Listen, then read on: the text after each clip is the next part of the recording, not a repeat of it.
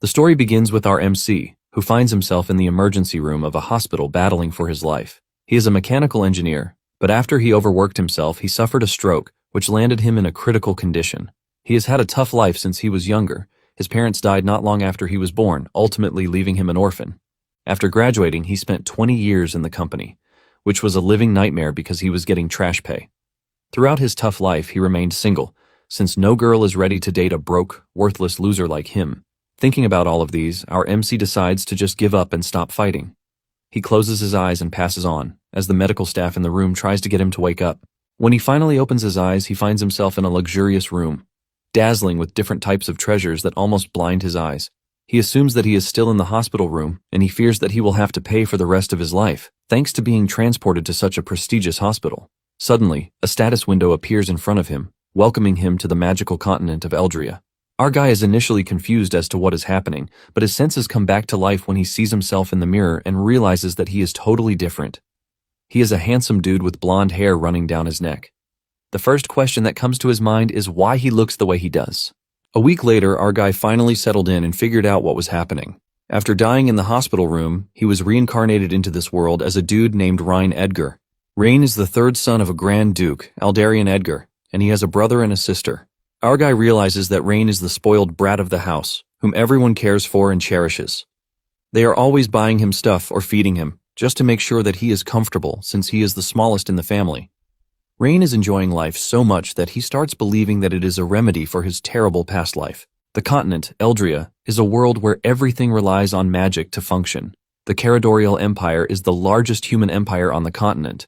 There are also other races aside from humans living on the planet, such as elves and dwarves.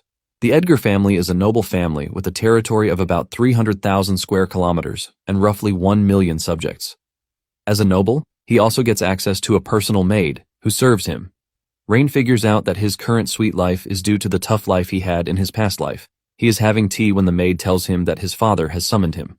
Moments later, Rain arrives in his father's chambers. He bows to his father in humility, and the man asks him if he knows why he has been summoned, but Rain says no, since he can't read minds.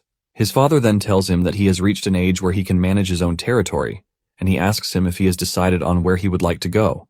Rain is shocked to hear this, since he never thought about anything concerning a territory. His father stands up, walks up to the big map in the room, to tell Rain that the territory he is going to take over lies in the northwest. His father says the region might be safe due to the shortage of magicians, but the issue of food production has been a problem in the area. His father then says their land might currently be secured, but the future of their empire is not so optimistic. Rain agrees with his father because the royal family of the Caradorial Empire is in a state of decline, thanks to political corruption. There are several conflicts between the empire's lords. Rain is interested in protecting those who are his family because all he has witnessed since his reincarnation has been nothing short of care. His father notices that Rain is lost in his thoughts, and he assumes that he is putting too much pressure on the dude. His father lets him know that he doesn't need to rush himself, but Rain cuts in, asking if the region will improve if there is food security. His father subtly tells him that food issues are not something that can just be solved with enthusiasm alone. The man believes that it takes step-by-step solutions to completely eradicate it. Deep down, his father believes that Rain is a child who doesn't know what he is talking about. On the other hand, Rain is quite confident that he is not relying on mere passion alone, but the wisdom of years of the human industrial revolution. With a bright smile on his face, he tells his father to leave the food issue to him. Iceling City is the westernmost land of Aldarian's territory, which borders the territory of the Grand Duke of Sorin to the north. To the west, it borders the territory of the elves, and to the south lies the vast ocean. Due to its location at the intersection of three nations, Iceling City is often engaged in the flames of war. Constant fighting has left what was once a fertile land to nothing but a barren land, with the population in decline. On the way to the city, Rain reads everything he needs to know about the city. He figures out that the necessary step for an industrial revolution is a large labor force. And as things start, the city lacks one, which is why he needs to find a way to increase the population of the city. Surprisingly, Rain realizes that he has gained a special ability. The system has provided him with the option to be able to scan a target, and with this, Rain believes that he can observe the stats of a person. He has used the ability on his family, and with this, he has gained an estimated understanding of the people in this world. Rain has made it his priority to recruit talented individuals once he arrives in the territory. Sitting in the carriage with him is his maid, who has been instructed by his father to keep an eye on him so he doesn't cause any trouble in his new territory. Deep down, the red-headed maid also wishes that Rain would keep things cool in the territory. At the Eisling City Estate, the city lord has received the information that Rain will be arriving that very day. One of the evil dudes running the city, who is apparently the city lord, asks if they should make the first move because he heard that the duke likes his youngest son very much. However, his counterpart with a mask on his face suggests that they hold back their hands and wait till they receive further instructions from their master. The noble is worried that Rain might discover his financial and tax fraud, but the masked dude is confident that Rain would not know anything about tax and financial records. The masked dude tells his counterpart to give Rain some random accounts to confuse him. Since Rain will arrive in no time, the masked dude tells the city lord to leave so he can welcome him. It turns out that the masked dude has a beef with Rain's father, and he is looking to punish him. Shortly afterward, Rain and his maid Leah arrive at the outskirts of the city. He realizes that the land is incredibly fertile, but due to the lack of population, it has become desolate. Rain then asks Leah to show him the map of the area, and she does. Rain stares at the map for some minutes, and he figures out that building a canal to connect to the southern seaport would be magnificent. He is thinking about this when he suddenly hears a little girl beside him, urging her father to stop gambling. The girl tells her father that the money is for her mother's treatment. However, her father is hell-bent on taking the money because he believes that he finally has the chance to win. He is about to hit his daughter because of this when Rain sends him flying with a punch to the face. Leah rushes over to check on Rain, and she urges him to inform her next time before engaging in a fight so she can prepare his protective gear. In his defense, Rain says it was an impulsive act, so there was no way Leah would have had the time to prepare. He then tells Leah to check on the girl while he speaks to the scum, who calls himself her father. Rain walks up to the dude to scold him for hitting his daughter and also putting his family in jeopardy for trying to gamble with the medical money. The dude subtly asks Rain who he is, and Rain replies that his identity doesn't matter. However, he assures him that if he ever finds out that he goes to the gambling den again, he is going to have his hands cut off. This is enough to instill fear in the dude, and he runs away, promising not to do it again. After the dude is gone, Rain decides to check the girl's physical state with the system. The girl cries, saying she would have been stranded if the money for her mother's treatment had been taken away from her. With the help of the system, Rain figures out that the girl's name is Lillian, and she has a special attribute for farming and harvesting. Rain is blown away by her special traits, even though her stats are not high. He figures out that she is a blessing when it comes to agriculture, and he has to recruit her immediately. Rain then tells Lillian that she is free to take his carriage since they are heading to town too. Lillian protests, saying she is dirty and would only tarnish the carriage's integrity. Rain smiles, saying there is nothing special about the carriage because it is just planks of wood put together. Rain then asks the girl why there is a thriving gambling den, even though poverty has eaten deep into the territory. Lillian explains that last fall, the Grand Duke of Sorin attacked the town, which left several soldiers dead. As if this were not enough, a great flood hit the territory that spring, destroying most of the land and crops. This made life hard for the citizens, and getting a meal became nearly impossible. After hearing this, Rain heads into town, and he figures out that conducting a census will let him know just how many productive forces he has in the town. However, his first step is to go to the Lord's estate to see how much cash is available for his use. Rain asks Lillian if she knows where the Lord's estate is, and she is about to reply when they hear a horseman in the distance, holding a whip and screaming at everyone to get out of the way. He calls everyone in his way peasants, and he almost crushes Rain with his horse, but Leah pushes him out of the way just in time. The dude continues on his way, while Leah is left enraged. Rain quickly tells Leah to let him go because she is already choking him with her big melons. Leah adjusts herself and asks Rain if he is fine. Rain assures Leah that he is fine, and this is thanks to her. Rain asks Lillian if she knows who the horse rider is, and she mentions that he is the young master of the Edwin family. Lillian says all the casinos in the city belong to their family. Rain smiles when he hears this because owning all the casinos in the city practically makes them rich. Rain is glad to know this since he was getting worried about where he would get the development funds from.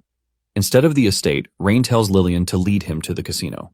Lillian protests against this, telling Rain that all of his money will be taken away if he goes to the casino. However, Rain assures her that she has nothing to worry about because the casino cannot beat him. Lillian is blown away by this, leaving her to wonder just how powerful Rain is. Moments later, they arrive at the prestigious casino, and Rain can't wait to wipe it out in exchange for his production line. He steps into the casino, and the first sight he sees is a dude begging to be given 10 gold coins while making empty promises of how he can make the money back. Elsewhere, there is a dude screaming that he has won.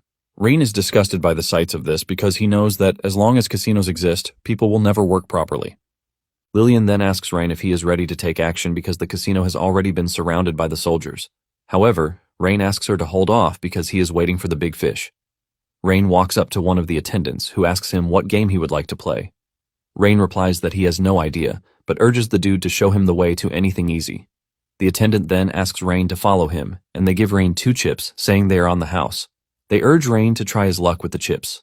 Rain throws the chips, and they land on the small box. The attendants cheer Rain on, but their intentions are much darker than what they are portraying.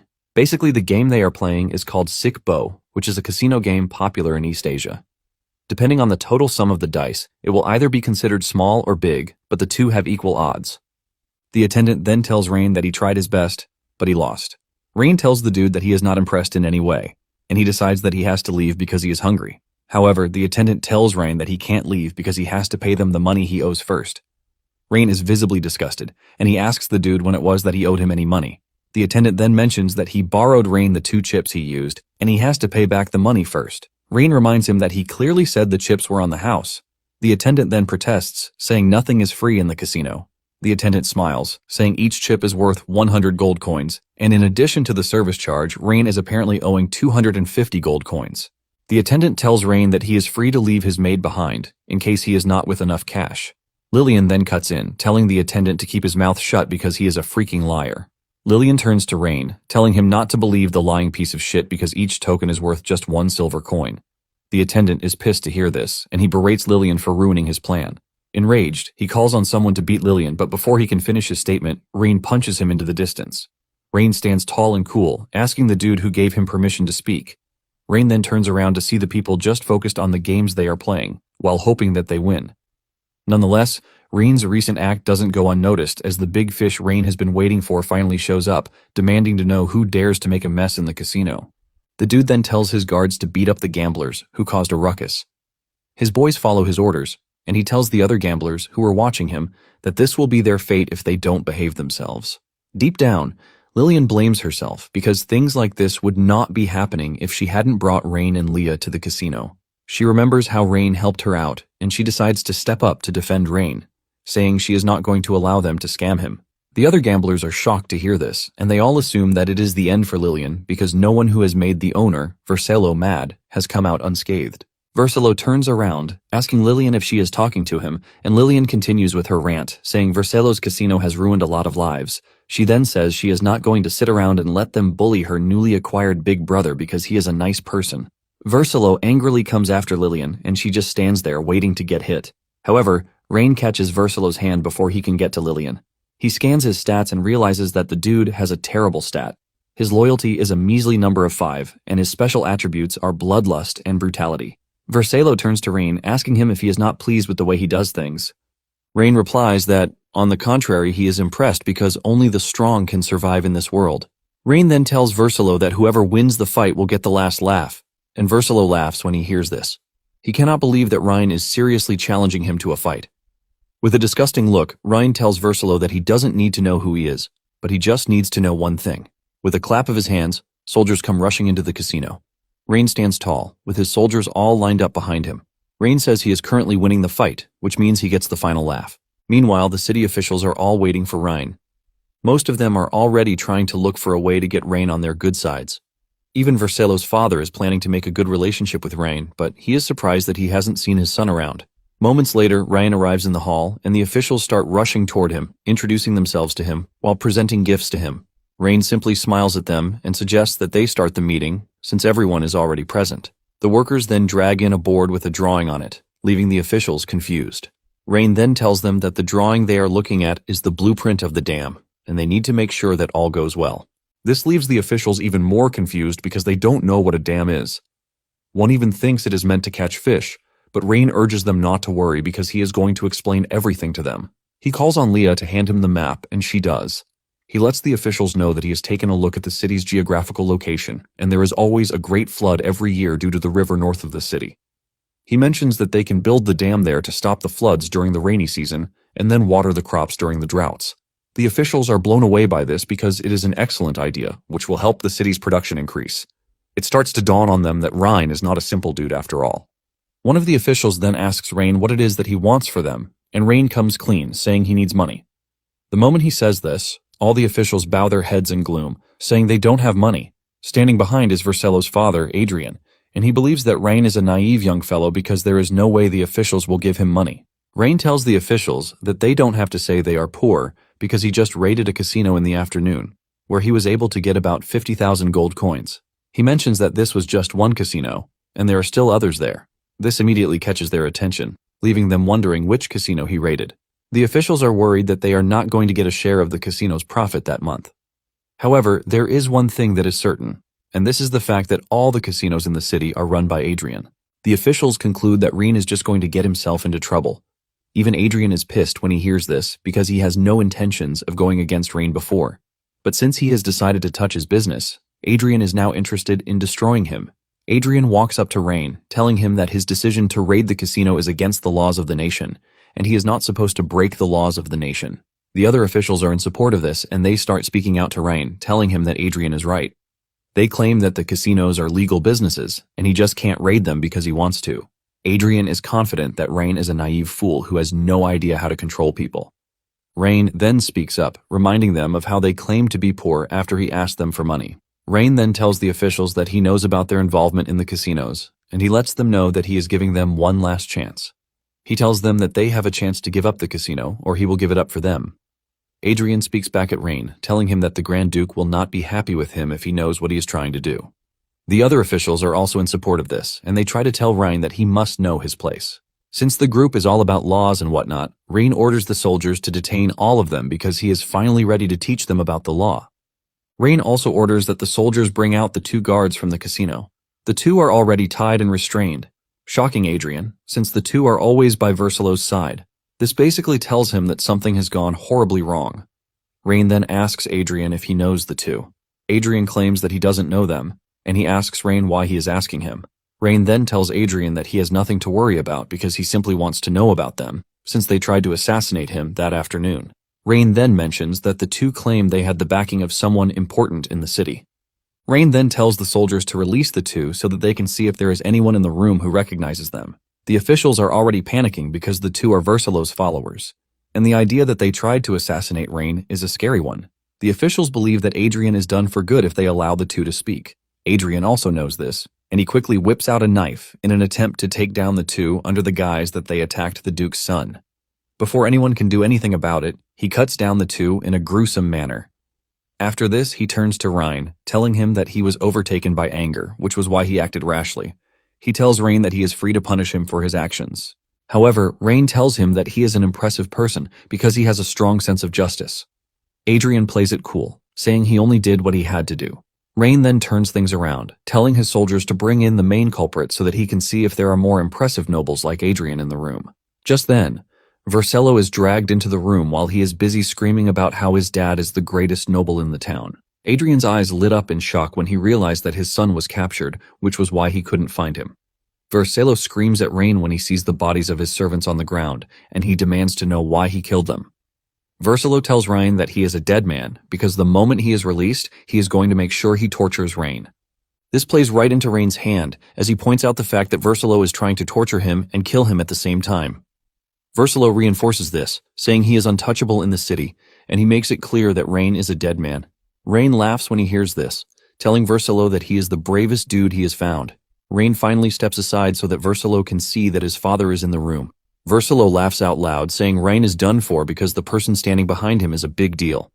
He is about to continue boasting when his father screams at him, telling him to shut his mouth and kneel. Versilo is surprised and confused, leaving him to ask his father what exactly is wrong.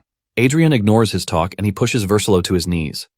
Adrian starts begging Rain, telling him that his son is young and naive, urging him to spare him. Adrian assures Rain that he will give him everything he has if it means sparing his son's life. This is when it dawns on Versilo that his father told him the day before that Rain would be coming to town, and he advised him to get closer to him. With fear written all over him, Versilo asks Rain if he is the Duke's son, and Rain points out the fact that he has many soldiers, which should have told him from the start. Versilo immediately bows his head, begging Rain to forgive him because he has made a terrible mistake. Adrian joins his son to beg Rain, saying he should give his family another opportunity. Adrian even goes on his knees, telling Rain that he and his family are pledging their loyalty to Rain. Rain then tells Adrian to hand over everything he has gained illegally because this is the only way he can guarantee his safety. Adrian bows his head, thanking Rain for the rare opportunity. Just then, Adrian makes the bold move to tell Rain that the city lord Eldrick has contacted external forces in an attempt to betray Rain's father. This shocks the rest of the officials, as they can't believe that the city lord is about to mount a rebellious activity. Rain plays the game of a fool, and he screams at Adrian for saying such trash, even after he has promised to let him go. Rain orders that Adrian and his people be executed for saying such. This shocks Adrian, but Eldrick, on the other hand, is glad. He believes that Rain is as stupid as they come. Eldrick then walks up to Rain, bowing his head, and telling him that he is completely loyal to him, which is why he would never think of a rebellion. Rain smiles, telling Eldrick that he believes him. However, Rain has scanned Eldrick's stats to see that he is a greedy person. Later on, while sitting in his office, Rain realizes that the nobles have all contributed about 100,000 gold, which is about 2 years' worth of tax. Leah enters the room to give Rain his black tea, and she asks him what he plans to do about what Adrian said, because if it is true that Eldrick is plotting a rebellion, Rain will obviously be in danger. Rain then urges Leah to calm down, telling her that he understands her worry, but assures her that there is no need to be in a hurry. Rain says he is aware that Eldrick is planning to rebel, but at the same time he can show his hands. Leah asks Rain why he is holding back, and Rain says he needs to know who he is working for Eldrick before he can make his move. Rain mentions that he is in the open, while his enemies are perfectly hidden, and if he makes the wrong move, things will erupt in chaos. Rain wants Eldrick to believe that he doesn't know what he is doing until he finally gets to the bottom of the situation. Meanwhile, Eldrick is speaking with the guildmaster Malcolm, and he tells the old man that there is no need for him to be in a hurry because Rain is still young and eager to prove himself to the Duke. Even with this, Malcolm doesn't think Eldrick has any reason to side with Rain because even his father would show the wizards some respect. Deep down, Eldrick is glad that Rain has somehow turned the guild against him. Malcolm angrily leaves the room, saying he needs to have a word with Rain. Eldrick smiles, believing that Rain has tripped the hornet's nest by offending the magical guild, which is going to leave him exposed in the city. The next day, Leah enters Rain's chambers to tell him that Malcolm would like to see him. Rain is initially confused since he has no idea who Malcolm is. Rain steps out of his office to meet the person called Malcolm, only to see that it is the guildmaster.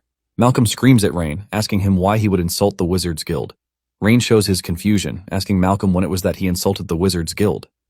Malcolm tells Rain that he is only acting clueless, and then he shows him the recruitment letter that he signed off on. Inside the letter, Rain clearly stated that the project is not for individuals who are wizards. Rain admits that he sent out the letter to build the dam, but there is no indication that he is insulting the Wizards Guild. Malcolm argues, saying his application states that wizards are not allowed, which is nothing but a provocation to the wizards. Rain is surprised to hear this because he didn't know that wizards also take physically demanding jobs. Malcolm then demands a reasonable explanation from Rain, or else he will make sure that all the wizards stop working for him. Before making his next move, Rain tells the system to show him Malcolm's status. Rain is impressed to see that his loyalty is quite good, and he has a thing for seeking out knowledge. With the stats he has seen, he figures out that someone riled up the dude. Rain lets Malcolm know that everything is a mere misunderstanding because he never had the intention of disrespecting the Wizards Guild. Rain continues by saying there are 3 reasons he is not hiring wizards for the dam construction. He says the first reason is that the amount of mana is limited, and by this, they might not be able to meet the deadline. The second is that it is freaking expensive to hire a wizard. With the same money, he can easily hire about 10 physical laborers instead. And then, the third one is that most wizards live a comfortable life from being part of the guild, leaving the civilians uncared for. Rain mentions that as the leader, he has to pay special consideration to them. Malcolm then replies that everything in their world is guided by magic. Malcolm believes that those who have no affinity for magic should be beneath wizards. Rain replies, saying Malcolm is telling the truth with what he just mentioned, but he is not comfortable with this. Rain says he wants to make everyone see that civilians are not inferior to wizards. Malcolm then tells Rain that he would have to take his statement back if he is not looking to make an enemy of them. Rain stands strong, telling Malcolm to mind his tone, or else he will order Leah to cut his throat. Leah shows how serious she is by holding a knife to Malcolm's throat. Malcolm is shocked to see this, and he demands to know what Rain is saying. Rain lets Malcolm know that he is not making empty threats because the law about this actually exists. Rain tells Malcolm that he is free to test his patience, and he will have Leah cut his throat so that they can both see who the court will side with. Realizing that Rain is serious, Malcolm starts begging, telling Rain to spare his life. Rain notices that even with the situation, Malcolm's loyalty toward him didn't drop. Rain pities Malcolm because he was simply being used. Rain then tells Leah to take the knife off his neck, and Leah follows his order. Just then, the system comes up with a notification that he has used his investigative ability on 10 people, which automatically completes the novice quest. With this, he is liable to get the host reward for the novice quest. He is also given a new quest, which is to obtain 5 high-stat characters. Rain is happy with the new item he just received, and he decides to check out the reward. After leaving Rain's place, Eldrick meets with Malcolm, asking him how his meeting with Rain went. Malcolm tells Eldrick not to stress him because Rain didn't listen to anything he had to say. In fact, he chased him out of the building. Being the evil dude that he is, Eldrick tells Malcolm that he has an idea that will change Rain's mind and even make Rain more respectful toward him. Eldrick tells Malcolm that Rain would have no choice but to come running to him after the construction workers refuse to work for him. Malcolm is surprised to hear this, and he asks Eldrick why the people would refuse to work for Rain even though he has given them a good offer. Eldrick continues by saying Rain will definitely be disappointed in the peasants if all they do is laze around. Malcolm refuses Eldrick's offer, saying he is not interested because the only issue he has is the fact that Rain refused to hire wizards. Malcolm lets Eldrick know that he has no intentions of sabotaging Rain's plans. Eldrick is disappointed to hear this, and he tries telling Malcolm that the peasants are a bunch of no-goodies who deserve what they are getting. He tells Malcolm that there is no way the citizens would be serious about helping Rain build the dam. After hearing this, Malcolm finally agrees to Eldrick's suggestion, saying they should give his idea a try. Shortly afterward, the citizens found the application for the dam construction on the board. The benefits of working there include 3 square meals a day, and the wages will be paid out by the end of the day. They are also assured that payment will never be late, and there is a guarantee that all will be treated accordingly. The citizens are surprised by this because the offer is too good to be true. Most of them believe that it is nothing but a trap, since they have been deceived time and time again by the trash nobles. The people are all speaking against this when Lillian enters the picture to scold them, telling them not to slander Rain's name. She tells them that Rain has assured her that he will make everyone's life better. The people start to laugh when they hear this, and they believe that Lillian is saying trash. Some even assume that Lillian has feelings for Lillian, which is why she is taking his side. Lillian ignores them, and then tells the attendant that she and her father would like to apply for the dam project. The attendant tells Lillian that he is going to accept her father, but there is no chance that he is going to take Lillian.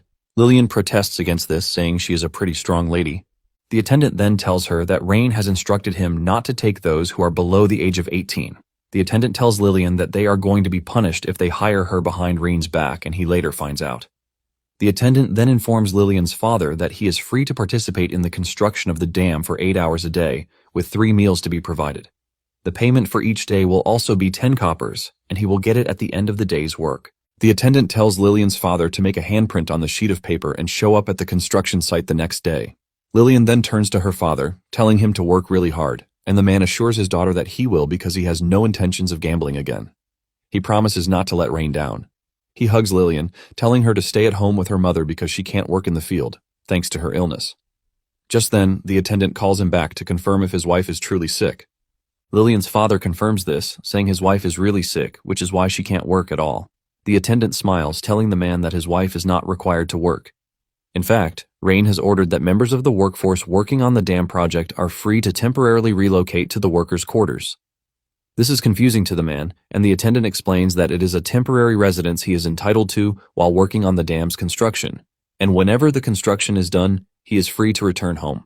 Lillian's father immediately falls to his knees in tears, thanking the attendant. The attendant helps him up, telling him that someone will take him and his daughter to the quarters so that he can pick where he would like to live. Hearing this throws a new sense of hope into the crowd, and they start rejoicing, believing that Rain might actually be saying the truth. Their perspective changed immediately, and they all believe that it is their chance to sign up. In no time, they all get in line to make sure that they get signed up for the project. Meanwhile, in his chambers, the system congratulates Rain, telling him that he has received the blueprint of a lithium iron phosphate battery as a reward. Rain is not entirely pleased with this because there is no use for the battery when there is no electricity generator. Rain wonders if the system is expecting him to carry the battery and allow lightning to strike him. At the same time, he is worried about the new quest because he has no idea where he is supposed to find 5 high-stat characters. He was initially thinking of training Leah, but she can't improve anymore because her stats are almost maxed out. Rain figures out that his best bet is to go into the city to scout for talents again. Not long after this, Leah informs him that Lillian is there to see him. Lillian enters the room, telling Rain that things are not going well at the construction site because people are slacking off. This comes as a surprise to Rain. When Lillian was at the site, she asked her father why he is taking a break without doing anything tangible. Her father then tells her that he can't understand his body because he has been feeling tired since he woke up that morning. In fact, the same thing is happening to all the other workers. Lillian screams at the others, asking them why they are all slacking off even though Rain has offered them something really good. The workers reply, telling Lillian that they are not trying to be lazy, but they have been feeling really weird since the day began. One of them assumes that they are exhausted quickly because it's been a long time since they last worked. They suggest that they might feel better the next day if they rest very well for the day. However, Lillian is pissed at all of them, and she screams at them, saying that they are nothing but a bunch of lazy lads because there is no way a disease like that exists. Rain soon shows up at the site, and he scans Lillian's father, Rock. He suddenly spots something unusual in the stat window, and this is the fact that the dude has been cursed. Rain then turns to Lillian, telling her that the workers are not sick, but cursed. Buried under the ground is a strange stone emitting really dark energy to affect the workers. Rain then resorts to the use of a skill named prospecting. He was waiting till the construction started so he can use it, but since it has come to this, he realizes that he has no choice. The skill allows the Rain to analyze the state of rocks, strata, formations, minerals, and other landforms in a target area. Rain then orders the system to analyze the geological condition of the area. The system takes the order, informing Rain that it is analyzing the geological condition within a 10-kilometer radius. Rain is disappointed that there is no petroleum or even metals in the area. However, he is able to locate something weird in the area. He then points Rock to the location he wants him to dig in. Rock accepts the order, telling Rain that he can still dig even though he is tired. Moments later, he digs up a suspicious rock that is emitting magic rays. Even Leah is shocked because the emission of magic from the stone is so faint that she cannot detect it. She is left wondering just how Rain was able to do it. Rain then orders them to dig up the crystal and put it inside a box. Rain asks Leah what is done to people who have been cursed. Leah says they usually go to the church where a priest helps them remove it. In addition, they can go to a high-level wizard from the Wizards Guild to help them remove the curse. Rain immediately becomes curious when he hears the Wizards Guild. He turns to Lillian, telling her to bring her father along because they need to find a priest. Lillian is worried, and she asks Rain if it is true that her father has been cursed. Rain assures Lillian that she has nothing to worry about because whoever is liable for this will not get away with it. Moments later, Rain arrives at the church, and he is welcomed by a saintess. Since he will be asking her to take care of someone, Rain tells the system to investigate her first. With the system's help, he discovers that her name is Ayuria, and surprisingly, she is an elf. However, her loyalty level is quite high. Ayuria finally introduces herself, and she asks Rain what she can do for him. Rain tells her that Rock has been cursed, and if there is anything she can do about it. Ayuria says she would have to take a look at Rock first. Ayuria uses her power on the dude, and she confirms the fact that Rock has truly been cursed. Rain asks her if she can remove it, and without delaying, Ayuria shoots a ball of divine energy into Rock, ultimately dispelling the curse. A large smile radiates from his cheek, and he tells Rain that he now feels like a new person. He tells Rain that he can finally go back to work so he can finish up everything that he is expected to do. Rain tells Rock that there is no need for him to rush because they need to resolve all the issues first. Rain then shows Ayuria the black gem they found at the construction site, and he asks her if she knows what it is. Ayuria replies that the dark crystal is the most common magical crystal, and a huge amount of magic has been stored inside for the curse to take effect. However, it is more like a prank rather than a curse. Ayuria says the caster is capable of killing anyone with the same amount of magic in the stone, but he is only making people feel tired with it. Rain then asks Ayuria if it is easy to make the crystal, and she says yes. She says the crystal can be easily created to be hidden in a construction site every day. Rain is surprised that Ayuria knows about the dam project, and she replies that it is a project that will benefit the citizens, so there is no way she is not going to know about it. She adds that hiring so many people for the project has also reduced the pressure on the church. Deep down, Rain is pissed, and he figures out that he has to teach Malcolm a lesson. Rain then asks her if she has a way to remove the curse on the entire construction site. Ayuria replies that it might be difficult because he might not be so lucky to find the crystal again another day. In addition, she says there won't be time for the construction if all the workers are digging out crystals. Rain is conflicted, and he starts thinking about approaching Malcolm. Ayuria then tells Ryan that she has someone who can help him solve his problem, even though the said person is a bit strange. She asks him if he would be interested in trying nonetheless. Ayuria then leaves Ryan with a note that directs him to the house of Lady Selena, the former president of the Wizards Guild. Rain knows that he has to find a way to convince the lady to help him out. Suddenly, Leah senses something and she pushes Rain out of the way. Just then, a big explosion rocks the building, shocking Rain. The door of the building comes off and Rain sees Selena in the distance trying out dangerous spells. She is working on a certain dangerous spell, and she doesn't mind whatever she has to take down until she gets it right. When Rain finally tells the lady what he wants, she refuses, saying she is busy researching magical devices and has no time for whatever request Rain has.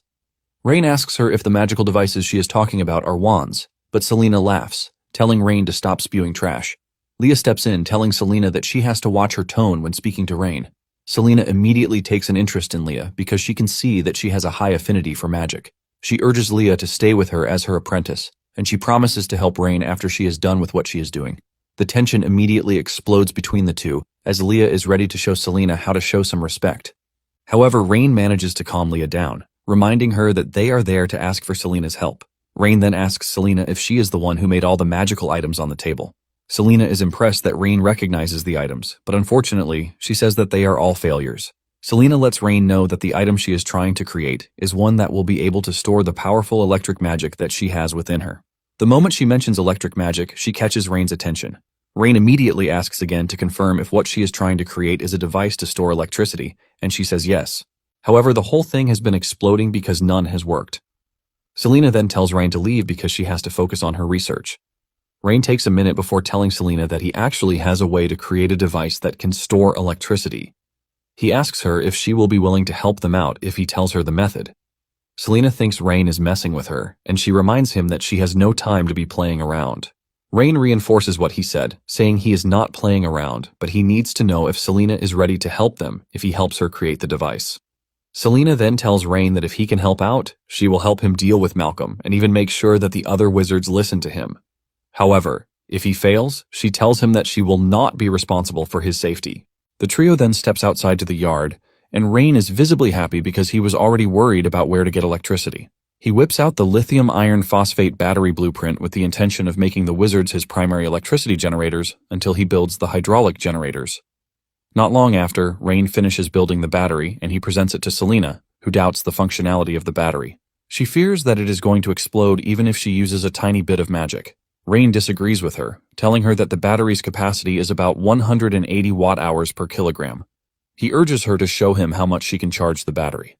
Selena takes the power cord from him with the intention of testing out just how powerful the said battery is. Selena releases her electricity into the battery, and to her surprise, the battery didn't blow up like she was expecting it to. Rain smiles, asking Selena if she is done because all the electricity she just released is not even the maximum the battery can take. Selena's ego takes over, and she decides to show Rain that she still has so much more to release. She unleashes more electricity from her body, but in the end, she ends up collapsing from exhaustion, while the battery remains intact. Selena is surprised that the battery can actually store her magic. Rain checks out the battery, and he realizes that it is currently at 87% capacity. He is blown away because the current storage of electricity in the battery can power a vehicle for more than 3,000 kilometers. Rain is also glad that Selena has the power to get the battery up to 87%, and because of this, he concludes that she is a human battery bank. Rain then confirms the electric current in the battery, shocking Selena and forcing her to ask if Rain can also use electricity. Rain replies that using it is not the only thing he can do, but he can also make it so that everyone in the city is able to use it. Selena doesn't believe this because she believes that magic cannot be learned that easily. Rain smiles, telling Selena that he even has magic devices that are more powerful than the battery they are looking at. Rain tells Selena that he will make things better for everyone if she is willing to work with him. Meanwhile, Malcolm is sitting comfortably in his chambers, waiting for Rain to come and beg him for help. Suddenly, Selena enters the room, shocking Malcolm to his bones. Selena lets Malcolm know that he has overstepped his boundaries to have made a move to go against Rain. Malcolm tries to act like he didn't do anything, telling Selena that he will never do such a thing. However, Selena is not there to joke around, and he grabs his chest, telling him to confess what he did to Rain's construction site. Selena shows him what happens when she is angry, and Malcolm doesn't want to get on her bad side. He quickly tells Selena that he is ready to talk. Malcolm confesses that he gathered all the mages in the association and he told them that Rain disrespected them. He then made them create crystals that could cast curses, and they used teleportation magic to place them underground at the construction site. This was what made the workers exhausted, so Rain would believe that they were useless and lazy. He wanted Rain to come and apologize to him so that they could finally work together. After confessing, Malcolm assures Selena that this is all he wanted and he had no other intentions. Selena berates him, telling him that he was being used. Malcolm is surprised to hear this, and Selena orders him to call back the mages. Selena then contacts Rain, telling him that he has solved the issue he has with the Mage Association, and he thanks her for it. Selena then asks Rain if he would like her to deal with Eldrick because she has the power to make him disappear from the earth, but Rain says there is no need for this. Rain tells Selena that he actually wants Eldrick to help him lure out the person he's working for. Selena acknowledges his order, saying she's going to back off since he has it all figured out. With a big smile on her face, she tells Rain to call her whenever he is ready to start working on the project that he talked about. Rain assures her that he will call on her, but he urges her to tell the mages to charge the batteries. Later on, Eldrick tells the masked dude that Rain has taken control of the Mage Association and he needs guidance on what to do. The masked dude tells him that he has nothing to worry about because Selena is the only one who can actually cause them a bit of worry. The masked dude says Eldrick's focus should be on the annoying dam project. He says if the dam works just like Rain said it would, the project will revitalize the people of the city, and this is the last thing they want. Eldrick assures his masked master that he has nothing to worry about concerning the dam because he has laid out a trap there already. Apparently, he has told the nobles in charge of grain supply to raise prices. The masked dude asks him if he is sure that the said nobles would side with him. Eldrick then explains that Rain made the nobles give up their money, but he has promised to help them get it back behind the scenes. Eldrick says the nobles might not be loyal to him, but they will definitely be loyal to their profits. Eldrick is confident that Rain doesn't have enough money to keep the project going until it is finished. In the market, Lillian finds herself fighting the sellers because of their prices. They have hiked the price of 2 bags of grain from 1 gold coin to 2 gold coins in just one day. The seller tells Lillian that she is free not to buy it because he doesn't care. He urges her to leave the grain if he can't afford it. Lillian remembers the promise she made to Rain about getting the grains at the lowest price possible. Lillian then asks the sellers if they are not scared that Rain is going to take action against them. The dude retorts, saying they are businessmen, and there is nothing Rain can do to them. He calls the situation a golden opportunity, and they are taking full advantage of it. He even pushes Lillian to the ground to trample upon her.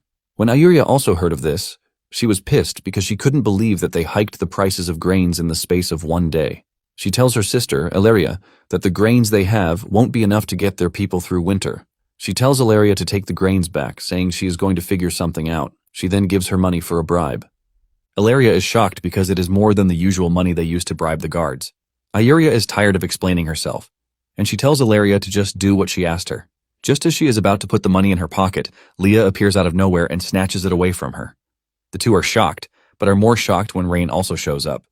Leah throws the money pouch to Rain, and Rain asks Ayuria if she is open to making a deal with him. The Saintess asks Rain what kind of business he might possibly have with her. Rain urges her to calm down, and he addresses her as an elf. Ayuria tries to act like she has no idea what Rain is saying, as she claims that elves are not allowed in the human capital. Rain then tells Ayuria and Ilaria that they have no reason to be defensive around him because he already knows that they are elves. Ayuria then asks Rain what it is that he wants from them. Rain replies that he is talking about food supplies, but Ayuria thinks Rain doesn't have what it takes to help them out. Rain then asks her why she believes he is powerless in the situation.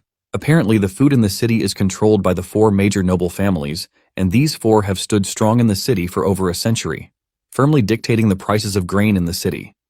The Saintess says Rain might have intimidated some people with his hardcore tactics during the banquet some days ago. However, the nobles at the meeting are nothing but small fries. Rain then asks her if she knows the city very well, and she says yes, since she has been living there for the past 120 years. The Saintess says Rain's action to move against the Edwin family has made sure that there is no room for negotiation. Ayuria continues by saying war and natural disasters have caused the scarcity of food throughout the year. She says her people have no chance of surviving because grain prices have gone up.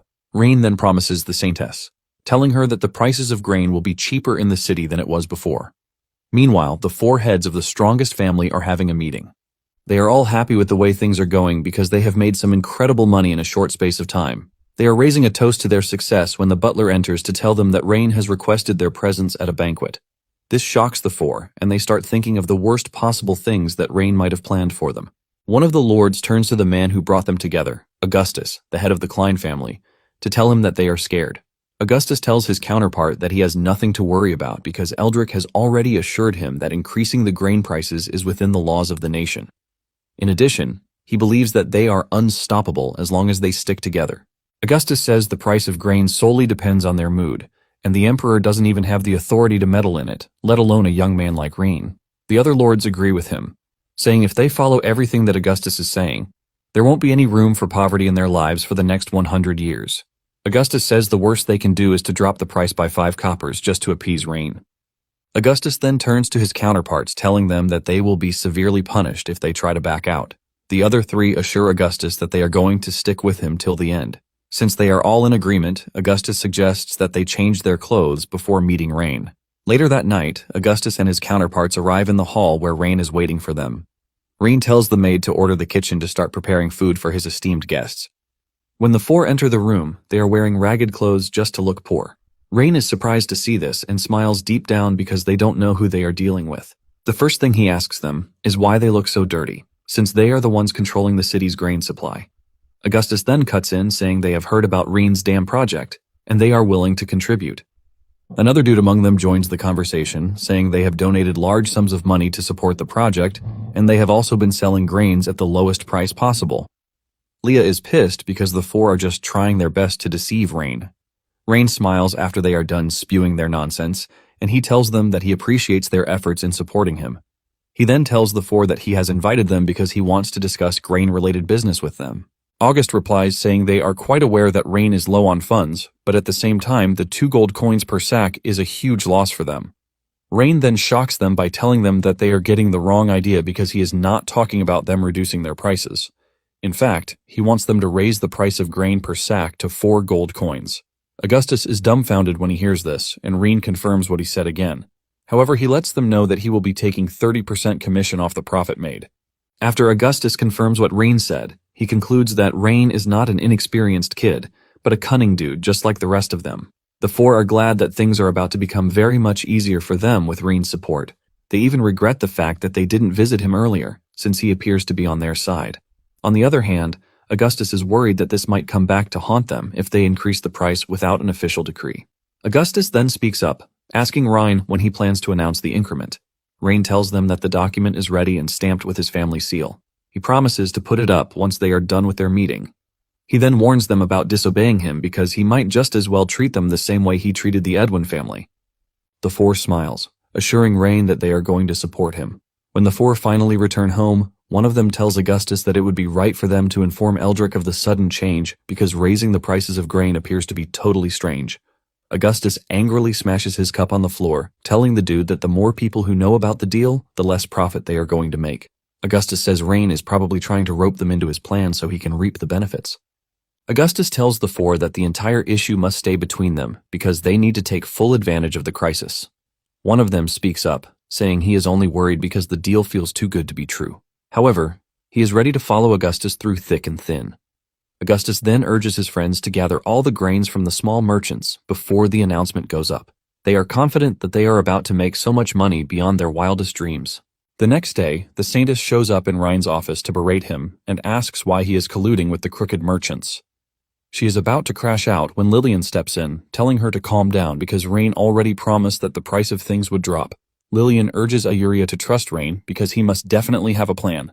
Ayuria then asks Rain if he is truly planning on raising the price of the grain, and he tells her that she has nothing to worry about. He says the price will not stay high for long because in half a month, the grain market will completely collapse.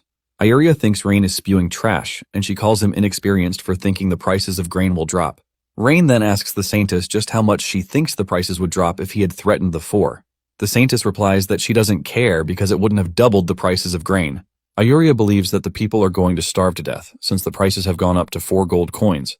But Rain tells her that it is all the same because the people still can't afford it at 2 gold coins and would starve to death too.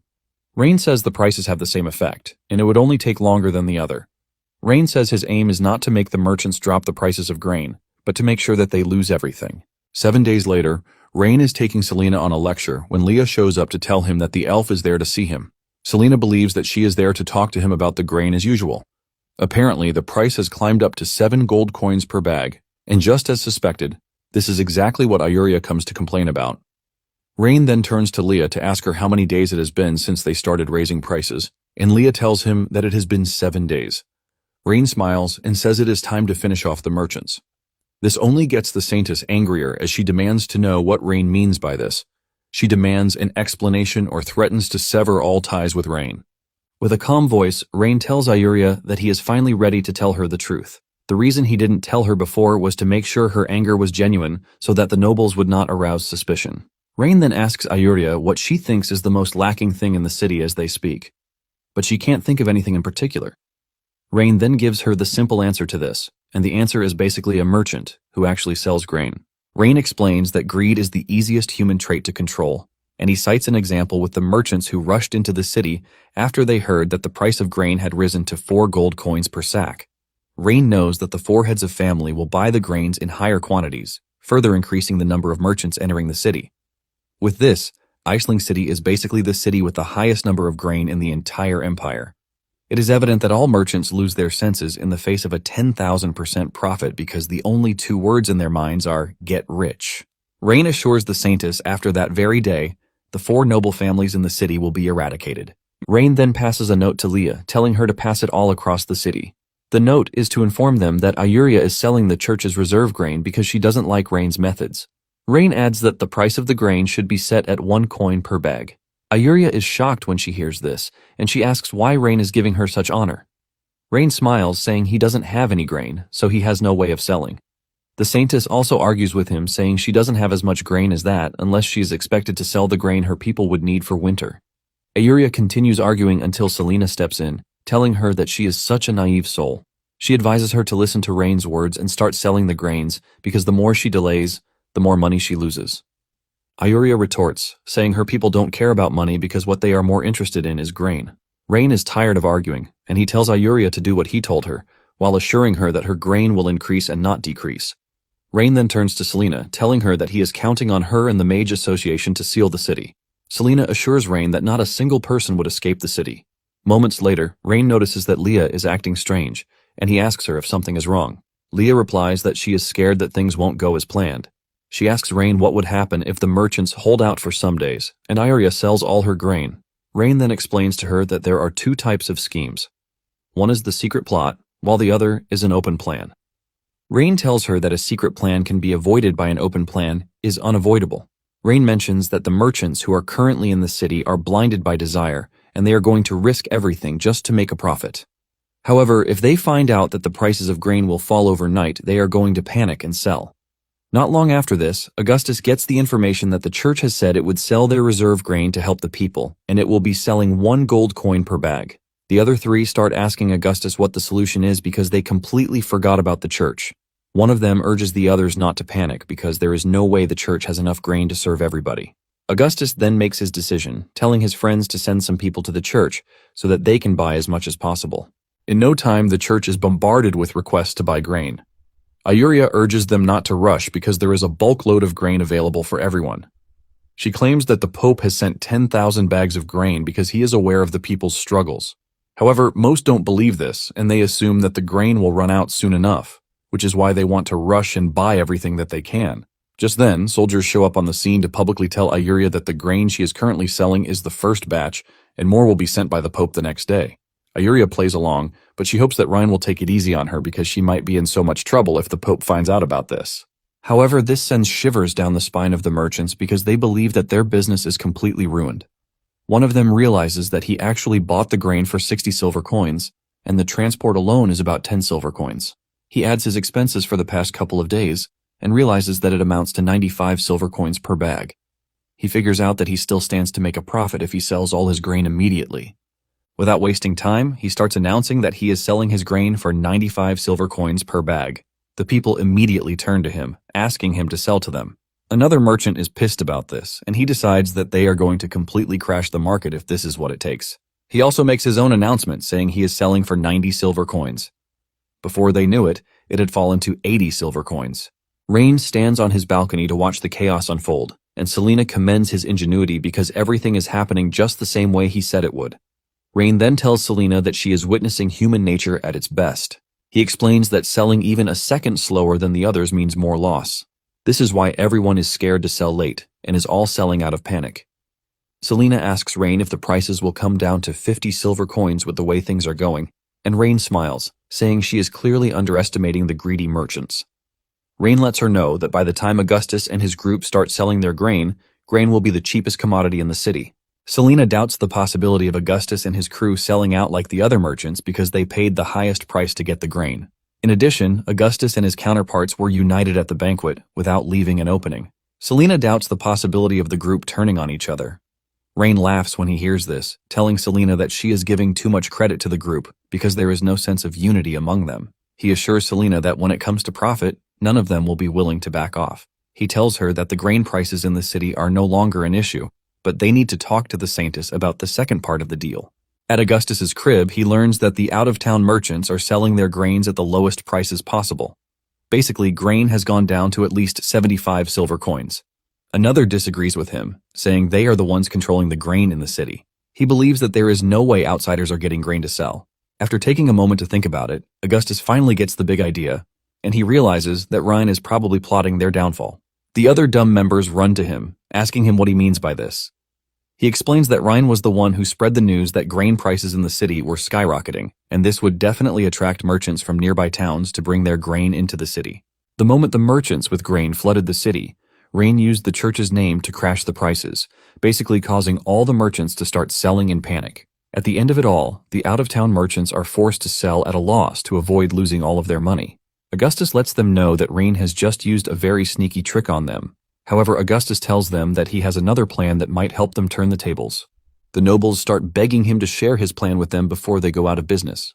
Augustus tells his friends that the current grain supply will only serve the people for a few months.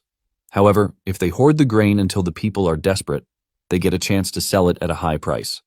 He assures them that they are going to sell and get their money back if they refuse to panic and sell. He makes it clear that the moment any of them tries to sell, they are all going down for it.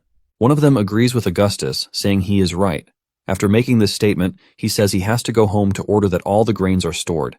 Deep down, he is planning to sell all of his grain because he can't afford to be slower than the others. This basically tells the others that they are on their own, and they start making their separate plans too.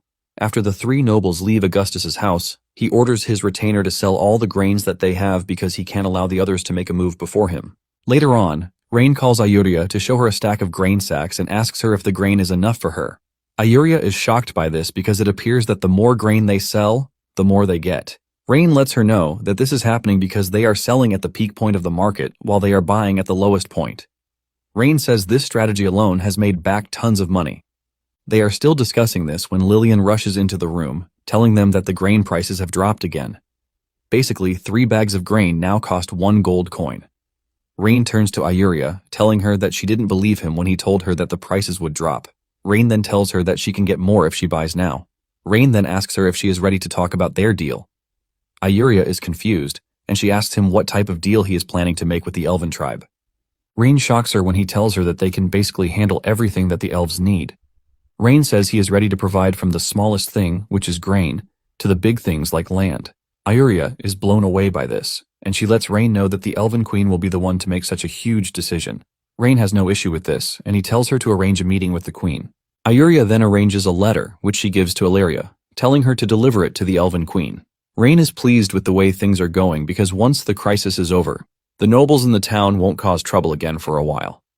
Ryan already has the Magician Guild under his control, and he plans to extend his influence to the church too. As of the moment, the only cards that Eldrick has are the military and taxes.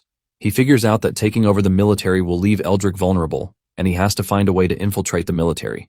Ryan is thinking about this when Leah shows up to pat his head and urges him to take a rest. Just then, a dude enters the room, complaining about the conduct of the soldiers. Ryan stands up from his seat and he walks up to him. The dude screams at him, asking him who he is, and Ryan simply answers that he is someone who would like to do business with him. Meanwhile, Lillian had been tasked with transporting goods out of the city to the Elven lands, but when she got to the city gate, she was stopped by soldiers, who started smashing the containers under the guise that they were conducting an inspection. Since there is nothing incriminating in the containers, the leader of the unit tells Lillian to pay a toll fee if she wants to get the goods out. Lillian is pissed that she is required to pay after they broke the containers she is carrying. The unit leader lets Lillian know that it's either she pays or makes herself scarce. Lillian is about to continue arguing when a voice tells her to pay the soldiers. Lillian then brings out 1 coin, but the soldier claims that Ryan has raised the toll to 5 coins. Lillian is pissed because everything she is carrying is only worth 3 silver coins, and she is being asked to pay 5 coins. The soldier simply tells her that she has the option to pay off or turn back. Lillian cannot believe that the soldiers are using Ryan's name to perpetrate such crimes when Ryan never ordered them to raise the toll. Lillian knows that the soldiers will be in big trouble once Ryan has perfected his plan. Lillian then hands over the requested 5 coins, and the soldiers finally allow them to pass. Meanwhile, Ryan is in the carriage with the dude from earlier. Ryan hides his identity about being Ryan and scolds Ryan for raising the toll, but the dude protests against this. He tells him not to insult Ryan because he is their savior.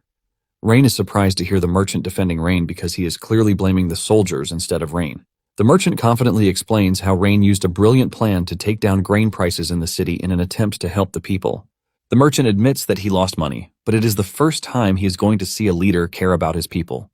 He confesses that if he ever gets the chance to meet Rain, he is going to serve him with everything he has. Rain then mentions the atrocities that some have been saying he committed, and the merchant still supported him, saying the corrupt families deserve everything that they got.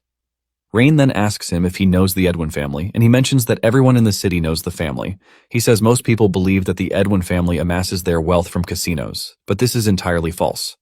The merchant then subtly tells Rain that Edwin's family's main business is human trafficking. Rain is shocked when he hears this, and rage overwhelms him. He can't believe that he is trying to raise the population of the territory, but the Edwin family is ruining his hard work. Rain figures out that the first thing they need to do is control the guards, because if an internal chaos breaks out, it will be easy for external forces to take advantage of it. Moments later, they arrive at another gate where the soldiers are demanding a toll. Lillian questions this, and the soldier tells her that the toll for the city is different from the toll for the border fort. Lillian screams at the soldier, telling him that he is lying because they only had to pay the toll once before. The soldier then tells her that she has the option to pay or get lost. Frustrated and angry, Lillian asks him how much the toll costs. Lillian crashes out when the soldier tells her that the price is 1 gold coin. Before she can argue further, Rain tells her from inside the carriage to pay the soldiers. The moment the soldier finds out that there are people inside the carriage, he orders that they all step out because they must be inspected. Since he is claiming that he needs to conduct an inspection, Rain steps out, telling him to carry out his inspection. Fear runs down his body when he spots Rain's elegance and his maid beside him, forcing him to ask him who he is. In the end, it turns out that the soldiers don't recognize Rain, but the merchant with him. They call him Trist, and Trist, on the other hand, is not happy to see the soldiers. He has a good reason not to be happy to see the soldiers because he knows for a fact that they were bandits from the nearby mountains. He later cooperated with the Edwin family and was responsible for moving humans for the family. Basically, it was the Edwin family who got him where he currently is. The soldier looks utterly displeased, claiming that the last time he went out of the city, he didn't pay enough tariff, and he got scolded for it. Without holding back, he slaps Trist, telling him that he has to make up for the mistake of the past or else he won't leave. Trist argues that he gave the soldier the exact money he asked for. The soldier claims that there was no shortage of money back then, but as it appears, there is now a shortage of money. He adds that he would have allowed the carriage to leave, but since he is in the carriage, he has to pay 5 gold coins to leave. Rain finally steps in, saying the pay is too heavy, and asks why the tax revenue of the city is low in return. The soldier is surprised that a nobody is talking to him, but before he can beat Rain up, he notices Leah, and her beauty attracts him. Realizing that things are about to escalate, Trist tells the soldier that he is going to pay the 5 gold coins as long as he doesn't make things hard for his business people. The soldier wastes no time collecting the money pouch from Trist. He then turns to Leah, asking her where she lives. He tries touching her, but Rain grabs his hand and lets him know that he is a disgraceful person. He tries attacking Rain, but Leah cuts him down in no time. Rain then tells Leah to kill all the soldiers, and afterward, the guards who are with them should be in charge of guarding the fort. The soldiers make a run for it, but Leah chases them down and cuts them all down. Rain checks out the soldier stats and is ultimately disappointed because they are nothing but trash. Before leaving home, his father had told him that there was an enemy territory close to him, and it would be good for everyone if he didn't cause any trouble. Rain is glad that he has discovered the big problem, or else he would be in a big problem because he would basically lose to the Empire. Just when Leah is about to finish off the rest of the soldiers, a voice echoes from behind, demanding to know who is causing trouble at the border of the city. The soldiers turn around and start smiling when they realize that a familiar face, General Caesar, has come to save them. The moment Ryan spots Caesar, he checks out his stat. He can see that he is truly talented, but he is a disloyal piece of shit. Rain then walks up to him, asking him if he is Caesar of the Holker family, who also has a brother working in Prisa's territory. Caesar confirms this, but wants to know how Rain knows his brother. Rain then mentions that Prisha Edgar is his older sister. This is when it dawns on Caesar and the rest of the soldiers that the person standing in front of them is Ryan, the youngest in the Grand Duke's house. The soldiers immediately conclude that they are done for because they have offended the wrong person. Caesar also remembers that his brother sent him a letter stating that Rain would be coming to the city in the near future, and he is required to ensure his safety. A month earlier, Eldrick had visited Caesar to give him a bulk load of money while telling him that the city would be relying on him in the future. There have been voices telling Caesar that the Duke doesn't recognize his talent or care about him, which is why he is sent to a trash place like Iceling City. They tell him that he deserves better, which is why it was easy for him to take the money from Eldrick. After thinking about all of these, Caesar pulls out his sword and he berates Rain for being an imposter. He also tells the soldiers to kill Rain, and he assures them that they are going to be rewarded for it. Leah is pissed when she hears this, and she asks Caesar if he is trying to rebel against the Duke. Caesar's soldiers also urge him not to make such a terrible mistake because it basically spells the end for the family if they make a wrong move. Caesar then claims that the person standing in front of him has already committed an offense by lying that he is the Duke's son. Caesar also tells his soldiers that they should not forget about what Rain did by wiping out the Edwin family. He claims that they are currently in the westernmost part of the Caradorial Empire, and they are blessed with wealth that they have looted over the years. Caesar tells the soldiers that they stand a chance to live a happy life if they take Rain's head to the Orvis Empire in the north. Caesar continues by saying the choice is in their hands, but he is not going to force them. The soldiers are immediately confused as they do not know if they should listen to the general or not. Leah is also cautious because she can see that the soldiers are weighing their options. After taking a minute to think about it, the soldiers declare that Rain has a point, and it is in their best interest to follow Caesar's instruction. Caesar then asks Rain if he has any last words because he is about to die. Rain replies that he is going to give him one last chance to repent, but Caesar orders his soldiers to charge toward the young man. Realizing that the soldiers are not going to stop, Leah cuts off her skirt to make sure that she has enough mobility to deal with the threat. Leah goes after the soldiers and she slices one's throat before he can even move. Another tries to sneak up on her, but her acrobatic movements get her out of the danger before finishing off the dude. Suddenly she notices that a soldier has reached Rain already, and he is about to push his spear into Rain's head. Without delay, she throws her dagger at the soldier, ultimately taking him out, while Rain just stands there aura farming. Rain then looks up to tell Caesar that he is offering him one last chance, and he urges him not to be stubborn about it. Caesar refuses the offer and urges his soldiers to charge at Rain, promising to give whoever kills Rain 1,000 gold coins. This provides an extra motivation for the soldiers, who are looking to make a quick profit. They try to take Leah out, but she is far above their league. She easily takes on a bunch of them and defeats them while she remains in the same position. Caesar realizes that the soldiers are having a tough time, and he calls on the wizards to attack Rain and Leah. The wizards heed his call, and they hurl ice arrows at Leah, but she kicks them away.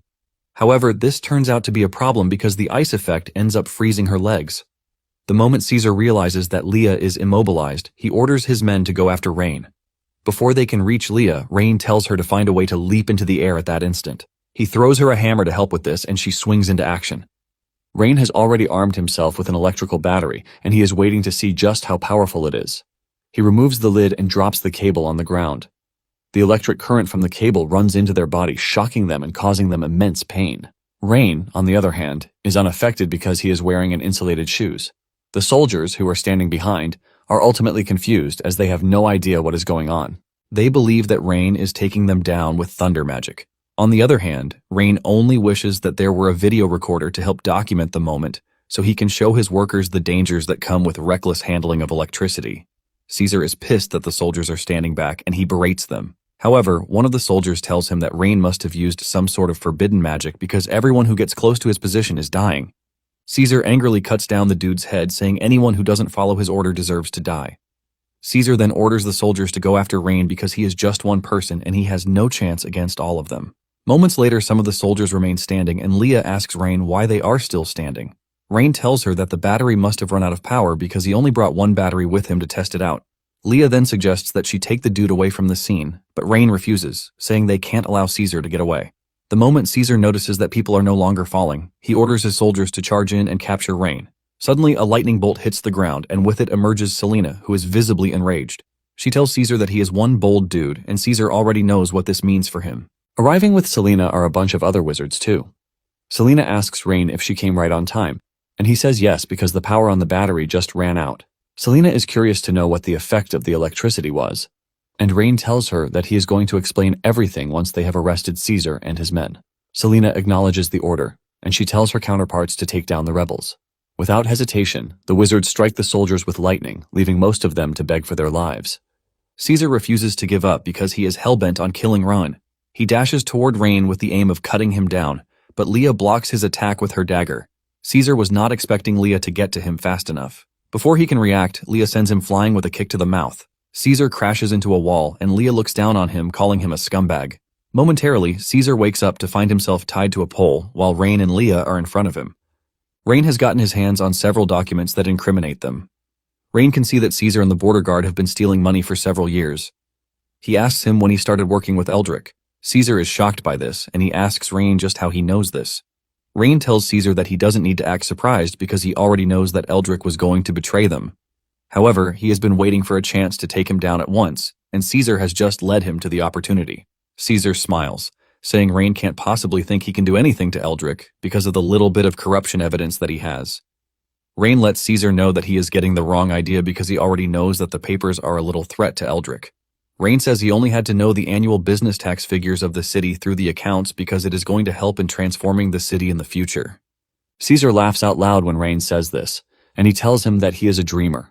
Caesar lets him know that Eldrick controls basically everyone in the city, and there is no way they are going to listen to him.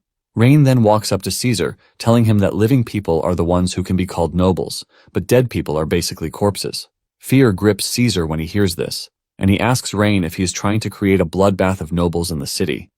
Rain tells Caesar that the nobles in the city have just two choices. They either follow the same path that Caesar followed and end up dying, or they should obediently listen to him and end up enjoying the benefits of it in the future.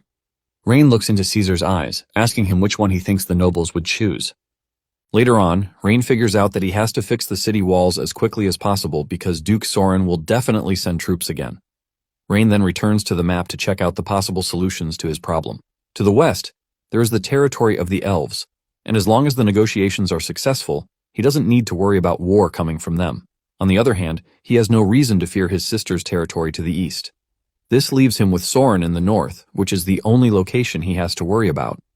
Leah then shows up to tell him that they have sorted out the money extorted by the border guards, and it sums up to about 350,000 gold. Rain then tells Leah that they need to sort out the security in the area. He tells her to have the guards take care of the poorest security, and they should all be given 100 gold coins each. The rest of the gold should then be put in the carriage to be taken to the city. After this, Rain thanks Selena for her timely arrival with the Mage Association. Selena smiles, saying it is nothing to her. However, she wants to know the principle of the battery discharge in detail. She wants to know why someone with no magic power is able to use it. Rain then tells her that he will explain everything to her on their way back. The two are about to leave when Malcolm comes rushing over with seemingly bad news. With fear written all over his face, he tells Rain to run because Eldrick has rebelled and taken over the city. Selena is shocked to hear this, but Rain, on the other hand, isn't. He realizes that Eldrick has finally made his move because he can't take it anymore. Selena asks Rain what their next move should be because she already brought out all of the magicians from the guild to suppress the border guard. Basically, there is no one in the city who can act as an internal agent for them. Rain tells Selena that there is no need for them to panic because the moment Eldrick rebelled, he had already lost the plot. Soon afterward, Rain returns to the city accompanied by the mages and troops. Eldrick stands at the city gate to ask Rain what he has come to do in the city. Rain then asks Eldrick why he betrayed his father, and Eldrick replies that he was pissed because the Duke left him in such a trash place. Eldrick mentions that he and the Duke were the ones who joined hands to establish the Empire. He claims that Ryan's father refused to give him what he was worth after the Duke became established. Instead of being placed on a silver platter, he was thrown in a trash place like Iceling. Eldrick says he has written to the Grand Duke several times, hoping he would transfer him to a better place, but the letters were all rejected. Eldrick angrily points his finger at Rain, telling him to blame his father if he is going to blame anyone.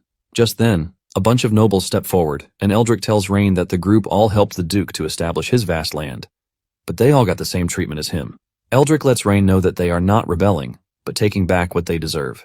Rain is disappointed after hearing Eldrick's reason because he was expecting something tangible, but Eldrick just gave him some boring excuses. Rain then tells Eldrick that he will be giving him one chance to leave the city and surrender if he is interested in surviving. Rain tells Eldrick not to blame him for being cruel if he ends up breaking into the city in just 3 days. Eldrick and the nobles start laughing like maniacs, saying Rain has no chance of breaking into the city in 3 days. They tell Rain that he is just a dude with all talk and no action. Eldrick then asks Rain to make a bet with him if he is so confident in what he has said. Rain asks him what the bet is about, and Eldrick tells Rain to leave him to rule the city if he fails to break into the city within the said 3 days. Rain then asks what will happen if he breaks through, and Eldrick tells him that he would let him do whatever he wants. Eldrick excitedly asks Rain if he is up for the bet. Selena tells Rain that he has no reason to listen to Eldrick because they can fight them slowly. Leah also adds that she has reported the issue to the Grand Duke, and all they need to do is wait for the Grand Duke to send his large troops to destroy Eldrick and his annoying counterparts. Eldrick notices that Rain is silent, and he teases him, asking if he is scared. Eldrick calls Rain a coward because he was running his mouth some minutes ago, but he is already scared. The other nobles also urge Rain to accept the bet if he is not a freaking coward. Rain finally speaks up, telling the group that they are all eager to make fun of themselves, and he is willing to help them with it. Rain then tells them that he has accepted the bet and tells them that he hopes they keep their promise after 3 days. Eldrick assures him that they will, because everyone watching will bear witness to this. Just then, Eldrick tells Rain that the Orvis army has received news of his rebellion, and their army will probably arrive at the border in 10 days. After the standoff with Eldrick, Rain and his men set up a temporary base outside the city walls. Selena shows up to tell him that the city walls might look like they're gone, but it is difficult for them to break through with just their strength. One of the soldiers urges Rain to follow them so that they can escape to the south and wait for the Duke's army to arrive. Rain then tells his supporters that they have nothing to worry about because the city wall will be broken down in 3 days. The only thing he is worried about is the Orvis army heading their way. Rain then asks Leah if she has gathered enough firewood and hay balls. Leah assures him that everything he requested is ready, and they even found a lake nearby. Rain then tells Selena to order the magicians to use ice magic on the lake to lower the temperature of the water in the lake to about 0 degrees. This is confusing to Selena, and she asks if everything he is doing is enough to break through the walls of the city. Rain then tells her that she has nothing to worry about because the city wall can only last about 3 days. Later on, Rain's men charge toward the city with firewood only, shocking Eldrick, who thinks they must be going mad already. After throwing the firewood, the soldiers retreat immediately. Eldrick is confused, and he asks one of his men if they have ever encountered this when defending a city.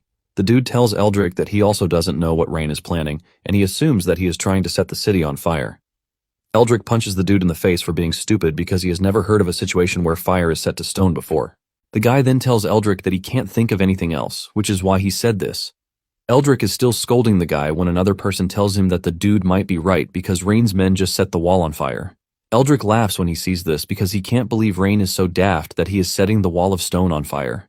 Eldrick's men then ask him if he wants the mages to put out the fire or shoot the soldiers carrying firewood with arrows. Eldrick then tells the dude not to worry about this because they are saving the little number of mages that they borrowed from the Orvis Empire till the most critical stage. Eldrick believes that using their magical power at a time like this is a waste. Eldrick is confident that in 3 days he will have defeated Rain. In no time, the whole wall is on fire. After this, Eldrick continues into his quarters to enjoy a good time with his people. Not long after this, one of his men comes in to tell him that the situation hasn't changed, as it appears that all Rain's men are doing is setting fire to the walls. Eldrick mocks their plan, asking if they have burned all the firewood for winter. He calls on his friends to follow him so that they witness Rain's downfall. They are all excited because it is the last day of their ongoing bet. Eldrick's men are happy because they believe Rain has lost and Eldrick has won. They are mostly happy because the heat is becoming unbearable. When Rain rode up to the city gate, Eldrick asked him if he was ready to put out the fire and surrender, but Rain told him that he was there to give him and his friends one last chance. He tells them that this is the only chance that they are ever going to get before he kills them later. Eldrick laughs when he hears this, and he asks Rain if something is already wrong with his brain because there is no way they are surrendering. Eldrick asks him if he has forgotten about the bet that they made some days ago. Eldrick laughs, asking Rain if he is trying to go back on his words before his soldiers and loyalists. Since they have chosen the path to destruction, Rain tells them not to blame him for what he is about to do. Rain then orders Selena to do the needful, and Selena conjures a massive thunderbolt. Eldrick sees this and orders the mages to stay on alert.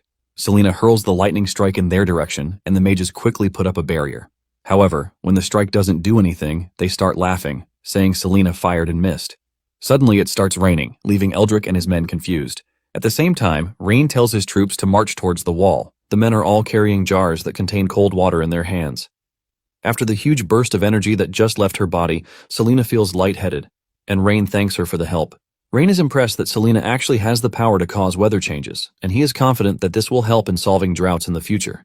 Selena then asks Rain if his method is truly going to be effective, and Rain tells her that she has nothing to worry about because the moment the ice water hits the wall, it is coming down. The soldiers start pouring the water on the wall, and suddenly, it starts to make a creaking sound. Eldrick is confused as to why the wall is making such a sound. The other nobles are also concerned, and they start demanding to know what is going on. Eldrick doesn't believe what is happening right in front of him because the city walls appear to be collapsing. Before they know it, the wall comes crashing down, and Rain orders his men to charge in. However, he tells them not to strike down anyone who surrenders, although this doesn't apply to anyone who resists. The soldiers do as told, charging straight for the wall, leaving Selena shocked. She can't believe that the wall actually came crashing down, leaving her wondering just how Rain was able to do it. Rain then turns to Selena, telling her that it is time they return home. Eldrick finally realizes that he has made a huge mistake in underestimating Rain, and he thinks of running away. He believes that his only chance is to wait till the Orvis Empire shows up to save him. Before he can make his move, his noble friends surround him, telling him that they can't allow him to escape because they are not ready to die just yet. As Rain drove into the city, the people praised his ingenuity for breaking through the wall in just 3 days. The soldiers also praise him for making sure that there was no casualty, because all they suffered was a sprained ankle at best. Selena is more interested in how Rain did it, and she makes sure to keep asking him how he did it. Rain realizes that Selena won't stop disturbing his peace until he provides an explanation for her. Rain then explains to her that what she witnessed was based on the principle of thermal expansion and contraction, which is a subtopic in physics. This gets Selena even more curious, and Rain continues explaining that thermal expansion and contraction refer to the characteristics that an object expands when heated and shrinks when cooled. The principle is also based on the law that the motion state of particles such as atoms or molecules inside an object changes with temperature. When the temperature rises, the range of particle vibration increases, causing the object to expand. However, when the temperature drops, the range of particle vibration decreases, causing the object to shrink.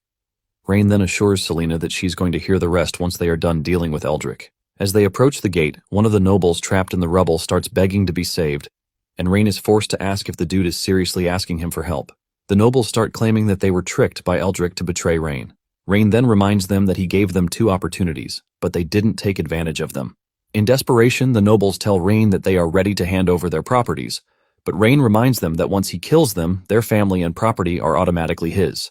The nobles try the reverse psychology on Rain, telling him that no one will serve him if he kills them, because they are going to count it as tyranny. Rain then tells them that they are wrong about this because no one is loyal to anybody but their interests. Rain mocks them, telling them that they have lived so long and they haven't figured this out. Without further argument, Rain orders his men to arrest the nobles while they wait for their punishment. On the other hand, Eldrick safely made it to his quarters, and he tells his masked master that Rain is coming because he managed to break through the wall. This shocks the dude, who is forced to ask just how Rain was able to do it. Eldrick explains that the city wall was set on fire for days, and after this, water was poured on it, and it instantly collapsed. The masked dude is pissed when he hears this, and he believes that Eldrick is saying trash because there has never been anywhere in history where such has happened. Eldrick tries to tell him that this is exactly what happened, but the dude doesn't care one bit. The masked dude believes that Rain made use of some unknown magic to carry out his plan. Eldrick then suggests that they postpone their argument till later and try to find a way to escape first, because once Rain makes his way to them, the chances of escaping have automatically reduced. Just as they are about to make their move, Rain enters the room asking them where exactly they think they can run to. Eldrick is shocked when he sees Rain in the room, and he starts asking him how he made it to the room so quickly. Rain tells him that he got to him fast enough because he abandoned the city wall and was trying to escape. Rain says the soldiers who were following him dropped their weapons when they saw him running away. Rain lets him know that there was no one to resist him, so it was easy for him to move along. Rain then turns to the masked dude, asking him if he is the person supporting Eldrick. Rain even mocks him, skiing him if he is wearing a mask because he is ugly or because he has scars. The masked dude then tells Rain that he won't be as proud the same way he currently is in the next couple of days because the Orvis Empire and its army are already on the way. He says Rain destroying the city wall has complicated his problem even further. The masked dude tries to make a move, but Rain orders Leah to stop him. Leah throws her knife directly at the dude, cutting his mask, leaving a cut below his eye. It turns out that the dude recognizes Leah, and this sends a chill feeling down his face. The dude then activates the scroll he had previously displayed, and he vanishes alongside Eldrick. Leah apologizes for not stopping them on time, but Rain tells her that she doesn't need to beat herself up about it because he was pretty sure that they were going to have a way out. However, he is worried because he doesn't know the identity of the dude working with Eldrick. Leah then tells Rain that she actually knows the dude. Leah explains that the dude's name is Raven Edwin, and he was once a subordinate of the Grand Duke. He later betrayed Rain's father and defected to Duke Soren's side. When Rain hears his name, he wonders if he is related to Adrian. Leah tells Rain that he is right because Raven was initially the leader of the Edwin family. However, he didn't agree with the Duke's ideas, and he voluntarily left to join the enemy side. Not long after this, Selena enters the room, asking Rain what they are going to do about the invading Orvis army. Selena says even if all the mages in the city try to repair the wall, it still will not be enough. Rain then tells Selena that she doesn't have to worry about this because he always finds a way to solve the problem. After they have settled in, Rain decides to address the people, but Selena wonders what it is that Rain is going to tell them to prevent them from falling into panic. Rain then picks up the megaphone to get everyone's attention to inform them that the Orvis Empire army is marching towards them. He lets them know that the army will be in the city in a couple of days. The moment the people hear this, fear slips into the very fabric of their sin, and Selena thinks Rain has gone mad because he just complicated the matter. The people start to panic and question why the army is coming again when they were already attacked recently. Some believe that gathering their valuables and running away is the way forward. On the other hand, some don't want to leave because the city has been prosperous under Rain. Selena even scolds Rain, telling him that he is not supposed to tell the people about the invading army. Rain asks her why he shouldn't have told them, and Selena replies that people instinctively think of the army to protect them in situations like this. Selena says the citizens haven't received military training, so it is hard for them to remain calm in the face of danger. Rain then tells Selena what she doesn't understand about the whole situation. He lets her know that the only person who is expected to remain calm is the commander. The soldiers, on the other hand, are the least expected people to calm down. Selena is confused by what Rain is saying, and Rain whips out the challenge letter sent to him by the Empire so that the entire city can see it. Rain reads out the letter, claiming that the citizens are fools who can't defend their homes. Rain adds that the Empire has already deemed them to be cowards who will abandon their leader to escape. The moment the people hear this, they become mad because they have been suffering nonstop at the hands of the Empire. Rain then continues by saying the Empire has made a mistake by calling them cowards and fools. The people roar back in support, telling Rain that they are going to fight back. Rain is impressed by their resolve, and he assures them that he is going to lead them to drive out the Orvis Empire. Later that night, Leah shows up in Rain's chambers, urging him to have a cup of tea and rest. Rain tells Leah that there is no room to rest because they need to find a solution before the enemy army arrives on their doorstep. Failure to do this basically means the entire city will be captured by the Orvis Empire. Leah then asks him about the speech he gave in the afternoon, and Rain tells her not to worry about it because it was nothing but a lie. Rain says he said this to help stabilize the people. Leah still doesn't think this is enough, and she urges Rain to follow her out of the city so he won't be in danger. Rain informs Leah that she has nothing to worry about because he already asked Malcolm and Selena to evacuate the children, elderly, and women out of the city in an orderly manner. Rain takes an interest in a particular book about dark green divine oil, and he asks Leah about it. Leah doesn't particularly have an idea, but she heard that it is something that burns. She says it is a material that is used in witches' rituals. The color of petroleum, on the other hand, is rich, ranging from deep red, golden, dark green, black, brown, and transparent. The color of petroleum is basically determined by the content of gum and asphaltene that it contains. The higher the content, the darker the color. Curious about what it can be, Rain demands that Leah take him to the oil as quickly as possible because there is a report that it is stored in the warehouse. They rush into the warehouse, and Rain orders the soldiers to find the dark green divine oil. However, he warns them not to use an open flame around it. Rain looks around the warehouse and realizes that there is money everywhere. This is the money that Eldrick has embezzled over the years, and Rain cannot wait to resolve the crisis so that the money can be used for the betterment of the people. After some minutes of searching, the soldiers found the oil, and Rain dashed over to check it out. He opens the barrel, and with a smile on his face, he realizes that the city finally has a chance. At the Orvis military camp, Eldrick and Raven return to tell the Duke, Castile, that they failed at their mission. Castile tells the two that he was expecting them to fail, but he didn't know that they would be this bad. Castile cannot believe that they were not able to maintain the city for more than 3 days. Eldrick speaks up, saying Ran used a forbidden method to break down the walls of the city, which is what led to their failure. Castile becomes curious at the mention of a forbidden method, and Castile assumes that Aldarian sent a mage to protect his youngest son. Raven smiles, telling Castile that he has nothing to worry about because the forbidden spell cannot be used continuously. In addition to this, the walls of the city have been destroyed by Rain. Raven says there is no possible way that the walls can be repaired in a short period of time. Castile then tells Raven that he doesn't need to remind him of what to do because he is not an incompetent person. Castile then tells him that he has no more tasks for him, so he is free to return to the Orvis Empire and wait for the next set of developments. Raven is disappointed when he hears this, and he reminds Castile that they both planned everything together. Raven wants to know what Castile means about sending him back to the Empire, and Castile makes it clear that he has been kicked out. Castile then throws a scroll to him, and when he opens it, he realizes that it is his arrest warrant. Before he can make a move, Castile orders his men to grab him. After Raven has been taken away, Castile turns to Eldrick, asking him what his fate should be. Eldrick falls to his knees, begging to be spared. He says he knows a secret, and with this, he can move the Orvis Empire further. The mention of this certain secret piques Castile's interest, and he can't wait to hear what it is. At the Thurland City main hall, Rain's elder sister, Priscilla, receives a letter from Rain, but it was written by Leah. Priscilla is smiling about his brother sending her a letter until she opens the letter to see the contents. She becomes ultimately furious, and she tells her maid Gwen to call Velas, Caesar's brother, at that instant. Velas soon shows up in the room, and Priscilla wastes no time accusing him of trying to stage a rebellion. However, Velas argues that this is a lie because he can never do such. Priscilla angrily throws the letter at him, telling him to confirm the details by himself. In the letter, Leah had written to Priscilla about Velas because his brother is a freaking rebel. After he is done reading the letter, Priscilla asks her if he has anything to say in his own defense. With fear, Velas tells Priscilla that what Caesar did has nothing to do with the Holker family because he was acting alone. He mentions that he even wrote a letter to him, telling Caesar to make sure that he listens to Rain's instructions.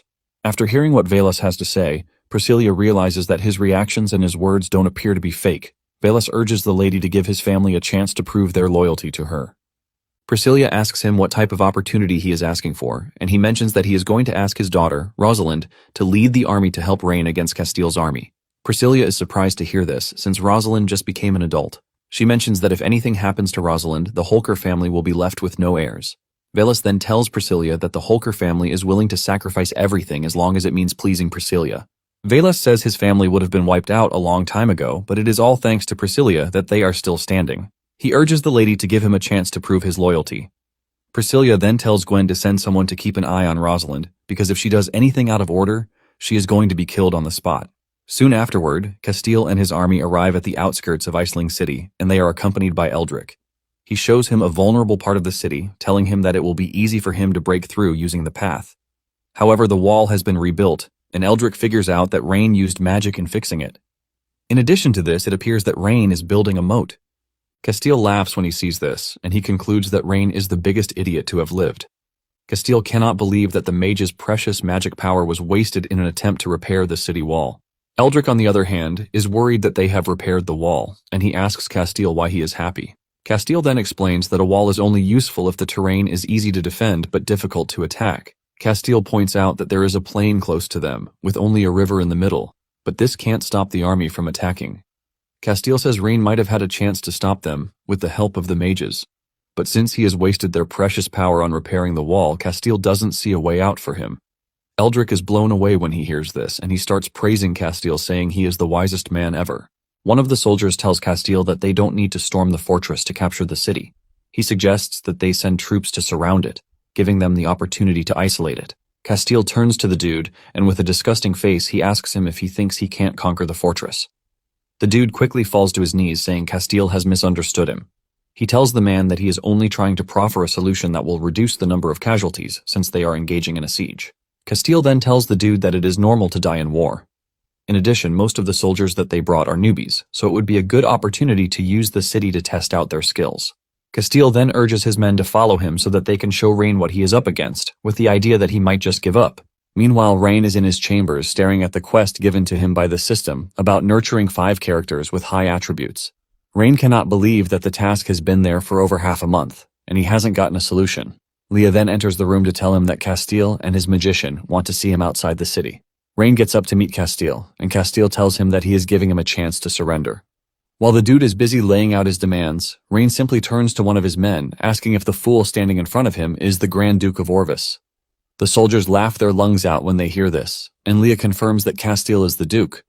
Castile is pissed when he hears this and cannot believe that he has just been disrespected. Castile says even Rain's father still awards him some respect whenever they see each other. Rain ignores his shenanigans, and he asks him exactly what it is that he wants. Castile screams out, telling Rain that he has come to give him a chance to surrender or else he is going to bathe the city in blood. Just then, Rain tells Castile that he is also giving him a chance. He urges him to return home if he is not ready to die just yet. Castile makes fun of Rain, telling him that he literally has about 100,000 soldiers ready to march down on his city, and he urges him to surrender at once if he doesn't want to die. Realizing that Castile won't stop running his mouth, Rain tells Leah to teach him a lesson, and Leah obliged. Leah throws a dagger at Castile, and his mage frantically tries to block it, but the knife passes through the barrier to cut the dude on his cheek, slightly missing his eye. Rain lets him know that the knife throw is just a warning, and Leah will definitely not miss the second time. Castile feels totally embarrassed, and he angrily returns to his camp. At the same time, Rain tells Selena to prepare for an immediate attack. Castile returns to his camp and orders his general to organize the soldiers for an immediate assault on the city. He can't believe that he was embarrassed by Rain, and he plans to teach him a lesson. Castile's man reminds him that they have been on the move for the past 3 days without rest. He suggests that they wait till the next day after the soldiers are fully rested. However, this only makes Castile mad, and he tells the dude that there is no way that they are tired after 3 days of walking. The dude urges Castile to calm down because they still have to build bridges even if they are not tired. The soldiers are in agreement with their rep, but Castile remains stubborn, saying speed is the most essential thing in battle. He then sends out his orders to let his men know that they are attacking the city immediately. At the barracks, the soldiers are resting and having a good time, believing that they are going to have a good meal that evening. Their hope is crushed when the commander shows up to tell them to all assemble for an attack on the city. This shocks them, and they try to tell their boss that they have been running for the past couple of days without rest. They believe that they are supposed to get a full meal before battle, but the commander urges them to stop complaining because it is their duty as soldiers to take orders. Moments later, the soldiers start dashing toward the city wall, and Rain's commander asks him when they are supposed to shoot down the invading army. Rain then asks his soldiers if any of them have fought against the Empire before, and one of them says yes. Rain asks him why their troops appeared to be tired and starving. The dude then mentions that in his experience, the soldiers that they are looking at appear to be new recruits. In addition, it appears that they are hungry, and this shocks Rain. He is surprised that Castile is not feeding his men. The dude then tells Rain that Castile probably used the newbies as cannon fodder. They are basically there to die just to weaken the city's defenses. Rain is pissed when he hears this, forcing him to ask why Castile would carry out such an act. The soldier lets Rain know that there are only a handful of nobles who like their people the way Rain and his father do. Rain is enraged that Castile is a dirtbag, and he decides not to hold back. Rain's men tell him that they have enough arrows to kill the recruits, and he asks him when he plans to make his move. But Rain shocks him when he tells him not to make a move. As the soldiers approach, Rain tells Selena to make all the wizards use cold wind. Selena does as told, and Castile smiles, believing that Rain is nothing but an idiot.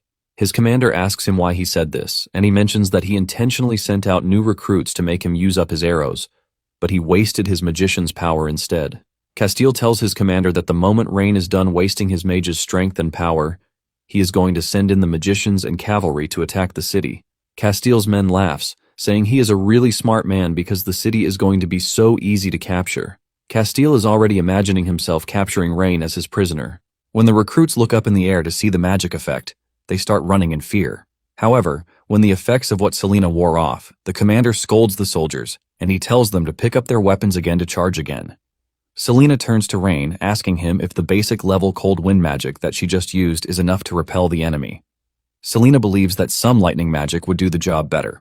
Rain then tells Selena that she doesn't have to worry about this because, since ancient times, people have always lost their fighting spirit because of two things, which are hunger and cold. Rain says the soldiers of the Empire are tired and can't even attack the city. The soldiers start to shiver on the battlefield, and they beg to go home because they cannot fight anymore. The captain screams at them, calling them all sorts of trash names. He urges them to pick up their weapons and attack, but the soldiers tell him that the weather is too cold and their hands are freezing. They can't lift their weapons, and they are starving at the same time. The soldiers suggest that they retreat, and the captain sends word to Castile about their current situation. However, he tells the soldiers to continue attacking no matter what. The messenger runs over to Castile to tell him the current situation of things. Deep down, the soldier is pissed about the fact that they are starving and freezing, but Castile is inside, enjoying himself. The soldier then tells Castile that the front lines are looking grim because Rain used cold wind magic to hinder their charge. He mentions that the soldiers are starving and are cold as well. This makes it difficult for them to hold their weapons. He urges Castile to order a temporary withdrawal of the troops. Castile screams at the dude, telling him that he and the others are a bunch of cowards who are not worthy of being a noble soldier of the Orvis Empire. The dude tries telling Castile that they are not cowards, but they have no strength because they are starving. Castile then orders that the dude be killed for talking back to him. Castile then declares that he is going to lead the attack himself. His general tries telling him that he doesn't need to risk his life, since they are there to sacrifice theirs. Castile tells the man that he is not questioning their loyalty, but he wants them to know how much of a genius he is. Castile then gets on his horse to personally lead the charge. He orders his mages to construct a bridge on the river so that they can pass through without interruption. Once the bridge is complete, Castile orders his men to charge in, and he promises to reward anyone who captures Rain alive. As they run toward the wall, Rain's men inform him of the charging soldiers. Rain then tells Leah to order the men to dump what they planned in the moat. In addition, all passages on both sides of the moat should be blocked. Leah acknowledges the order, and the soldiers start dumping the oil through the prepared pipe. Unknown to the charging soldiers, oil is pouring into the river that they are trying to cross. Meanwhile, Rosalind is on her way to the city because she knows that the fate of the Holker family lies in her. After 3 days of straight marching, one of her men suggests that they take a break because the horses will tire out. Rosalind then asks him how long it is going to take them to get to Iceland at their current speed. The dude replies that they should be able to get to the city in just 1 day. Rosalind then tells her mage to project the map in front of her so she can see an alternative route. Rosalind figures out that Orvis must have broken through and forced Rain to stay locked up in the city. Just then, she stops her horse and screams out, telling the mage Knox, who is tailing her, to come outside so that they can discuss countermeasures. The soldiers are shocked when a dude appears out of nowhere, and the captain orders his men to protect Rosalind. However, Rosalind stops her men from doing anything. Knox then tells Rosalind to say whatever it is that she wants to say. Rosalind then points to a spot on the map where she plans to send her troops to cut off the Empire's army and take advantage of the situation to capture all the Orvis Empire's troops. Rosalind lets Knox know that he was sent by Priscilla to spy on her, but she needs his help with this. Knox then tells Rosalind that the mission he received is to make sure that Rosalind dies in case she does anything bad, and there is no instance where he is told to help her. Rosalind says she is aware of this, but reminds Knox that none of them wants anything bad to happen to Rain. Knox then asks her what he wants her to do.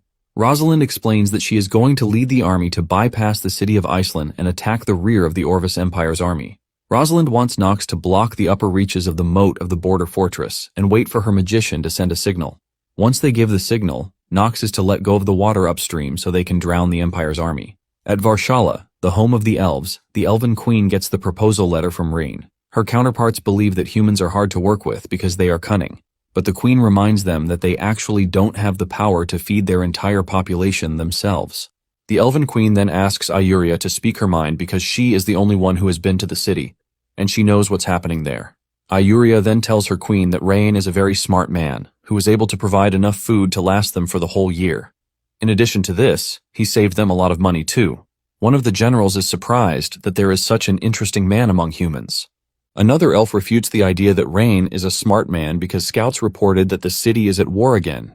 The elf then tells Ayuria that the only way they are going to accept the proposal is to see if Rain survives the war or not. Ayuria wants to protest against this, but the Elven Queen explains to her that it is all the same because they need Rain to be alive to honor whatever deal he is bringing to the table. Because of this, the Elven Queen decides that she is going to go to the battlefield to see for herself. At the city wall, Rain orders his men to release the arrows to make sure that the enemy doesn't reach them. Rain tells Selena that they need to make sure that Castile leads the troops in person. Rain says they can only use the trick once, and they can't afford to let Castile escape. Just then, some of the soldiers climb up the wall, and Castile starts celebrating that they have taken the wall. Castile orders his men to chase down Rain and capture him. The moment Rain notices that Castile has used the bridge, he orders Selena to carry out what they have been planning so far. The soldiers close to Rain immediately surround him to make sure that the enemy soldiers don't reach him. Rain shouts to Selena, telling her to shoot a fireball into the moat as quickly as possible. Selena acknowledges the order, and she fires a fireball shot directly toward Castile. Castile assumes that the shot is for him, and he orders that the mages put up a barrier to block the incoming fireball. Castile believes that this is a desperate move from Rain and his men, and he urges his men to withstand the attack. The mages put up a large barrier, and one of Castile's men tells him that the enemy might have a plan, which is why he is forcing them to waste their mage's magic power. Castile laughs, saying there is no backup plan that a dumb person like Rain can have. Castile believes that Rain has exhausted his mages when he used the cold wind, and the fireballs are the last bit of magic that his mages can conjure. Castile says they will come out victorious once they are able to block the fireballs successfully. Unknown to him, the fireballs are dropping into the moat already. Castile makes fun of them, saying that they missed their target, and the most basic fireball spell missed the target. The soldiers start celebrating, calling Castile the greatest military genius of all time. Castile takes pride in what he has done so far, and he calls himself one of the 2 pillars of the empire. Castile has not finished saying this when the moat erupts in fire, shocking Castile and his men. Castile is left wondering how Rain could have pulled off something like this. Castile is left stunned because he has never seen this type of forbidden magic before. The soldiers start to panic from the intense fire erupting from the moat. Castile realizes that he is in big trouble because he has already sent out all of his troops, and with the soldiers surrounded by fire, they are surely going to be burned to ashes. At this point, Castile has no choice but to admit that Rain is an evil genius. In fact, he sees Rain as the devil himself because he is planning to burn 100,000 people to death. While the soldiers are burning in the fire, Castile's commander urges him to give the order to retreat, and for the first time, he listens. He tells his magicians to put out the fire so that they can escape. However, things go south when the magicians mention that they no longer have any magical power. The mages mention that the last bit of magic they had was used to create the magic barrier. Castile almost passes out when he hears this because they are surely done for. Selena, on the other hand, cannot help but wonder at the level of ingenuity that Rain has to have pulled this off without any magic power. While the soldiers are screaming for help, Rain walks away, telling Selena that he leaves the rest of the battle to her. Selena then orders her mages to repel the enemy soldiers. One of Castile's men manages to get him through the fire, but when they return to camp, there is no single soldier on guard, leaving them perplexed. Suddenly, a large sword appears from above and almost impales Castile. Castile falls to his butt, demanding to know the girl who just appeared in front of him out of nowhere. Rosalind ignores him and reveals that she has been looking for him for a long time. Castile crawls back, asking what Rosalind wants from him. Rosalind then asks where his main force is stationed and if Rain is safe. Rosalind brings out a whip to beat the living daylight out of Castile, and he quickly speaks up, telling Rosalind that his main force was burned to death by Rain's forbidden magic. Castile tries to tell Rosalind that he is a Grand Duke and he can't just slap him on the face. Rosalind screams at him, believing that he is lying to him about what he just said. Rosalind then orders her men to grab Castile and beat him so much until he confesses the truth. After several hours of beating Castile, her men come back to tell her that Castile is still insisting that his army was burned to death at the border fortress of the city. Rosalind is frustrated, and she tells her men to keep beating Castile until he tells the truth. She then orders the soldiers to rest and prepare to launch a full-on assault the next day so that they can help Rain out. Rosalind starts thinking of different formations in her head that she can use in getting to the city and luring out the enemy. Suddenly, they notice that someone is in the area, and Rosalind orders her men to stay on alert. She tells whoever it is to step outside because they have no chance whatsoever. Rosalind is shocked when Iria and a bunch of other elves appear in the distance. Rosalind starts to wonder if the elves are colluding with the Orvis Empire. She lets out her mind and accuses the elves of this. But the elves retort, saying Rain was the one who asked to see their queen. Rosalind, as usual, refuses to believe this, and she maintains her stand that the elves are accomplices of the Orvis Empire. The elves are pissed because Rosalind is basically insulting them, who are noble elves.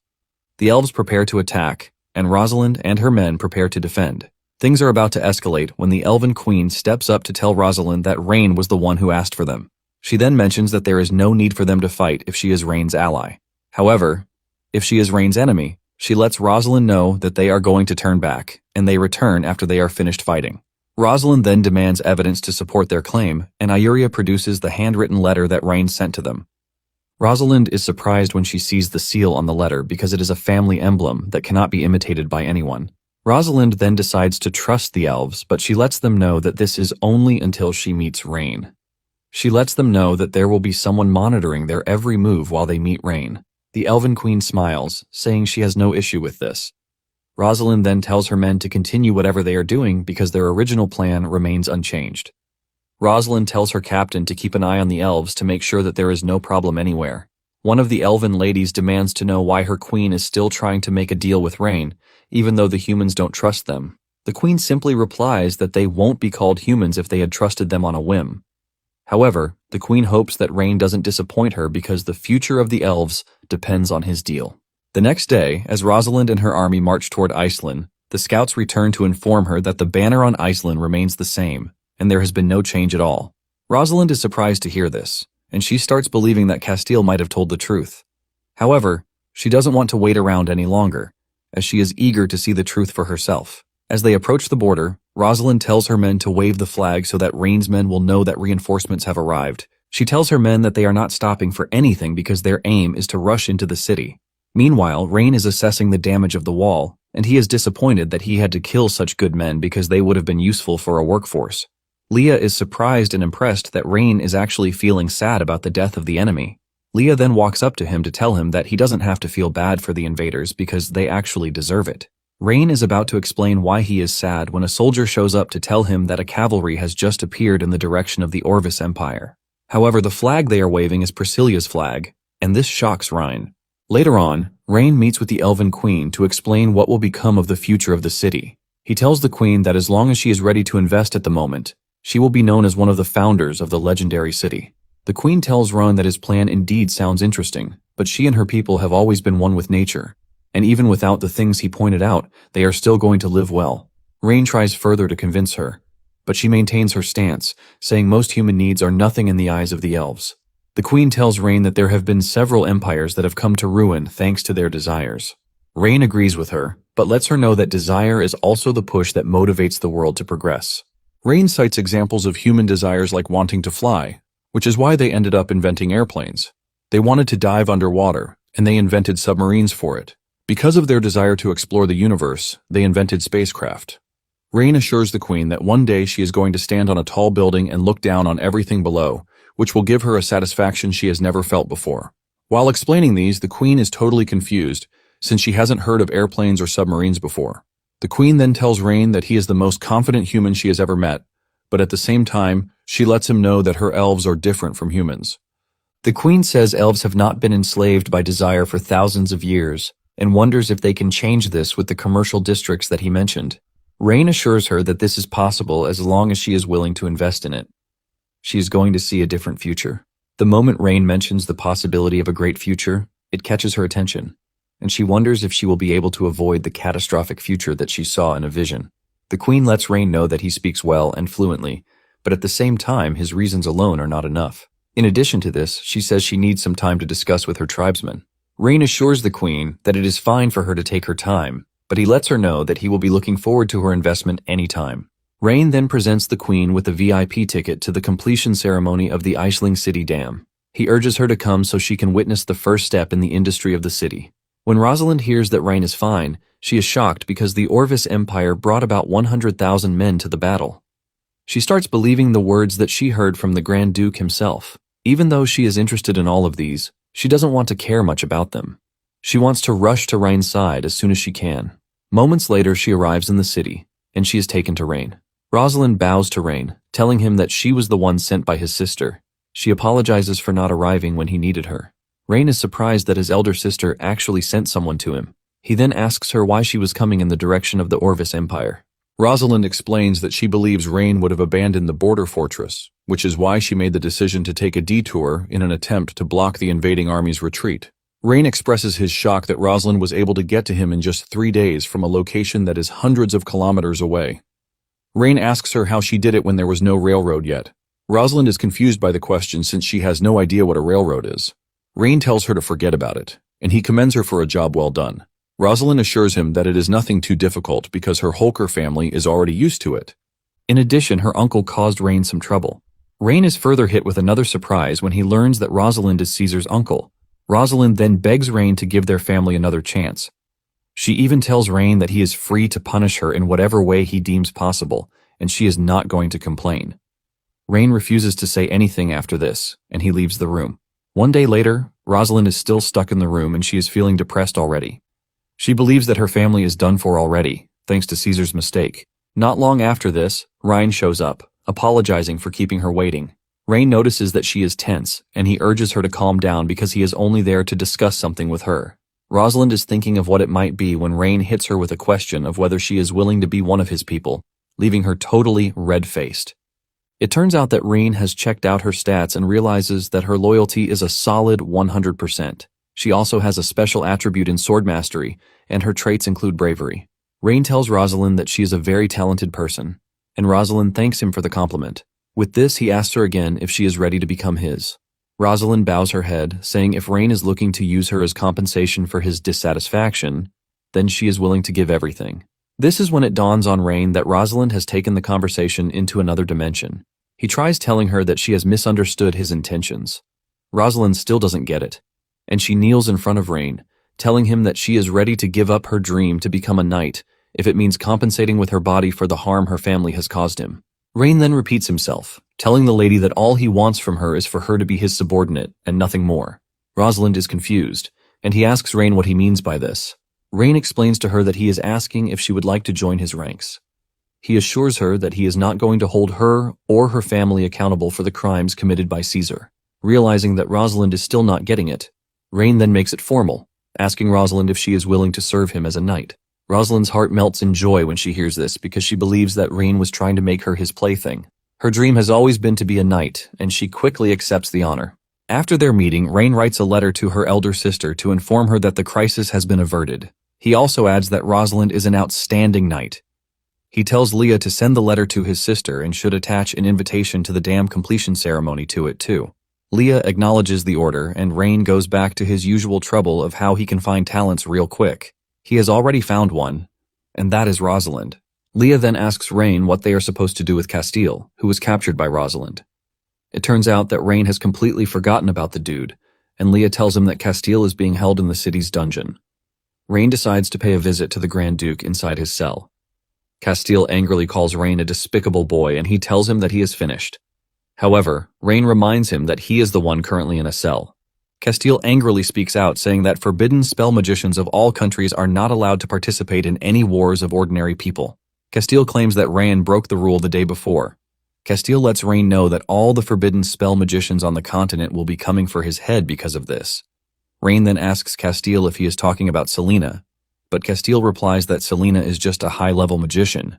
Castile says he is talking about the forbidden spell magician who wreaked havoc on the battlefield. This is when it dawns on Rain that Castile is talking about the explosion caused by the barrels of oil. Rain lets him know that he has misunderstood the situation because he can create the said explosions repeatedly. Castile argues with him, saying only a forbidden spell mage has enough power to carry out such an act. He says the kind of power that is strong enough to destroy the world is not something that someone like Castile possesses. Rain is tired of arguing, and he tells the man that he is free to call it whatever power he wants, but it is already in the past. Rain then tells Castile that the only reason he came to see him in the cell is to ask him who his mastermind is, or what exactly he is planning. Castile angrily replies that he has no ulterior motive because warriors of the Orvis Empire have no reason to conquer the cowards, who call themselves the Caradorial Empire. Rain laughs when he hears this. He mentions that he reviewed the records of Iceling City, and he realized that every spring he was always crossing the border to cause a war, seizing towns and territories. However, they have never occupied it or even left a garrison in the seized territory. In the fall, Castile's men are always withdrawing their troops immediately as if they had a reason to leave. Rain tells Castile that his actions speak against his claims and he believes that they have other purposes for their so-called crusade. Castile continues further by saying they didn't stay because they had no reason to occupy such barren lands as theirs. Castile says what the Empire needs to do is to declare its strength to the world to see. Rain then asks him if they are testing something unknown or strange, but Castile fearfully says he has no idea what Rain is talking about. Since Castile claims that he knows nothing, Rain tells him to keep thinking about it while he rots in prison. As he walks away from the cell, Rain is confident that there is a hidden conspiracy behind the yearly attacks that he has not figured out yet. Rain concludes that they need to develop their industry as fast as they can. 10 days later, Priscilla receives the letter from her brother, and in the letter, Rain lets her know of his intention to make Rosalind his subordinate. Priscilla then tells Gwen to inform Velas that Rain has taken a liking to his daughter, so he has nothing to fear again. Priscilla then asks Gwen if she knows anything about a dam because the invitation letter says something about a dam. Gwen simply replies that she is too dumb to know what a dam is. Since they are both ignorant of what a dam is, Priscilla suggests that they visit Rain's territory to know what he is talking about. In addition, she tells Gwen to help her find girls who are about Rosalind's age because she wants to know the type of girls that her brother likes. Castile's capture soon reaches the Emperor of the Orvis Empire, and he calls a meeting with his officials to discuss the next step. One of his officials, Craven, tells the Emperor that it is going to be disastrous for them if Castile ends up leaking their secret information. Another official complains and scolds Castile's impulsive action, but the Emperor screams at them, telling them that what he needs is a solution, not complaints. One of the officials suggests that they send someone to Iceland for negotiations, but his colleagues condemn this, saying their empire is bigger than a trash city like Iceland. Craven lets them know that things would be worse for them if Castile leaks their secret, and he urges the Emperor to make the right call. The Emperor then mentions that peace talks are something that he can buy into, but he wants to know if they have someone who can be the lead. The Emperor says the person has to be brave and wise to be able to properly carry out the assignment. Just then, the Emperor notices Craven's expression, and he calls on him to provide a suitable candidate. Craven tells the Emperor that he wants to recommend Wilvina, the daughter of Duke Richard, for the mission. The moment he says this, the entire room erupts in chaos as they remind Craven that Richard was just imprisoned for going against the Emperor's wishes. Deep down, the Emperor is happy that Craven suggested just the right person that he wants. However, he still plays along, and he asks Craven why he suggested Richard's daughter. Craven then replies that he nominated Wilvina for 3 reasons. One of them is her noble status, which basically shows sincerity. The second reason is that Wilvina is quite eloquent and wise, even though she has just hit adulthood. Then the third and the most important part of all is that Wilvina can use the opportunity to atone for her father's sins. She would want to use the opportunity to prove her worth so that the Emperor can pardon her. After listing out his reasons, the other officials have no choice but to admit that Craven has a really good reason. Since Craven appears to be the smartest in the room, the Emperor tells him that he's leaving the matter to him. He tells Craven to make sure that Wilvina is safe on the trip. After the official meeting, the Emperor meets with one of his assassins and orders the dude to kill Wilvina and Castile once they release them. The Emperor sees this as the perfect opportunity to wage war against the Caradorial Empire, which is what he has been waiting for ever since. On the other hand, Rain is walking through the streets of the city, accompanied by Leah. The citizens are happy to see him, and they thank him for making their lives better because they were humans living like animals before. Rain acknowledges their gratitude and waves to them to keep them happy. It turns out that the main reason he is out on the streets is to search for a high-class talent just like the system told him to. However, he has been met with disappointment after disappointment because they all appear to be normal people. Rain has been doing this for days, and he hasn't found a single suitable candidate that can qualify for the role of a high-class talent. He initially thinks of asking his sister and brother for talents, but then he remembers that his siblings have their own problems to worry about, and he can't bother them with his. In addition, his sister just gave him Rosalind, so he can't even be ungrateful. Leah notices that Rain is tired, and she urges him to take a rest because he has been on the talent hunt for the past 3 days. Leah tells him that she has already sent notices to all the posts to notify anyone who might be interested in working with him. Rain admits that some of the candidates are excellent factory workers, but nothing more than that. At the same time, he remembers that he can't get his factory running yet because the elves have not made their investment. The dam project, on the other hand, will also take about a month to be fully completed. He already thought of teaching the magicians chemistry, but it dawned on him that it would be catastrophic. Frustrated by everything, Rain rests his head on Leah's tummy. He can't believe that the system also gave him a stressful task to complete. Rain is complaining about how hard his life is when he hears a traitor arguing with a self-proclaimed alchemist, Armando. This immediately catches Rain's attention, and he turns around to look at the guy. Rain then scans the dude, and to his surprise, Armando is fully loaded with his stats. A huge smile erupts on his face because he has finally found a talent, which is what he has been looking for in the past couple of days. Armando tries to convince a stall owner that his potion is the best thing he can buy with his money, but the traitor screams at him, calling him a liar. He reminds him that the last time he tricked him into buying insect repellent, he lost a box of apples. Armando tries to tell the dude that the last time was an accident because the repellent was not suitable for soft fruits like apples. The traitor pushes Armando out of his shop, telling him that he is not ready to listen to what he has to say. Rain is absolutely sold by this because he didn't expect such a talent to be in such a place. Leah also notices that Rain has taken a liking to the alchemist, and she plans to stop whatever Rain plans to do. Armando is on his knees thinking of what to do when Rain shows up in front of him, telling him that he is interested in his potion. Armando smiles when he sees this because he has finally found a fat sheep that he can sell his potions to. Armando brings out a bunch of potions, asking Rain which of it that he wants. Rain asks him who he is and why he has never seen him in the city. Armando introduces himself, saying he is an alchemist and he rarely comes to town. He lets Rain know that he can make him any potion that will satisfy him. Leah quickly whispers in Rain's ear, telling him not to trust alchemists because they are all liars. Rain then tells Leah that she has nothing to worry about because they have not even ascertained who is cheating whom. Rain points to the potions, and he asks him how much he is selling them. Armando smiles as he whips out the potion, saying the bottle can make objects glow at night. He brings out another potion, saying it allows the drinker to run faster. There is another that can even make him and Leah have a good time, but Rain basically tells the dude that everything he just brought out is low class. Rain demands to see something better than the things he has brought out. Armando is pissed when he hears this, telling Rain not to look down on him. However, he calms down when he sees Leah's scary face. Rain then shows him that he knows much about his potion. He tells him that the glowing potion contains zinc silicate beryllium phosphor, which has low luminescence efficiency, and it is even toxic. Rain then tells him to use calcium halophosphate phosphor instead of the current constitution. Armando is shocked when he hears this, demanding to know how Rain knew this because the recipe is his top secret recipe, and he is the only one who knows it. Rain laughs out loud when he hears this, telling Armando that the constitution is nothing to be called a secret. Rain lets Armando know that it is just basic chemistry knowledge, telling him that alchemy is nothing special. However, Armando argues against this, demanding to know where he peeked at his alchemy notes. Rain crushes his ego, telling him that there is no point in reading the note of an alchemist who will go hungry if they are unable to sell their potions. Rain then tells Armando that he is going to teach him the true way of alchemy if he can swear loyalty to him. Armando is shocked when he hears this, and he asks him who he is. Leah comes in, telling Armando that the person in front of him is the new lord of the city, Rain. The moment Armando hears this, he lets Rain know that he would rather starve to death than become the dog of a nobleman. Rain notices that Armando is not happy with his status as a nobleman, and Armando tries to hide this, but his hatred is too much to hide. Leah is pissed, and she urges Armando to apologize to Rain at that instant. Armando still does not care because he wants to know what Leah is going to do to him. Leah is about to crash out when Rain stops her.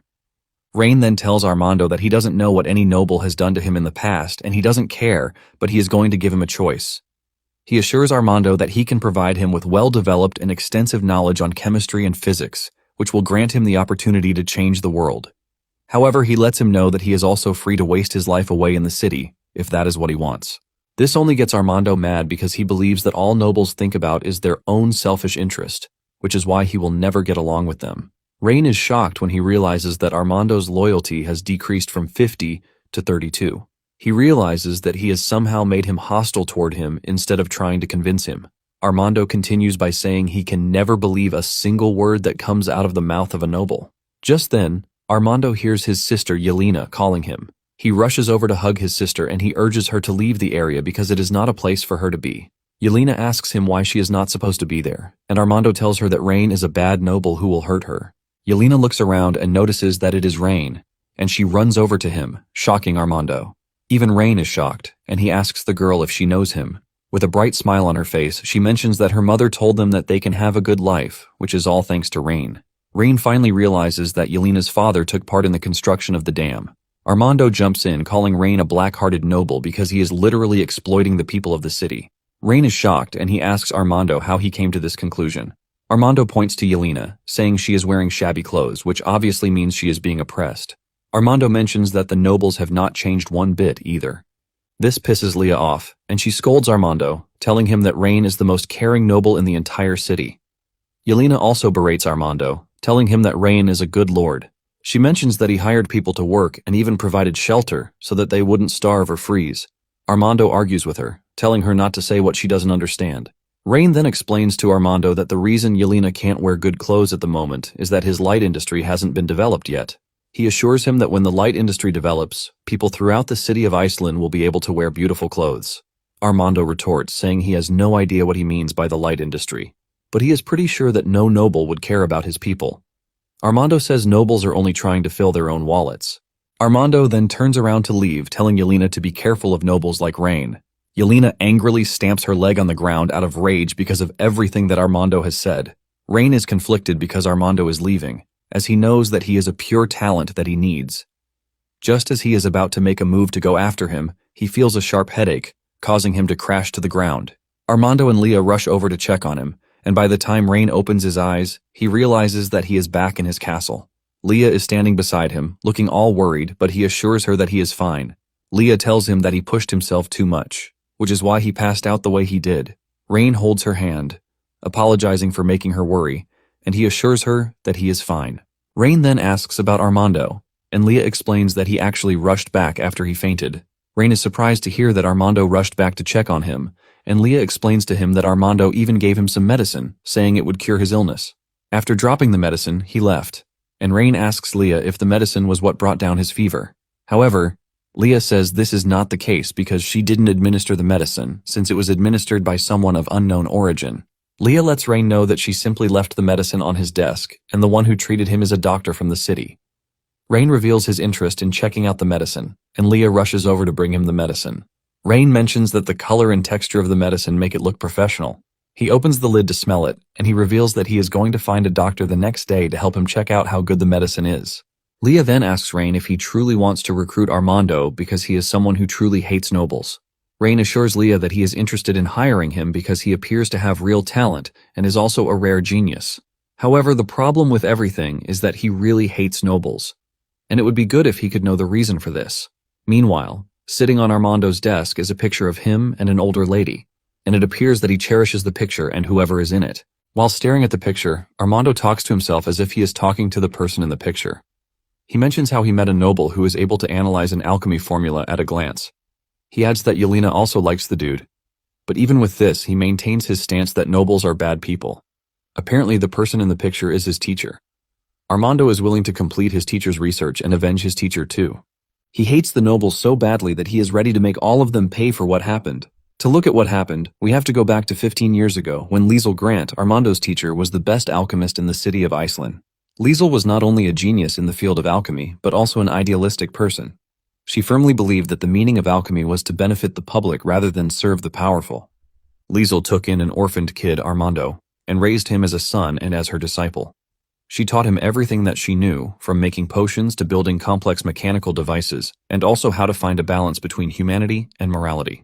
Apparently, Liesl's alchemy research was not pleasant to a certain noble, and he broke into Liesl's home with his guards. He stole all of her research and even slandered her for studying forbidden alchemy. Later on, Liesl died in what appears to be a deliberate accident. On the day his master died, Armando was only 15, and after this, Armando picked up all the notes and unfinished research of his master in an attempt to complete everything. After hearing everything that Armando went through from Ayuria, he admits that it is a touching story, but at the same time, it doesn't solve his problem. He wants to know where Armando is, and Ayuria screams at him, telling him to have a bit of sympathy. Rain simply replies that sympathy can't be eaten, nor can it solve his problems. He explains that people still have to move on no matter what happens. Ayuria then tells Rain that Armando must have gone to Liesl's old residence, which is a place he frequented almost all the time. She says Armando doesn't go there just because of Liesl's research notes, but because her remaining research equipment is in the house. Rain is happy to hear this, and he suggests that they go to where Armando is to get him. Rain then asks Ayuria if she knows what Liesl was researching before she was killed. Ayuria racks her brain before she finally lets it out that it sounded like steam, but before she finishes it, Rain has grabbed her out of sheer curiosity. Rain demands that she opens up about it, but Ayuria says the only thing she remembers is that it is related to steam, but she can't remember the details. Rain lets her know that if what she is talking about is the same thing that he is thinking, they have the chance to completely change the world. Ayuria is surprised because the last time she heard is that the device is nothing but a toy. Without hesitation, he grabs her hand and demands that he take her to where the device is. Deep down, Rain is convinced that what Liesl was working on is a steam engine, and she might have left details about blueprints and experimental records. Because he considered the steam engine to be ancient, he didn't study it very much in his past life. However, as a mechanical engineer, he has an almost innate understanding of mechanical structures. Even though he was interested in creating the steam engine in this world, he lacked the blueprints and key ideas to carry it out. He believes that getting his hands on Liesl's notes will provide a breakthrough for him and help restore the glory of the steam engine. With the help of the steam engine will also begin the age of the industrial world. Moments later, Rain arrives at Liesl's old house. Armando is working on the steam engine when he hears Rain's voice in the distance, and he concludes that Rain is a danger to what his master was working on. He covers the steam engine before proceeding to where Rain is. Armando tells Rain that he cannot be at the house, but Rain ignores him and waltzes into the compound, asking him where Liesl's notes are stored. Armando rushes over to Rain, telling him to give up on the idea of acquiring the notes because he has no intention of handing over the notes. Ayuria tries telling Armando that they are not there to steal because Rain is there to see if there is anything in Liesl's note that can make life better for everyone. Just as Rain approaches where the steam engine is hidden, Armando becomes desperate and he whips out a knife, telling Rain to back off because he doesn't entertain nobles. Leah is about to make a move when Rain stops her and urges her to let him take care of the situation. Rain then walks up to Armando to tell him that he is an idiot who has no idea what a steam engine is, not to mention its significance. Rain lets Armando know that what he is currently doing is only wasting Liesl's great research. Armando angrily tells Rain that he can't lecture him because he doesn't understand a thing about Liesl's research. Since Armando is proving to be so stubborn, Rain suggests that they make a bet. Armando asks him what sort of bet he is talking about, and Rain tells him that if he is able to make Liesl's device work successfully, Armando has to work for him without questioning him. Rain assures him that if he fails, he will leave the city and never set foot in it again. Armando hears this and concludes that Rain is making unnecessary jokes. Armando tells Rain that he doesn't even have the insight to recognize all the alchemical containers, and he is boasting of making Liesel's device work. Rain has no time to argue, and he asks Armando if he has agreed to the bet. Armando says yes, but the offer is still not enough. Armando tells Rain that if he loses, he will have to bow down in front of his master's grave and apologize before permanently leaving the city. Ayuria tries to step in, telling Armando that he is taking things too far since Rain doesn't even bear ill will toward him in the first place. Armando doesn't care about what anyone says, and he asks Rain if he accepts his terms or not. Rain then assures Armando that he is accepting his terms to personally apologize to Liesel if he fails. Since they have agreed on the terms already, Rain demands to check out the steam engine that Liesel left behind. Rain is already imagining Armando working for him once he fixes up the steam engine. Armando then removes the cloth covering the device to showcase what his master left behind. Rain is relieved when he realizes that it is actually a steam engine. Rain cannot hold back his happiness, and he hugs the engine while declaring that Liesel is a true genius. Leah is surprised by this, and she asks Rain if the things that Liesel created are truly amazing. Rain assures her that anyone who is able to create something as magnificent as Liesel did is considered a genius. Armando stands proud, saying Liesel is different from the other alchemist who knows nothing aside from chasing a trash reputation. Rain then asks Armando if he has been living at his master's old house to make sure that he keeps the machine going, and he says yes. However, he has no idea how to make the machine work because it was not written in Liesel's note. Rain then tells the dude that he is going to take apart the outer shell to make sure that there is no mechanical issue with the internal build. Armando protests against this, saying Rain can't tear it down. He says Liesel's entire research will be ruined if the machine cannot be put together again. Rain is disappointed when he hears Armando say this, and he lets him know that there is no machine that he can't fix.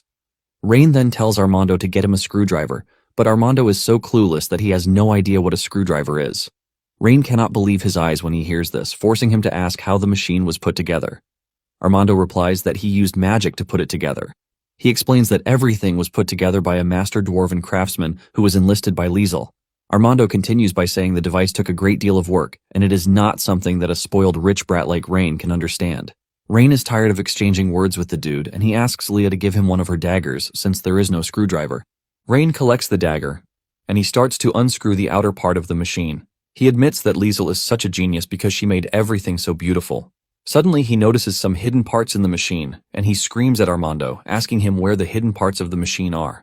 Armando is shocked when he hears this because he was not expecting Rain to know that there were still parts inside. However, he decides to play a fool, and he claims that the machine has always been like that. He asks Rain if he is admitting defeat because he can't fix the machine. Rain is tired of his shenanigans, and he screams at him, telling him that he is pretty sure that there is a core right in the middle of the engine, which is used to control the operation of the machine. Rain demands to know where the parts are, and Armando tells him that the parts were forcibly taken away by a noble. Rain is surprised to hear this, and he asks him what a noble would want with the parts. Armando mentions that the parts were forged from an extremely rare type of dragon crystal ore. When the noble learned of this, he took them, melted them down, and then used them to make a statue of himself. Rain loses it when he hears this because he can't believe someone actually destroyed such important components to uplift himself.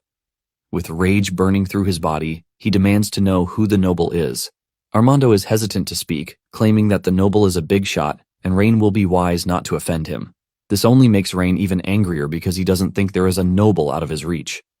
Rain tells Armando to speak because he is interested in seeing who dares to obstruct his industrialization process. Armando finally speaks up, revealing that the noble who did it is Duke Oscar. Ayuria is shocked to hear this, and Rain asks her if she knows who the said Duke Oscar is. Ayuria explains that Oscar used to be a minor noble in the city, but his achievements in the alchemy world helped him gain the Emperor's appreciation. Because of this, the Emperor gave him a lot of resources and then granted him the title of Duke, which earned him a territory. Rain then demands to know where his territory is, and Ayuria mentions that it's in Gransel, the upper right side of Iceling City. Leah then tells Rain that Gransel is under the Grand Duke, Teleros Elroy region, basically excluding it from the jurisdiction of the Edgar family. Rain then remembers that his father told him that things were not going well between him and Elroy. Leah confirms this, saying Rain's father and Elroy have different political views. Because of this, they have clashed multiple times in the Imperial Council. Rain decides to leave the matter for later, but at the same time, he lets it be known that Duke Oscar has entered his black book. Rain promises to make Oscar pay for melting down the gears. Ayuria is worried when she hears this, and she asks Rain if she is trying to confront Oscar. She mentions that he is dangerous, But Rain mentions that he doesn't care because Oscar was the one who dared destroy such a priceless item, and he plans to make him pay for it. Armando is shocked that Rain is seriously considering going against Oscar.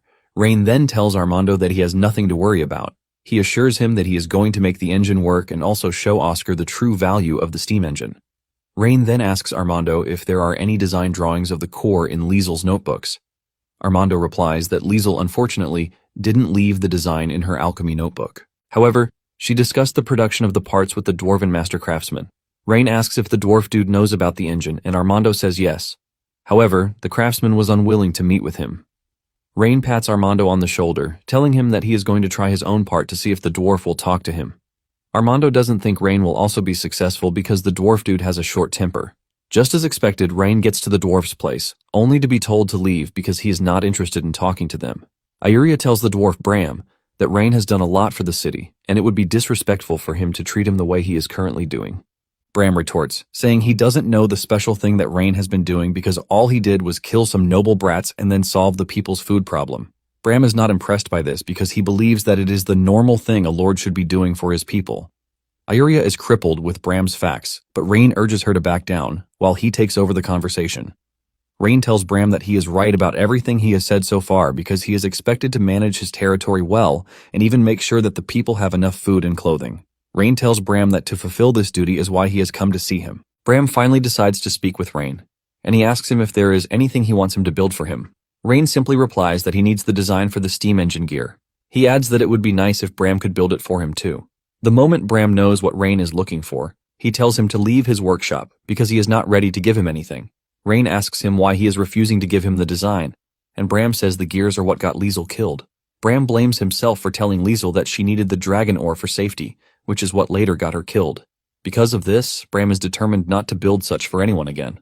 Armando then cuts in, reminding Bram that he just said it is a blacksmith's job to make iron for people. Armando scolds the old dwarf for being a double-standard dog. Bram maintains his stance and then says the gear might not even work even if they have dragon crystal ore. Rain is surprised by the repeated mention of dragon crystal ore, and he asks if the machine can only work with gears made from the ore. Bram is confused, and he asks Rain what he means by this. Rain blatantly tells him that, with what he has seen, he doesn't think Bram's forging skill is needed because he doesn't think it is impossible to forge the most common iron ore into the gears needed for the machine. Bram angrily tells Rain that melting ordinary iron ore into liquid is something only the ancient dragon race on the entire continent can do. The moment Bram mentions the dragon race, Rain finally catches on to what he has been suspecting. Rain then asks him if his furnace is not producing a high enough temperature to melt iron ore into molten iron. Bram retorts, saying there is no furnace on the whole continent that can melt iron ore into molten iron. Rain then tells the dude that he can actually build a furnace that can melt iron ore into molten iron. Bram is shocked to hear this, but he tells Rain to stop bragging because if he can build such a furnace, the entire Empire's forging level would turn upside down. Bram reminds Rain that he is a brat from a rich family who knows nothing. Rain then suggests that they put aside the insults. He asks Bram if he would be willing to help forge the steam parts if he could build a furnace that could melt iron ore. Bram has no choice but to take the offer, and he tells Rain that he is going to help him if he can build the said furnace. Rain is glad that he finally got Bram to agree to his deal. However, Bram lets Rain know that he has to make himself scarce if he fails to build the furnace. Bram leaves the workshop so that Rain can do his thing. Rain stands in front of the furnace to check it out. He realizes that the furnace is far from what he actually needs it to be. Rain figures out that the side of the furnace lacks a secondary oxygen supply design, which is why the effect of the fuel cannot be maximized. Rain grabs a mallet and smashes the side of the furnace with it, shocking Ayuria and Armando. The two scream at him, asking him what he is doing. Armando tells Rain that Bram is definitely not going to help again since he has smashed his furnace. Rain then tells the two that he knows what he is doing. He explains that the openings he just created are the secondary oxygen supply that he designed. Rain says that with this, the furnace combustion efficiency will increase by at least double, and the temperature can also reach the requirement for melting iron ore. Ayuria is curious to know if such simple modifications will really make the furnace reach the desired temperature. Rain urges her not to underestimate the power of science. He tells Bram to add fuel and try it out. He is confident that with this, the furnace can definitely melt iron ore into molten iron. The moment Bram sees the holes in his furnace, he throws away the box of iron ore that he is carrying. He rushes toward his furnace to inspect the level of damage. He scolds Rain for damaging his furnace while talking about how much effort went into building the furnace. Bram is ready to fight Rain, but Rain urges him to calm down, because the furnace can definitely melt iron ore into molten iron with the way it is. Bram still thinks Rain is spewing rubbish, and he asks him if he thinks forging is a game. Bram explains that iron ore is very hard, which is why an ordinary furnace temperature can't reach the required temperature to melt it. Bram believes that Rain has ruined everything by creating 2 holes in the furnace, and he is confident that the furnace temperature will be even lower. Rain then urges the dwarf to try it out before concluding. After all, they already have the iron ore, and there is enough fuel to burn. Bram agrees to try it out because he is desperate to see what kind of trick Rain is going to pull. However, he assures Rain that he is going to beat him up if the furnace doesn't work. Bram then packs the iron ore into the furnace, and before he knows it, the ore melts into molten iron, shocking him. Even Iuria and Armando are both shocked, forcing Armando to ask Rain what he managed to do to the furnace. Rain then asks Bram how the furnace is working out so far.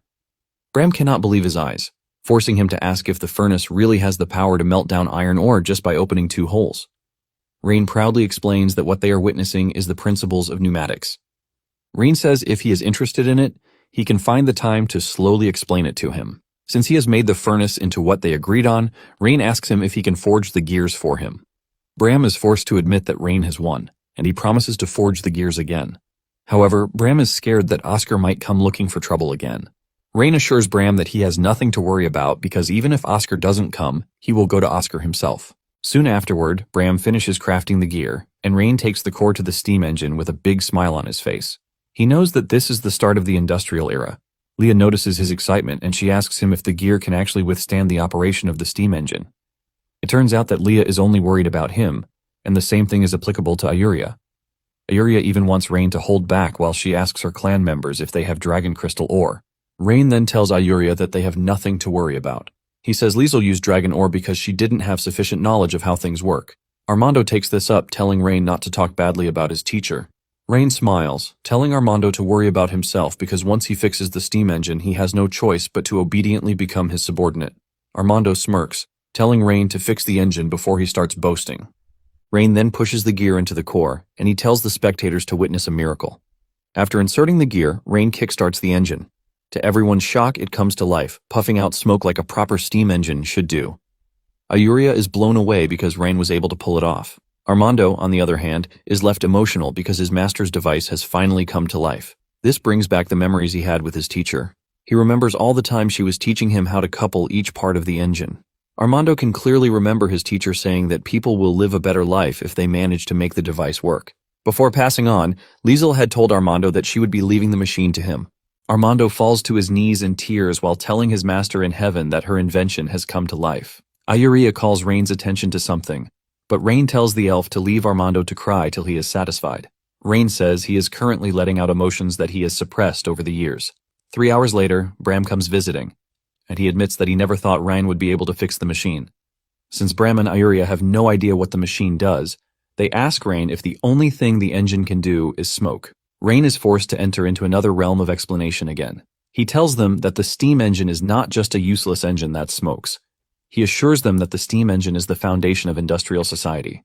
Bram is confused by this, and he asks Rain what he means by this. Rain explains further, saying the machine can drive gears to rotate, which in turn powers more machines.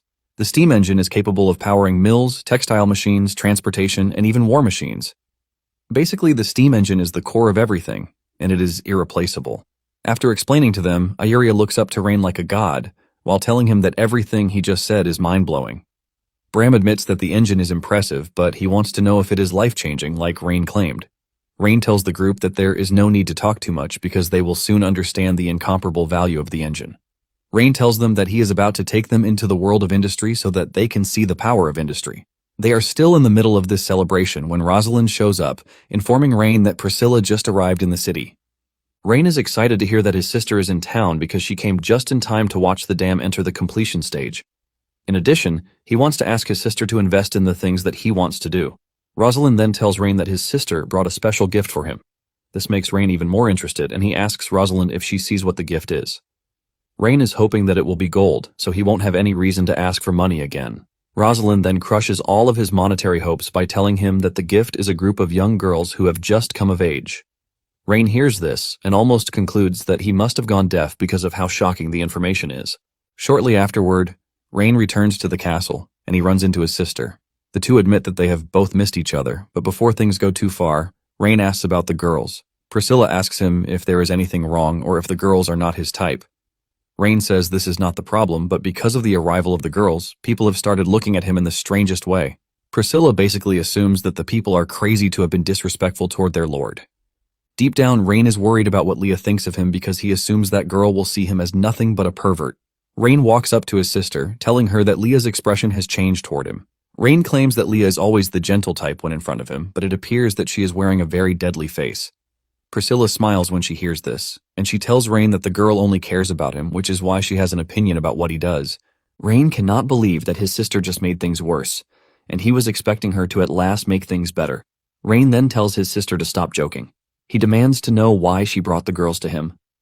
Realizing that her brother is getting nervous, she decides to tell the truth. Priscilla says she brought the girls because of his letter. This shocks Rain, and he demands to know what letter she is talking about. Priscilla whips out the letter he sent to her, which mentioned Rosalind. Because of this, Priscilla claims to have acted on her brother's happiness. She assumed that Rain would want options, which was why she brought a bunch of girls for him to choose from. Rain cannot believe that his sister basically misunderstood his letter. Priscilla laughs at Rain while admitting that she misunderstood the whole situation. However, she urges him to reconsider Rosalind because she appears to be a good pick for him. Priscilla spices things up by asking Leah if she has any objection to Rain marrying a bunch of ladies. Leah tries to play it cool, saying Priscilla must be joking because she is nothing but a maid, and she doesn't have the right to comment on what Rain can or cannot do. Leah says Rain will decide on the number of wives that he wants to marry. Rain supports her motion, telling her not to pay attention to the nonsense his sister is insinuating. Priscilla decides to stop teasing her brother and maid, and she tells Gwen to take the girls away. Moments later, Rain and Priscilla hold a meeting in his office, and he tells his sister that in a few days, the dam will be complete. He lets his sister know that the dam can not only control water, but can also provide irrigation for the surrounding farmland. He says the dam even has the potential to develop into a hydropower project. Priscilla is genuinely confused by the things that her brother is saying, and she asks if they are all part of a magic array. Rain explains that the way the dam can be used for power generation is to make it drive a mechanical device, which will produce an effect that can provide energy. Priscilla then asks Rain if the things he is saying are part of what he claims would solve the food problem. Rain knows that his sister is confused, but he assures her that it is a technical system, which is different from magic. This further confuses Priscilla, and she asks him where he learned everything he is talking about. Priscilla says the Rain she remembered used to prefer swordsmanship over reading, leaving her confused about what happened to Rain. With a stern face, she asks Rain what he did to her brother. The question startles Rain, who totally forgot about what happened when he found himself in this world. Apparently, he was injured when he first arrived in this world, and it finally dawns on him that it is a swordsmanship accident. Rain realizes that he needs a solution to get out of the situation fast.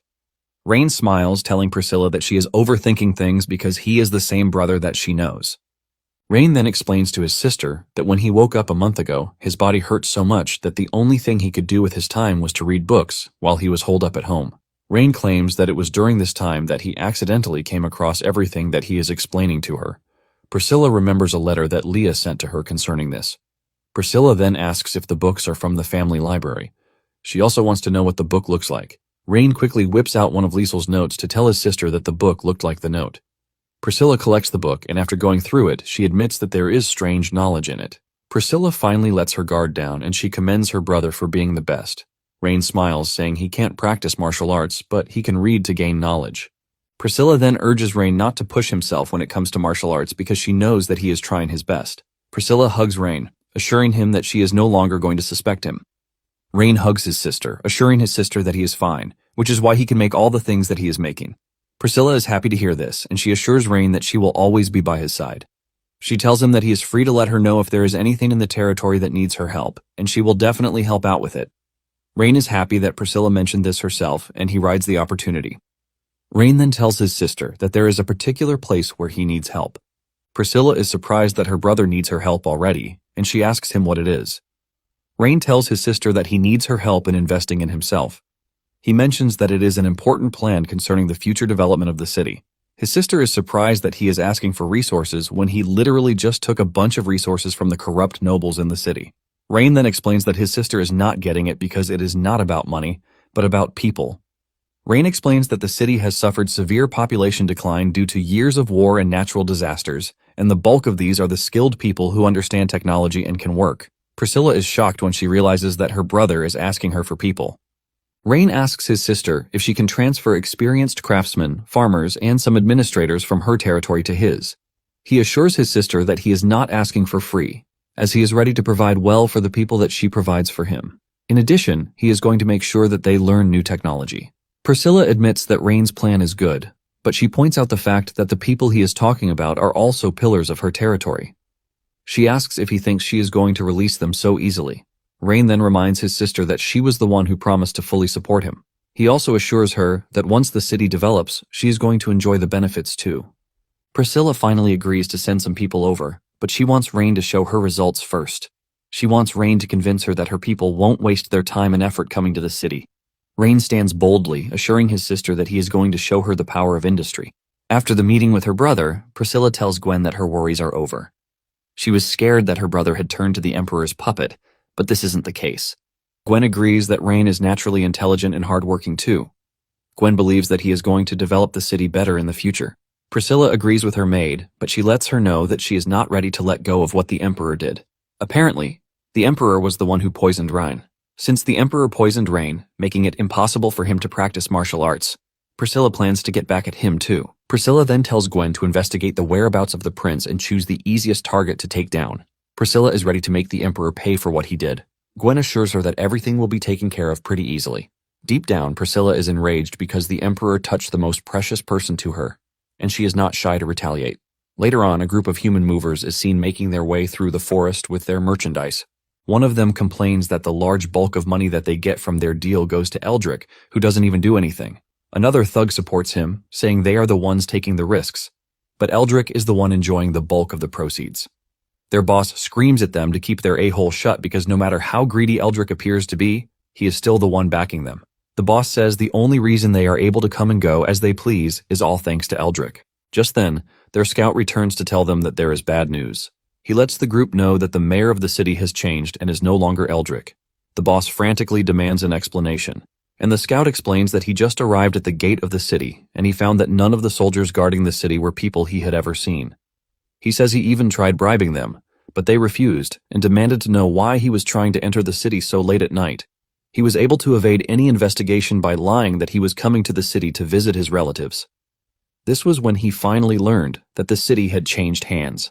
One of the thugs suggests that they go back, but the dude says there is no place for them to go back to. He says the women they are currently transporting were agreed upon by Duke Oscar and the slave traders of the Orvis Empire. If they fail to deliver the girls, they are not going to get the 3,000 gold coins that were promised. To make it worse, they won't be able to go back to Oscar with a half-assed report. One of them expresses his concern, saying the new lord of the city might be a tough guy. The leader doesn't think there is anyone who can't be bought with money.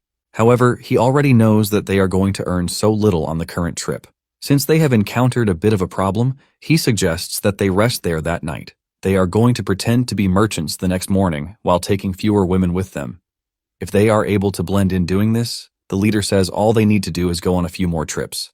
The fat ass in the team immediately suggests that their leaders give them the opportunity to enjoy themselves since they are staying the night. The other scumbags also agree with him, saying they don't know if they are going to die the next day, and it is only normal for them to enjoy themselves in the face of uncertainty. The boss then agrees to this, but tells his boys to leave the red-headed girl for him. The boys are happy to hear this, and they quickly grab the girls of their choice, telling them that they are going to enjoy themselves in the cave close to them. The girls beg to be set free, but the scumbags are already imagining all the bad things that they want to do in their heads. They pound on the girls, but before they can carry out their useless act, a voice echoes from behind, telling them to stop. They turn around to see Rosalind staring at them with so much killing intent, ready to tear them apart. The bandits are surprised to see a woman talking down to them. Rosalind asks them what they are doing, and the dudes tell her that she can obviously see that they are having fun. They even tease Rosalind, telling her to come and join them so that they can all have fun together, but this is only making the girl madder. She angrily hits one of them on the head, immediately splitting his skull into two. The others freak out when they see their friend crushed, but Rosalind doesn't give them time to react before pushing her spear into the fat, ugly dude. This is when the other bandits realize that they have bitten more than they can chew and they decide to run for it. They run to their boss's tent, screaming for help. The boss steps out to find his subordinates getting poked like barbecues. He screams at Rosalind, telling her to stop attacking his men. The surviving bandits crawl up to their boss, begging to be saved. The boss then asks Rosalind why she is attacking them when they haven't even offended her. Rosalind then points to the kidnapped girl to jog their memories in case it has slipped into their anus. The leader then tells Rosalind that she clearly misunderstood the situation because they are slave traders from Duke Oscar's territory. He brings out an official letter that is given to them by Oscar. The moment he mentions Oscar's name, Rosalind remembers that she has heard the name somewhere before. Rosalind then remembers that Rain told her earlier to keep an eye out for anyone coming from Oscar's territory. Rosalind asks why she is supposed to keep an eye out, and Rain explicitly replies that she is free to look for trouble. The bandit leader tries to bribe Rosalind with gold, but it is his unlucky day, since Rain has given Rosalind free rein to deal with anyone from Oscar's territory. Rosalind screams at the bandit leader, telling him that he is wrong to have come to cause trouble in Rain's territory. Rosalind then tells the bandits to kneel and beg her, while promising to pity them if they do. However, the bandit leader has so much ego to fill up a water tank, and he decides to call Rosalind the B word. The bandit leader reminds Rosalind that she is outnumbered, and she has no chance against them. Realizing that the bunch is not ready to give up, Rosalind spins her spear really hard to show that she is not messing around. She gives them one last warning, urging them to surrender or face the consequences of not doing so. The bandit leader decides to attack Rosalind, but all it takes for her to knock him down is a simple spin from her spear. Rosalind then sends him flying by kicking him in the chest. The dude crashes to the ground, unable to move, and Rosalind holds her spear to his neck. She tells the others to get on their knees if they are not ready to meet their maker yet. Just then, Rosalind's troops show up in the distance, asking her if she's fine. Rosalind orders the soldiers to round up the bandits and throw them in the dungeon while they await Rain's judgment. Later that evening, Rosalind makes her way to Rain's office to inform him that she recently captured a caravan from Oscar's territory. Rain is excited to hear this because he wasn't expecting Rosalind to find trouble that fast. He commends her for a job well done and asks her what the caravan was carrying. Rosalind reveals that the caravan was transporting slaves, and the bandits had Oscar's written letter with them. This pisses Rain off because everyone is just messing with the labor force that he is desperately trying to increase. After getting the details of the operation from Rosalind, Rain heads to the dungeon where the bandit leader is being held. Rosalind tells the dude that he is quite a bold man to have tried to conduct business in his territory. The dude smiles evilly while telling Rain that he is attracting big trouble to himself for going against Oscar. He advises Rain to cooperate with them because if not, he is going to suffer a miserable end. Rain points out that Eldrick must have cooperated with them for a long time, which is why he is so confident to speak the way he does. The dude boldly tells Rain that they sell many women to the Orvis Empire every year, and what Rain saw was just a small portion of their deals. This catches Rain's attention, and he asks if they have more women stashed away. Rain demands to know where the women are kept, and the dude decides to taunt Rain, telling him to bow down to him if he wants to know. However, this doesn't even guarantee the fact that he is going to tell him even if he begs him. Rain walks up to the dude to tell him straight to the face that his life belongs to him, and if he continues being stubborn, he may as well send him 6 feet below. The bandit leader shows no sign of remorse as he tells Rain that he doesn't need to fear him because Oscar is backing him. Rain then reminds the dude that he is currently in his territory, and Oscar's protection is nothing to him. The bandit leader remains stubborn, saying he can't be intimidated by Rain. Realizing that he is not going to learn unless he shows how serious he is, Rain tells Leah to teach him a lesson. Leah gladly whips out one of her daggers and hurls it into the dude's shoulder, causing him to scream in severe pain. The bandit leader crashes to the ground and starts begging while telling Rain that he is finally ready to talk. The bandit leader reveals that there is an abandoned hunter's cabin in the southern forest where the rest of the goods are stashed away. Rain then tells Leah to instruct Rosalind to gather the cavalry so that they can set out to rescue the girls. Rain then tells the dude that he seriously hopes that he is not lying, or else he is going to suffer a miserable fate. Deep down, the bandit leader is leading Rain and his men into a trap because Oscar's assassination squad is located in the cabin. Soon afterward, they arrive at the cabin, and Rosalind tells Rain that the bandit leader is not lying because the cabin appears to be occupied. Rain then tells Rosalind to set up an ambush to prevent anyone from escaping. Rosalind breaks down the door, and upon stepping inside, they see cages filled with young girls. Rain is concerned with the situation of the girls, and he orders Rosalind to get them all out. Just as she is about to make her move, an arrow comes flying directly at her head. Thanks to her effective reflex, she is able to cut down the arrow. She immediately screams out, telling Rain to be careful because they have fallen into an ambush. Rosalind orders the cavalry unit to protect Rain, and they all form a wall of shields around him. The assassins emerge from their dark corners, and the leader of the unit says he is aware that they are Edgar's men. Because of this, he says he doesn't want any conflict and would rather settle everything without using violence.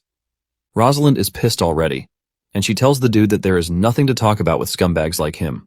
However, Rain tells Rosalind to calm down so that they can hear what the dude wants to say.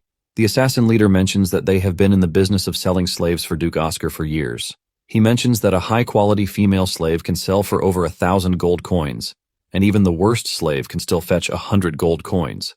The dude tells Rain that as long as he is willing to cooperate with them, they are going to give him a share of their profits every year.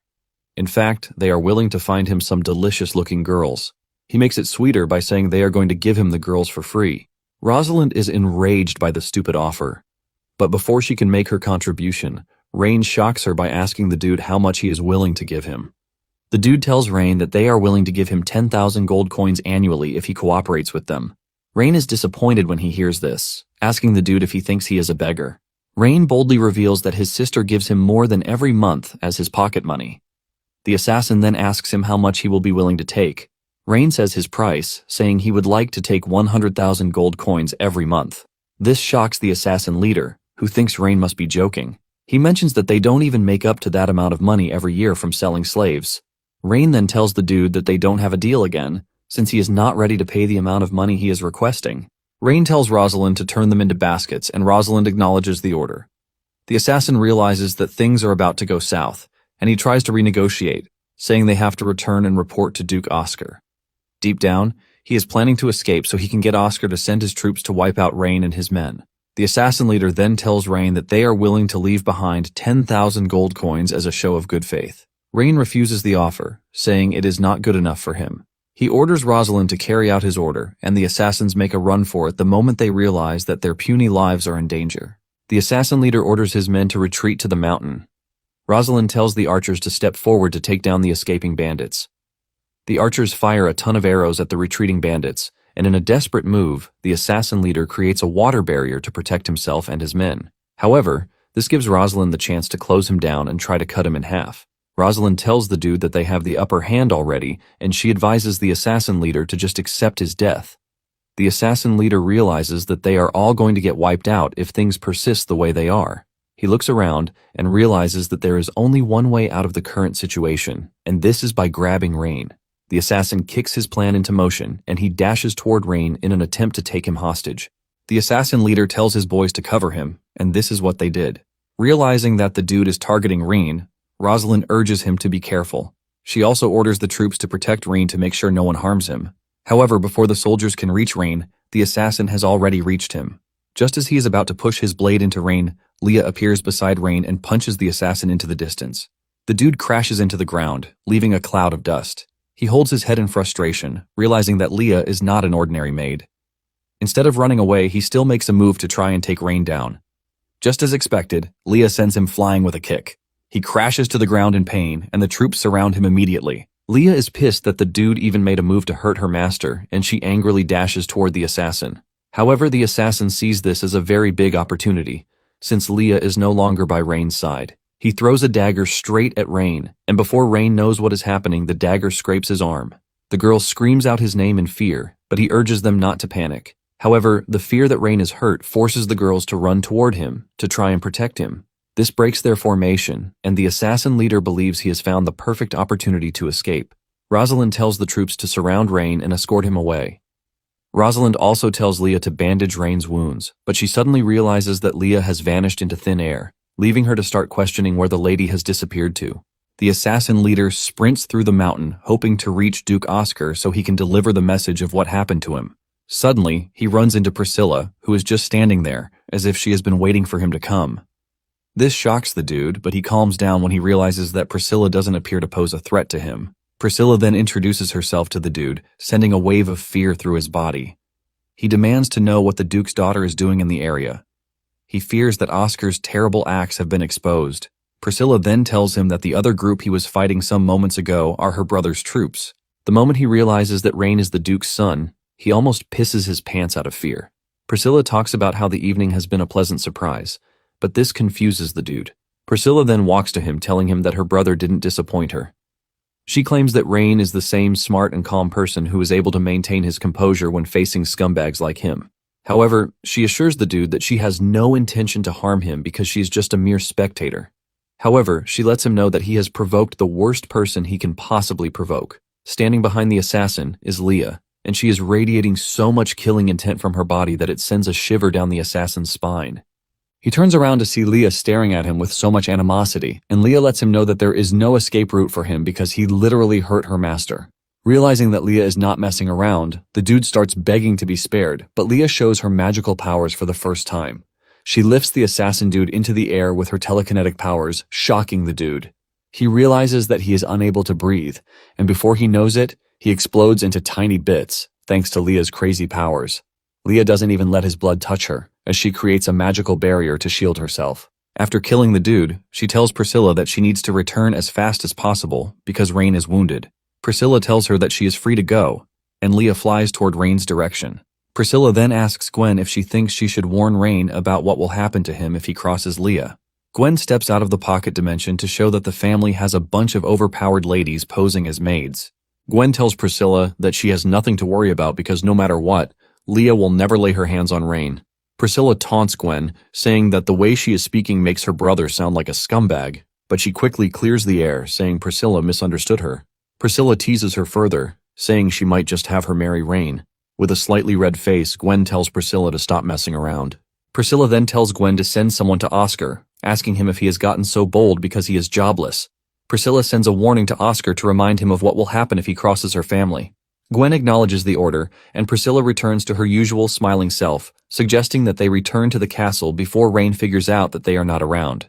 When Rain returns home, Leah helps him check out his arm, and she looks really concerned while doing it. Rain tells her that she has nothing to worry about because it is nothing but a scratch. Gwen urges him to stop moving, and she lets him know that he is banned from stepping outside until his injuries heal. Rain rubs Leah's face, telling her that she has nothing to worry about because it is nothing but a scratch. The two are having their moment when Priscilla rushes into the room to check on Rain because she heard that he got injured. Priscilla rushes over to Rain to ask him if the injury will affect his future plans, but Rain assures his sister that the injury is not much because it is a mere scratch. However, Leah begs to differ because if the dagger had been half an inch off, it could have struck his heart, putting his life in danger. Priscilla agrees with Leah, telling Rain that he can't be joking with his life. Priscilla then demands to know what happened. Rain explains that Rosalind captured a bunch of bandits, and after investigation they found out that they had another hidden group of slaves in the forest. Rain explains that he took his men to the forest, and after negotiations failed, a fight broke out. Because of the dark environment, he couldn't see the dagger coming at him, which led to his shoulder being cut. Priscilla is pissed when she hears this, mostly because it is forbidden to carry out slave trading in the Edgar family's territory. Leah then reveals that, according to the information that they got, the bandits are Oscar's men. Priscilla cannot believe that Oscar had the balls to carry out such atrocities on their turf. Rain mentions that he was confident to do this because Eldrick was his inside man. Rain adds that they made a ton of money over the years, judging from what he heard. Priscilla admits that Eldrick has caused the family loads of problems, but she wants to know Rain's plan for the girls. Rain reveals that he plans to talk to the girls tomorrow. Since he is short-staffed, he is open to recruiting those who have nowhere to go. He plans to give them a basic education so that they can work in the city. Priscilla admits Rain has a good plan because it will help increase the city's labor force. She commends her brother, saying he is becoming more thoughtful with each day. Since there is nothing more to discuss, Priscilla decides to leave so that Rain can rest. However, she lets Rain know that she is worried about him, and Rain assures his sister that he is aware of this. Priscilla then tells Leah that she will be handing Rain over to her. Leah pledges her loyalty, telling Priscilla that she is going to make sure no harm ever comes to Rain again. Priscilla then steps out of the room to meet Gwen, who is waiting for her. Gwen asks her if Rain is fine, and she assures her that it is nothing serious because it is a minor injury. However, Priscilla is unhappy that her brother got hurt. Priscilla then summons Knox, telling him to go to the dungeon and ask the bandit leader what he knows. She orders Knox to keep the dude alive because Rain still needs to question him. The next morning, Armando shows up in Rain's office to pledge his loyalty to him. Rain teases him, reminding him of how he said he would rather die than serve a noble. Armando cannot believe that the dude he just pledged his loyalty to is busy acting like a clown in front of him. Nonetheless, Armando's loyalty has gone from 32 to 95, and Rain is happy to see this. He knows that he has finally gotten Armando under his wing, and he is going to work him to death in his factory. Armando is forced to tell Rain to stop fooling around and get serious for once. Armando asks him if there is anything he wants him to do, and Rain asks Armando if he is willing to become his subordinate. Armando replies saying he is willing to serve Rain and be a loyal subordinate. The moment he answers this question, the system records him as the second talent that Rain has obtained. With a passionate voice, Rain tells Armando that he has become the director of the city's workshop. Armando is genuinely confused by this because he is an alchemist and doesn't know how this relates to being a workshop director. Rain then hands him a blueprint, telling him to study it first. Rain reveals that after the dam is built, they are going to gradually advance the industrialization process of the city. Armando takes a look at the blueprints and realizes that they are nothing short of genius. This shocks him, leaving him to start wondering if Rain is actually smarter than his master. The two are concluding their discussion when Rosalind rushes into the room to tell Rain that there's been an incident. Rain asks her what the problem is, and she reveals that the bandit leader held in the dungeon has been murdered, shocking Rain. Rain and the girls head to the dungeon to find the bandit leader's body lying cold in the dungeon. Rain asks Rosalind when she found out that the dude was dead, and she says the guard was the one who found him when he came to give the bandit leader water. There is a symbol on the wall, and Rain asks if there is any of them who knows what it means. Selena casts her magic on the symbol to decipher it, and she informs Rain that there are dark magic residuals in the dungeon. Rosalind is shocked when she learns that a dark mage is involved. Leah then tells Rain that he needs to get out of the room fast because dark mages are trash people. She says the residue from their magic could actually make him sick, but Rain takes this with a pinch of salt. Selena then supports Leah's suggestion, and she tells Rain that it would be better for them to get out of the dungeon first. She explains that dark mages usually hide in dark corners, and even though they act low-key, they are very deadly. Selena says dark mages possess powerful magic that can cause large-scale disasters like plagues. Rain is surprised when he hears this, and he is forced to ask if the mages are studying bacteria. Selena mentions that the motive for killing the bandit remains a mystery to them. She says if it is just to silence him, then they have nothing to fear. However, if the dark mage is targeting Rain, they have no choice but to make plans in advance. After leaving the dungeon, Rain visits the orphanage where the girls are being held. Rain introduces himself to them and tells them that he was the one who rescued them. He lets them know that they have two paths to choose from. The first path is to tell him where their homes are so that they can be returned to their loved ones. The second path is for those who have nowhere to go. He lets them know that he can find them jobs with food and lodging so that they can stay in the city. If they choose the second path, they have become his subjects, he says. After telling them the whatnots, he asks them if any of them knows where they came from. However, a stroke of silence hits the room, shocking Rain. He is forced to ask if there is none of them who knows where they came from. Iria then reveals that most of the children were abducted at a young age and have experienced too much deception and intimidation. Iria says this might have conditioned them to believe that there is no one who can genuinely help them. Iria lets Rain know that it might take some time for him to gain their trust. Rain boasts, saying there is no need for this because he is the best at coaching children. Rain then tells Leah to go to the kitchen to bring cookies for the kids, and he tells her to bring plenty. Once the cookies arrive, Rain tells the kids that the cookies they are looking at are the best. He gives one of the girls a cookie to try it out. He assures the girl that she is free to reject it if she thinks it's not sweet.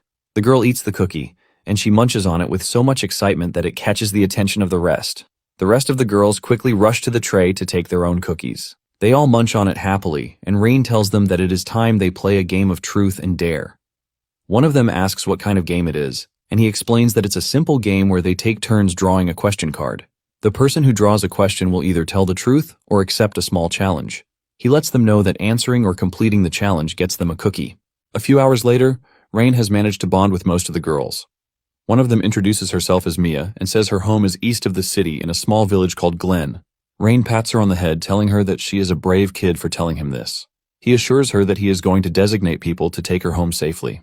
Rain then turns to Iuria, telling her to arrange for people to escort the children who know their homes. Rain figures out that he has to find someone to take care of the kids in the meantime. However, he decides to check if there is any promising talent among the girls. He knows that this is a rare chance for him to recruit them directly. He scans all of them but is disappointed to see that they are all ordinary. Suddenly, he notices that the redhead girl, Alia, has mind-blowing stats. Rain is blown away when he sees this because Elia's stats are almost the same as Leah's. Later on, Priscilla calls Knox to her to ask him why the bandit leader died. Knox then tells Priscilla that he didn't kill the dude. He mentions that the only thing he did was torture him for a while with dark magic. Priscilla asks if the dude knows anything, but Knox says no. Knox claims that the bandit appears to be in the lower ranks, which is why he knows nothing. This leaves a mysterious question because Priscilla doesn't know why someone would go through the stress of killing him if he doesn't know anything. Knox then explains that he suspects that the dude's death was to trigger something, not silence him. Nox reveals that there are some spells in dark magic that require a dead person as a prerequisite. Since they are dealing with complex entities, Priscilla tells Nox that he must ensure that Rain is safe at all times. Nox acknowledges the order, and Priscilla starts realizing that her trip appears to be a fruitful one. Elsewhere, Oscar is having fun in his bedroom when his attendant shows up to tell him that someone important has arrived to see him. Oscar is surprised that someone would disturb him while having fun, and he asks the guard who the guest is. The guard reveals that the person is Eldrick, and he claims to have important things to discuss. The moment he hears that it is Eldrick, Oscar immediately assumes that he has brought a new gift for him. Oscar then tells the guard to take Eldrick to his study, saying he will be there soon enough. All Oscar can think about are the girls that Eldrick brought for him the last time, and he assumes that he has brought another batch of girls. With this in mind, he rushes to his study to meet Eldrick.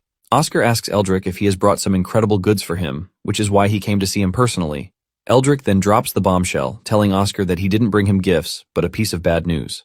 Oscar asks Eldrick what it is, and he explains that the Grand Duke's son, Rhine, has chased him out of Iceland. Eldrick breaks Oscar's heart when he tells him that he might not receive beautiful goods again. Oscar becomes agitated when he hears this, and he asks him why Edgar abandoned him even though he had worked for him for years.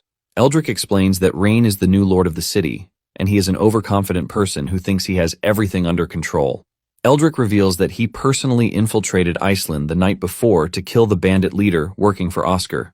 Oscar asks Eldrick if there is any possibility that Rain has discovered them, and Eldrick says yes.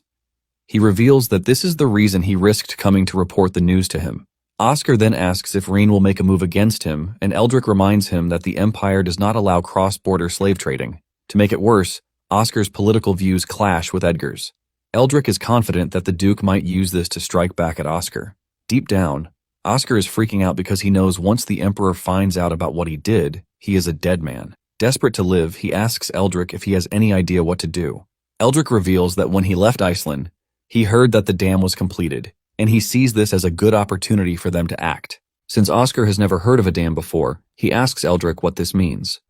Eldrick explains that with what he knows, it is a device that stores water. The water stored in the dam can also easily flood the lower district of the city. Eldrick wants them to use the dam to create a disaster, thus destroying the city and those living in it. Oscar will then seize the opportunity to send troops to occupy the city, ultimately solving all of their problems at once. Oscar is shocked to hear this, and he asks Eldrick if what he is saying is for them to kill the Grand Duke's son. Oscar is against this because he believes that they are dead men if the Grand Duke finds out. Eldrick reminds Oscar that he is dead either way if Rain reports him to the Emperor. Eldrick says the Grand Duke will not be able to say anything if they can push Rain's death to the dam's failure. He believes that it will be easy to do, since no one knows the essence of the dam in the first place. He adds that Oscar will get access to the kinds of beauties that he wants once he occupies the city. After hearing about the girls' part, Oscar finally agrees to proceed with Eldrick's plan. 3 days later, Rain hosts Elia in his office, and he is surprised that she has not said anything in the past days. He feeds her cookies just to get a word out of her, but she remains mute. Rain wonders just what sort of treatment the child went through to have made her totally autistic. Rain is wondering what he can do when Lillian rushes into the room to tell him that the dam is complete. Rain is happy when he hears this, because he has finally gotten a bit of good news. Rain tells Leah to summon the elves and the nobles in the city so that they can come and witness the moment. He is excited to show them that the city has entered into a brand new era. Rain then turns to Elia, asking her if she is ready to follow him to the opening of the dam. He assures her that it is going to be a lively event where there is going to be plenty of food and drink.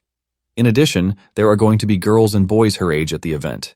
Even with all of his persuasion, the girl remains mute, and Rain decides to leave her in his office. He assures her that there will be maids to take care of her in case she needs anything. He also adds that she is free to change her mind, and in case she wants to come, all she needs to do is tell the maids to bring her. Arriving at the dam, the Elven Queen expresses her doubt about the durability of the dam. She tells Rain that elves are basically powerless against flash floods, just in case things go wrong. Rain then tells the lady that she doesn't need to worry about anything because he specifically monitored all the processes and everything was done in the right way. He lets the Queen know that she is about to witness true power. Selena then shows up telling Rain that everything he told her has been put in order. She reveals that they have installed 3 thick stone slabs at the dam's outlet to withstand the impact of the water flow. She also mentions that they have set up an iron gear system to regulate the water flow and prevent the dam from suddenly losing control. Rain is happy to hear all of these, and he informs his guests that they are going to be the ones to perform the first opening of the floodgates. The Elven Queen remains scared, and she points out the fact that there is so much water on the other side. She tells Rain that if there is a slight mistake, the farmlands below will face a disaster. Priscilla also shows her concern by asking Rain if opening the gates is safe because of how massive the gates are. Priscilla reminds her brother that they can't gamble with the lives of the people. Rain once again assures the two that the amount of water in the dam poses zero threat to them. He explains that the dam's design has undergone several experiments and verifications. In fact, he personally made sure he ensured the safety of every step. Rain reveals that the water will flow smoothly downstream and the farmlands will receive ample irrigation. Rain tells his guests that they have nothing to worry about because they are about to witness a miracle. The ladies then step forward to join Rain to start the dam. They are about to do this when Eldrick appears above them. Eldrick arrives with his usual annoying smile. The Elven is confused, and Priscilla explains to her that Eldrick is the former lord of the city, who rebelled and was driven out by Rain. Rain is surprised that Eldrick actually showed his face at the opening of the dam. Rain asks him what he is doing there, and Eldrick proudly reveals that he has joined the Orvis Empire to become a noble. Rain smiles, asking if he has come to turn himself in because he doesn't like the way he is being treated by the Empire. Eldrick smirks, telling Rain that he is there for revenge. Rain laughs when he hears this. He mocks Eldrick, asking him if he is brain dead because he came for revenge on his own. Eldrick confidently replies that he didn't come alone. He reveals that he has positioned a team of powerful mages upstream, and they are ready to cast a powerful water elemental magic. With the help of the upstream current, he is confident that their magic will rush down and destroy the dam he is so proud of. Once the dam is destroyed, the city and its people are automatically doomed. The Elven Queen freaks out when she hears this. Even Priscilla is scared, and she warns Eldrick, telling him that if he tries ruining everything, she is going to chase him to the ends of the earth. Eldrick laughs out loud, saying he is enjoying the frustration on their faces. Eldrick then hits the water with his magic, unleashing a powerful water flow in the direction of the dam. The Elven Queen panics and suggests that they leave because things are looking grim. Rain then tells her not to panic because no matter how much Eldrick releases, the dam will remain strong. Rain tells the Queen that he has already set up all the safety measures to make sure everything goes right. This is why he is confident that no matter how scary the flood is, the dam will remain standing. Rain then turns on the dam, releasing a huge flow of water, and Eldrick starts laughing at him, saying the dam is unable to withstand just a single blow. Even the Elven Queen believes Eldrick, and she suggests that they leave before they are swallowed by the flood. Priscilla also urges Ryan to leave, but Ryan remains stationary, telling the two that the amount of water they are looking at is not enough to take down his dam. Rain even taunts Eldrick further, asking him if that is all he can do. Eldrick is more than happy to shoot more magic power into the water, since Rain is asking for death. The water starts rushing so hard that the slab underneath starts to crack. The Elven Queen wants to run away, but Rain tells her that it is not yet time for them to panic. Eldrick continues attacking the dam just so he can make sure Rain fails. Suddenly, the intensity of the flood takes down the three slabs, shocking the ladies. While the others are panicking, Rain is smiling because it is finally going down the way he wants it to. The gear under the dam then changes direction, and the overflow of water starts going through another outlet, which leads to the farmlands. This shocks everyone who is watching, and Rain thanks Eldrick for his help. Rain says he would have had to waste his magician's mana to irrigate the farmlands, but Eldrick has done it for him for free. Eldrick cannot believe that Rain actually used him, and Rain explains to him that the dam was not meant to block water only. He explains that the main purpose of the dam is to actually utilize the power of the water flow to allow the entire farmland to be nourished. Rain says the larger the flood, the more adequately the farmland is irrigated. Eldrick cannot believe that his grand plan has been used against him. Since his plan has failed, Ryan suggests that they continue with the last unfinished business. Instead, Eldrick decides that he needs to leave, but he assures Rain that they are going to meet again. Rain laughs when Eldrick says this, and he reminds him that his city is not a theme park that he can just waltz in and out of.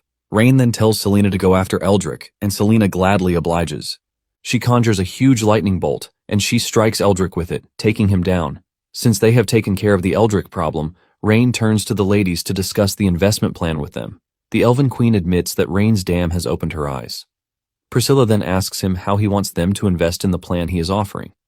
Rain says the dam has solved the incessant flooding of the city, and to make the city great, they need to work toward building economic prosperity. The Elven Queen asks him if he is planning on building caravans to achieve this, but Rain says no. Rain reveals that his plan is to earn money from the caravans instead. Priscilla asks him if he is planning to raise tolls because this is a bad idea, which will cause resentment among the caravans. Rain then replies that she is also wrong with her assumption. Rain reveals that he is planning to build a community that serves passing caravans so that they can spend all their money while they are in the city. Rain then takes them to the only road from the city that leads to the border fortress. He shows them a particular spot that used to be a casino, and he tells them that the location is pretty advantageous for what he wants to do. He says as long as they build a service area there, the passing caravans will definitely stop to spend money.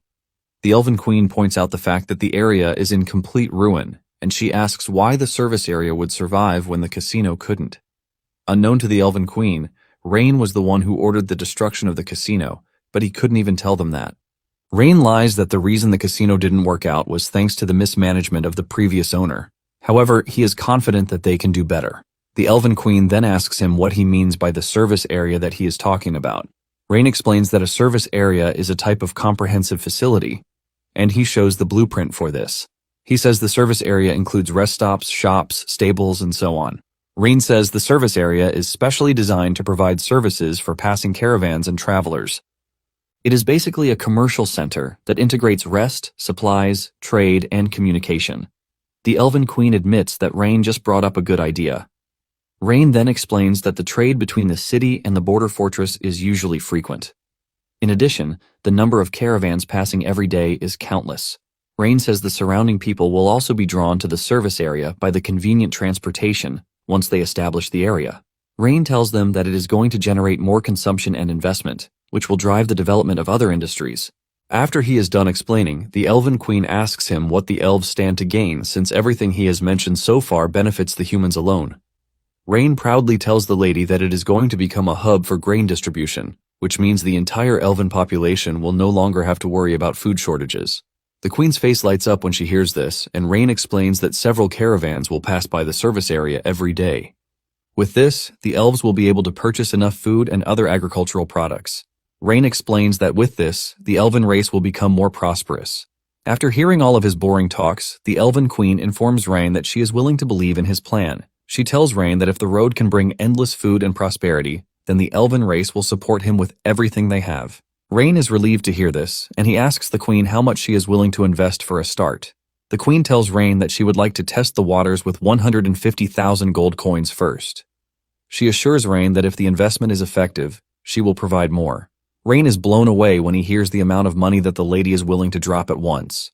This is when he finally understands what it means to be rich. Rain cannot believe that he just landed a big fish, who will single-handedly sponsor everything he needs. The Queen then tells Rain that she is going to send her own people to supervise the project. Rain assures the Queen that she has nothing to worry about because he is personally going to supervise the task to ensure it meets the highest standards. After the meeting, Rain rushes over to tell Leah that everything went smoothly. Leah then replies that it is all thanks to his wisdom and persistence. Rain says the investment issue might be out of the way, but there are still other issues like fund management that need to be tackled. He tells Leah to get him Selena, and moments later, Selena shows up. Rain asks her if she knows what cooking the book means, but she is entirely ignorant of this. Selena says the only thing she knows is curses and magic, leaving her completely clueless when it comes to math. Rain also asks Armando if he knows, but the dude also has no idea. He mentions that he is still trying to figure out the director's task that he gave him. Rain almost faints when he realizes that the two smartest people in his court have no idea how to cook the books. Rain starts to wonder if he is supposed to spend all of his money on construction, but he quickly trashes the idea, saying he has to save some for a rainy day. Leah then suggests that they ask Priscilla for help, since it is something that deals with economics. Leah reveals that Priscilla's territory has many business geniuses, and they are supposed to understand what it means by cooking the books. Rain rejects the suggestion, saying the task has to be carried out by someone he completely trusts. He adds that the fewer people who know about it, the better. Desperate to find a solution, Rain orders that they bring all the merchants in the city to him. Meanwhile, Wilvinia has arrived in the city, and her only job is to make sure she convinces Rain to release Castile so she can save her father. Wilvinia steps into the city and notices the strange crowd gathering. She asked one of the citizens what was happening, and he revealed that Rain is holding an accounting exam. He says everyone is excited to join in on the fun of it. Wilvinia is confused, and she asks what the accounting exam means. The dude confesses that he also doesn't know, but Rain has promised to hire anyone who passes the exam. In addition, the person who passes is entitled to one wish from Rain. Wilvinia immediately becomes curious and interested because she knows that once she passes the exam, she might have the chance to get Rain to unconditionally release Castile. Everyone starts rushing over to their seats for the exam, and Rain is personally supervising. He especially tailored the exam for the upcoming service area project. He believes that it is genius to have thrown the unsolvable problems at the interviewees. Rain is already imagining what the future of the city will look like. One of the examiners comes rushing to Rain to tell him that someone has finished their exam, and the person is the manager of the city's brothel. Rain is glad to hear this because he had high hopes for the city in the first place. However, his high hopes were instantly crushed when he realized that the paper was blank. The dude literally didn't write anything, and his excuse is that he doesn't understand the questions at all. Rain asks him why he decided to take the exam when he knows nothing about the questions he is asking.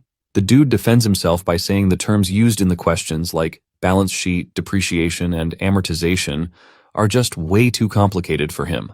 Rain cannot believe that no one understands cooking the books the way he wants. He feels like they are all going to end up in prison if he tries to make it clearer than he already did. Basically, cooking the books is manipulating financial records to hide losses, embezzle funds, or mislead stakeholders.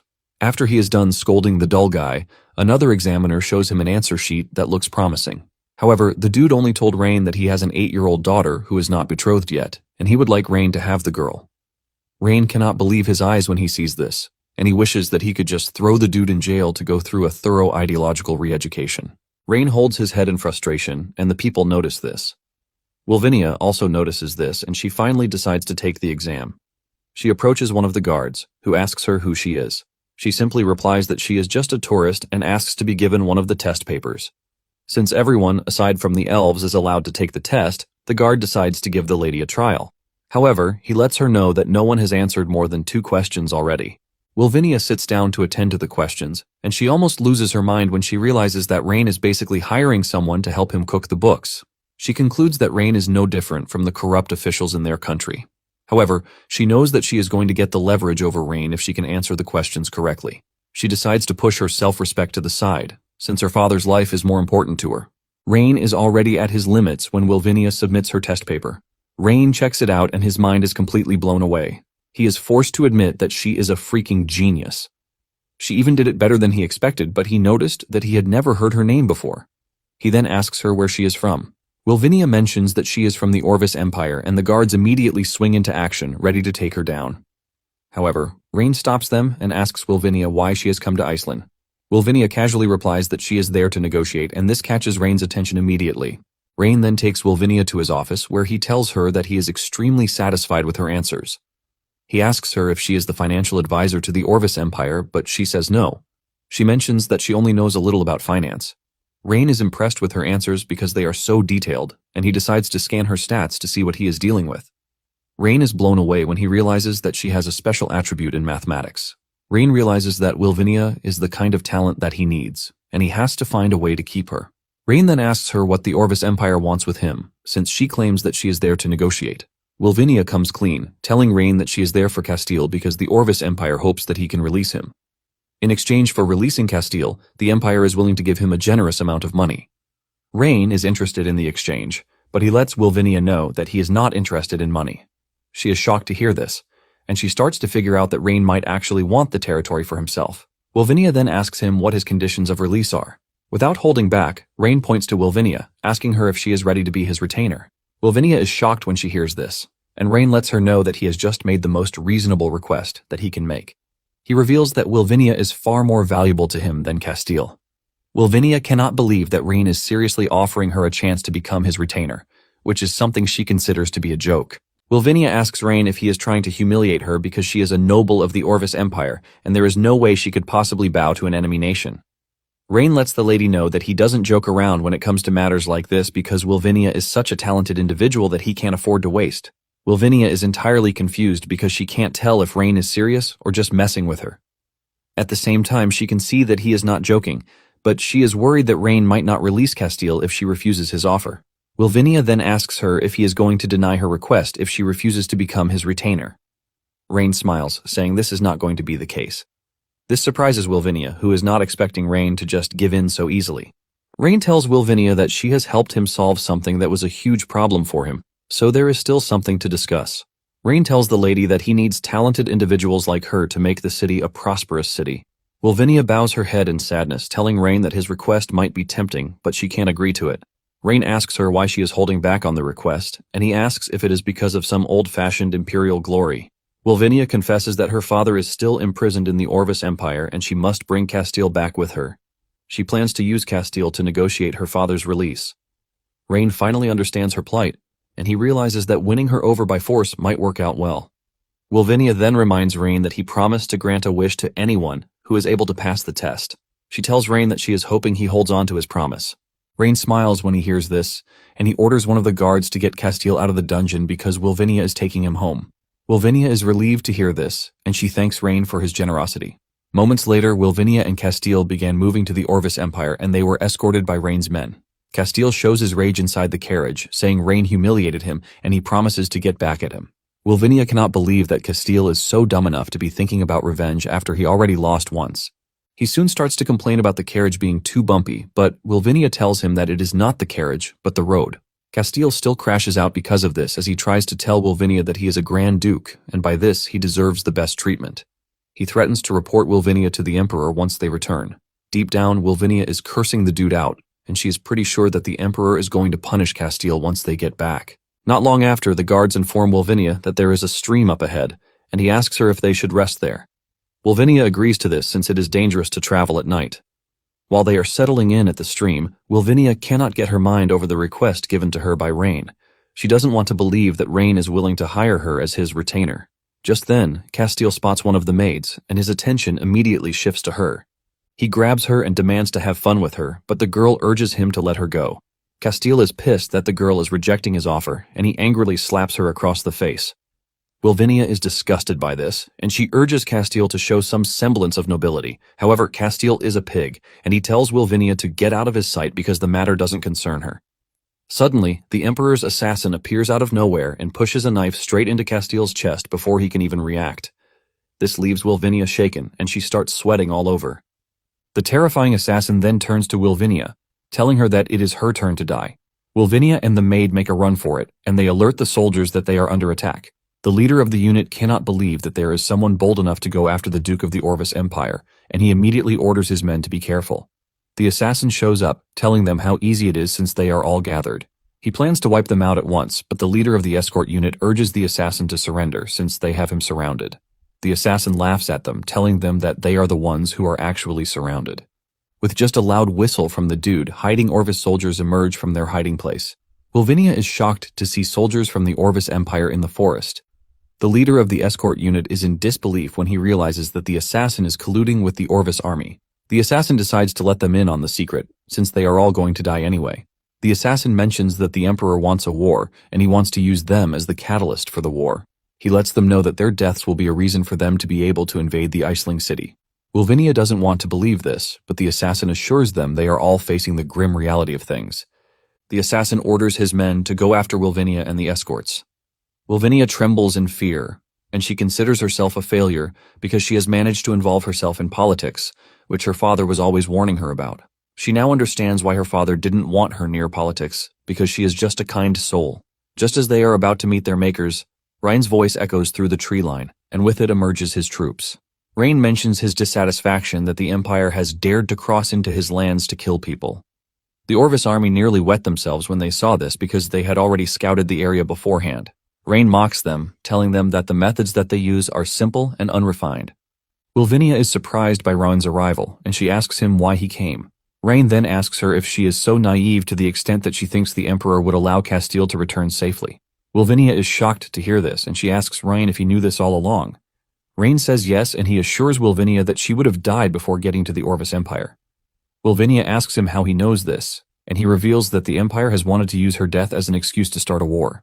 Surprisingly, Rain is not against this. The assassin tries to act tough, and he tells his soldiers that they have to kill Rain so that the city can fall into chaos. The soldiers charge toward Rain and his men, and Rain casually tells Rosalind to wipe out the invading soldiers. Rosalind descends into the battlefield from above just so she can aura farm and show the enemy troops how it's done. A fierce battle ensues, but Rosalind is on another level, and she creates a decimation scene across the battlefield, causing the enemy soldiers to start trembling in fear. She looks like a total maniac in battle, and the soldiers start admitting that she is just too strong, and they might not have a chance against her. The assassin urges his men to stand strong because Rosalind is just one person, and they can take her down. Since the assassin is so brave, Rosalind turns her attention to him. She almost smashes his head in with her spear, but he narrowly escapes the strike. The assassin blocks her attack, and one of the soldiers tries to sneak up on her from behind, but Rosalind renders him limbless on the spot. Rosalind then turns to the assassin again, and she delivers a high-powered kick that sends him staggering backwards. He coughs in exhaustion, and Rosalind urges him to surrender if he doesn't want to die. The assassin boldly tells Rosalind that he is not scared of her, and she gives him a reason to be. She dashes toward him at a blinding speed, which he is not able to react to. Rosalind lands a strike on his shoulder, causing the dude to fall to his knees. The enemy soldiers see this, and conclude that Rosalind is way above their league. Even the assassin now realizes that Rosalind's strength is completely beyond his expectations. Standing in the rear is Ryan, and he is also impressed by what he is watching. He realizes that Rosalind is going to be totally unstoppable when she starts wearing a bulletproof vest and wielding a submachine gun. Rosalind then urges the enemy soldiers to drop their weapons, surrender, or die. The soldiers have no choice but to start dropping their weapons as they beg to be spared. The assassin tries to rile them up to fight, but the soldiers prioritize their lives. Rosalind then informs Rain that all the enemy troops have been captured. Rain is glad to hear this, and he commends Rosalind for a job well done. The assassin is brought to Rain, and surprisingly, he tells the soldiers to let the dude go. The assassin urges Rain to kill him if he wants to, because he is never going to beg for mercy. Rain smiles when he hears this, and he assures the dude that he has no intentions of killing him. The assassin is shocked to hear this, and Rain tells him that he is sparing his life because he needs him to pass a message along. The assassin wonders who he is trying to send a message to, and Rain says the message is for the Emperor of the Orvis Empire. This shocks the assassin, who starts racking his head in an attempt to figure out what Rain wants to do. Rain tells the assassin that since the Emperor is looking for an excuse for war, he is willing to satisfy him. Rain tells the assassin that he is going back to the Empire to tell them that he was the one who betrayed the Alliance and killed Wilvinia while they were returning to the Empire. Rain basically tells the assassin to pin everything that happened on him, but he is waiting to show the Empire why they are not supposed to mess with him. Rain then tells Wilvinia to return to the city with him, since the Empire was already planning to kill her. The assassin finally leaves, but he tells Rain that he is going to regret his decision to let him live. After the assassin has vanished, Wilvinia asks Rain if he is not scared that the Empire is going to launch a full-scale attack on him and the city. Rain says he is more afraid that the Orvis Empire army might not come. He confesses that what he actually wants can only be given to him by the Orvis Empire. Wilvinia asks him what it is, and Rain smiles before revealing that he wants the land of the Orvis Empire. Rain then tells Rosalind to take back all the prisoners and reform them into workers. Rain is glad that he just got a new set of workers because he was already short-staffed. Later on, Rain takes Wilvinia through the dark lobby of the castle, and Wilvinia assumes that Rain is leading her into the dungeon. However, Rain shocks her, telling her that he has no interest in keeping her locked up in a dungeon. Rain takes her into the math room, where Selena has almost lost all of her brain cells, trying to figure out how the abacus works. Rain then tells Selena that she doesn't need to stress herself again because their savior has arrived. Wilvinia is shocked when she sees the number of accounts that Rain is trying to cook up. Rain then tells Wilvinia that the Elven Queen will be coming for a financial report in 3 days. Rain wants Wilvinia to help him set up the account and hide everything he doesn't want her to know. Some days later, Wilvinia shows up totally sleep-starved to show Rain all the accounts that he asked for. Rain checks them out, and he commends Wilvinia for a job well done. Wilvinia is glad that Rain is satisfied because she, on the other hand, is just trying to survive. Rain then assures the lady that he has no intentions of killing her, since he is the one who brought her back himself. Rain then asks her what reward she would like for helping him falsify the accounts. Wilvinia reveals that she actually wants something, but she doesn't think it's something that Rain can actually do for her. Rain smiles when he hears this, and he asks her if she wants him to rescue her father. Wilvinia is stunned when Rain says this because she didn't even say anything. She starts wondering if the dude can read minds. Rain tells her not to be surprised because he figured it out easily, thanks to human emotions being the easiest thing to see through. Wilvinia then asks him if he can truly rescue her father. Rain lets her know that there is no deal in this world that he can't make. Upon hearing this, Wilvinia realizes that Rain is actually someone she can trust. However, she thinks rescuing her father is too much of a reward for a mere creation of fake accounts. She then asks him what else he wants from her. Rain is glad that Wilvinia is such a smart person. He then explains that Wilvinia has been cooking the books for him in the past couple of days, and all he wants is for her to continue doing it.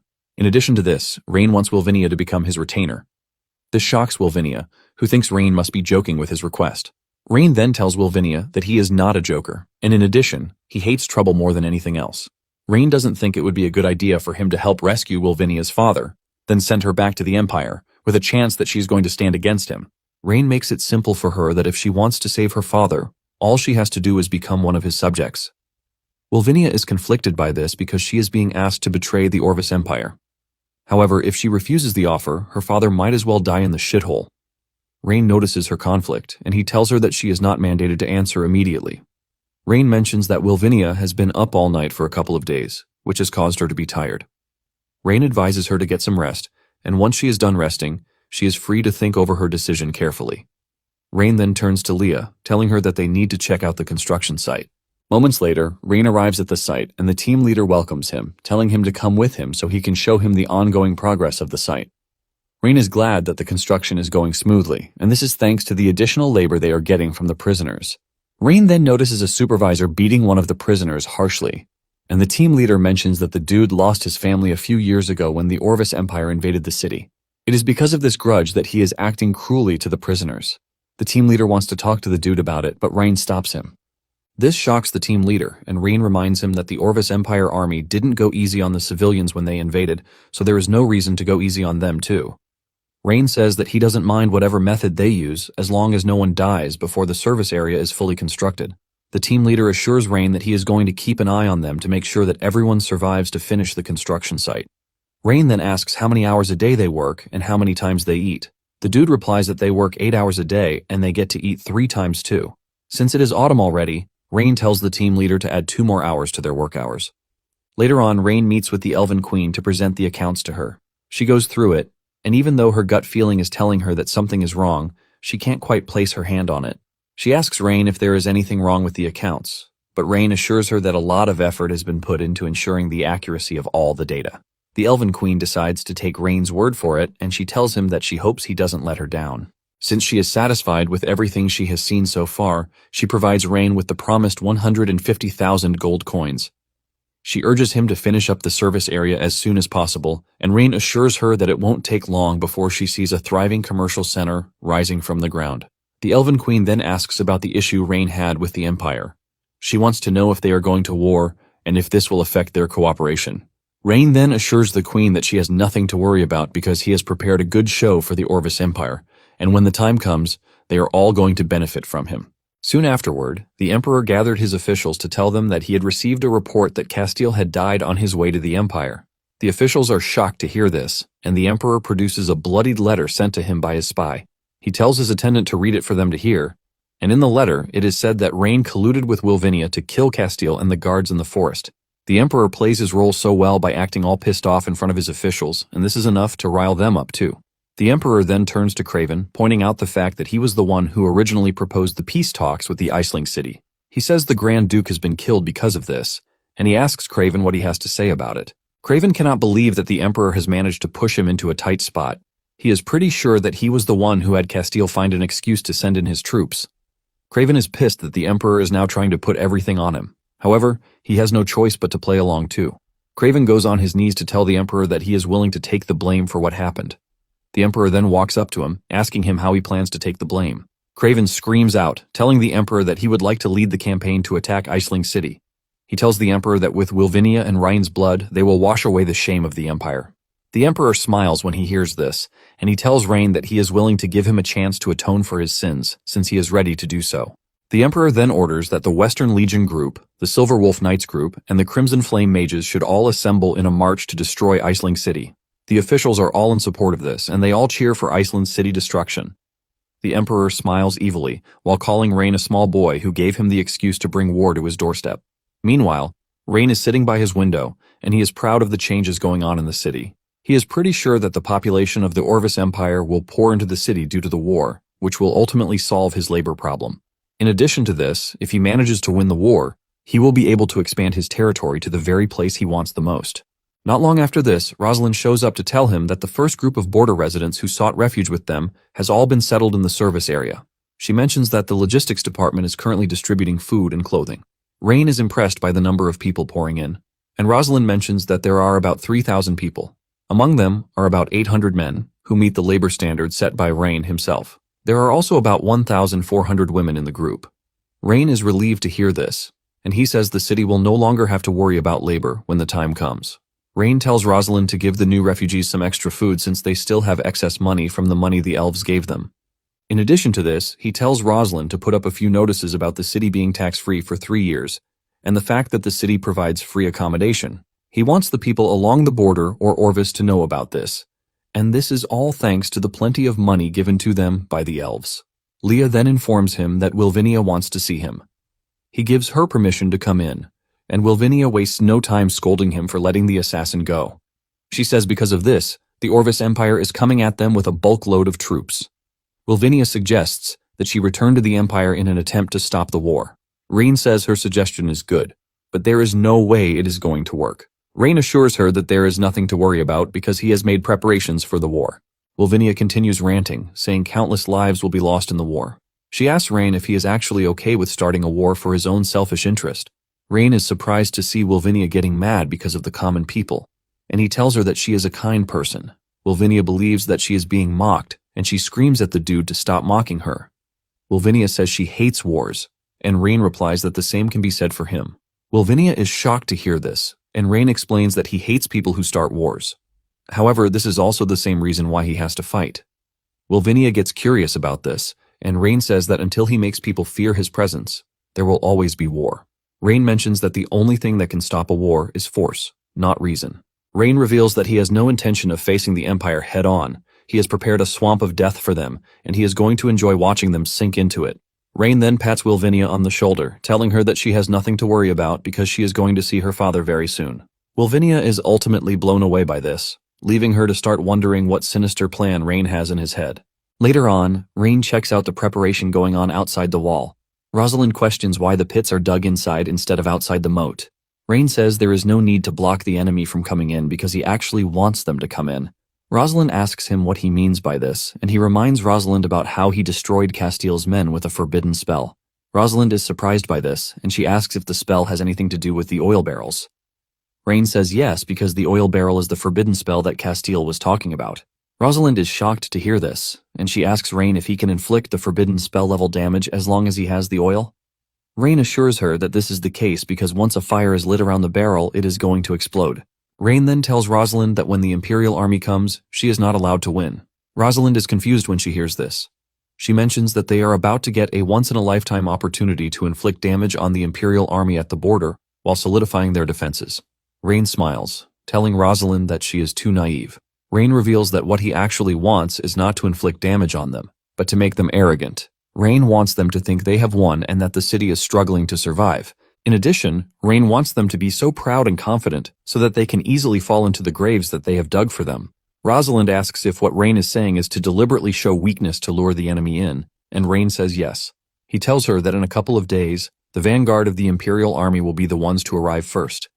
Rosalind is to lead her army to confront them head-on, but she is not allowed to win. However, she also must not lose badly. Basically, she can win, and she can lose. She is to give them a false impression that the city's defenses are struggling to hold on. Rosalind finally understands that Rain wants the Imperial army to chase them to where the oil drums are buried. Rosalind assures Rain that she is on board with the plan, and she promises to lure them in. Rain tells Rosalind that he is going to leave the planning to her so that he can check what Armando is doing. Rain assures Rosalind that after the war, the rules of the war will be rewritten. Inside the forge, Armando is busy arguing with Bram, telling him to follow every detail of the blueprint that Rain left for him. Bram argues that the barrel is too thin for what Rain wants them to do. But Armando continues pointing out the design that Rain wants. Bram tells Armando that the dimensions are wrong because the pipe he is holding obviously cannot withstand the pressure of the gunpowder. The two are arguing when Rain enters the workshop. Rain asks Armando why he is arguing with Bram, and Armando mentions that Bram is not ready to follow the blueprint because he believes that the barrel is too thin to withstand the pressure and claims that it would explode. Bram tells Rain that he might have helped them build a powerful furnace, but he doesn't believe in the design that he sent to them because he believes in practicality. Bram lets Rain know that the pipe is too thin and will definitely explode due to pressure. Rain then tells the dude that he has nothing to worry about. He says the pipe can indeed explode under pressure. Bram celebrates when he hears this, telling Armando that he is right all along. Rain then cuts in, telling him that as long as the pipe is designed according to the rules, there will be no problem. Rain mentions that the gun's design is the result of precise calculations and numerous trials. He adds that in terms of gunpowder usage and firing range, it will not explode as long as they control it properly. However, it is going to exert an astonishing and overwhelming power. Bram then tells Rain that, considering the size of the tube, he doesn't think it can have as much power as Rain is claiming it to be. Rain assures him that from 50 meters away, a single shot can penetrate the chest of a heavily armored cavalryman. The dwarves hear this and burst into laughter, believing that Rain is just messing around with them. Since there is none of them who are ready to believe him, Rain tells them to follow the design and produce just one gun for him. Bram agrees to this, saying they are going to see if the drawings would produce what he said. Bram is also curious to see if Rain's understanding and wisdom on things can actually break their belief. Soon afterward, the dwarves finish making the gun. Rain checks it out, and he is impressed by the gun because it was made to perfection. Bram immediately demands to see the power of the gun, which Rain claims to be overwhelming. Rain suggests that they go outside to test it out.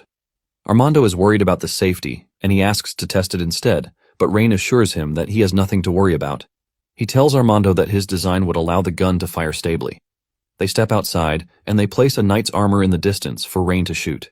Rain fires the shot, and to their shock, the bullet travels with so much power and speed that it breaks through the armor. The dwarves cannot believe their eyes at the amount of firepower that the gun can produce. Bram stares at it with so much terror and realization that it can actually pierce through the finest knight's breastplate. Bram is left questioning where Rain got all his insane ideas from. Bram figures out that the emergence of the gun is enough to change the war landscape and might as well end the knightly era. Rain then turns to Bram to ask him if he is now convinced. Bram goes on his knees, telling Rain that he and the dwarves will forever be loyal to him. Bram admits that Rain's wisdom far surpasses theirs, and he assures him that they are willing to become his blacksmiths so that they can forge the strongest weapons for him. The other dwarves are shocked when they see their boss on his knees, and they demand to know why he is bowing to Rain. Bram stares at them disgustingly before telling them to shut their mouths. He asks them if they think they have the durability to withstand the gun's power. It dawns on the dwarves that they are at a disadvantage, and they quickly go on their knees to pledge allegiance to Rain. However, Rain tells them that they are getting things wrong because he doesn't need them to pledge allegiance to him. Bram asks him what he means by this, and Rain mentions that promises are not the most reliable thing in this world. Rain believes that nothing beats benefits. It finally dawns on Bram what Rain actually wants. Bram bows to him, assuring him that the blueprints will never be leaked and they are never going to betray him. Rain is relieved to hear this, but he urges Bram to leave the allegiance and oaths for another time. He tells Bram that what he wants from him is to mass-produce the firearms to prepare for the upcoming war. Bram immediately acknowledges the order. Shortly afterward, Craven and the Imperial Army arrive at the outskirts of the city.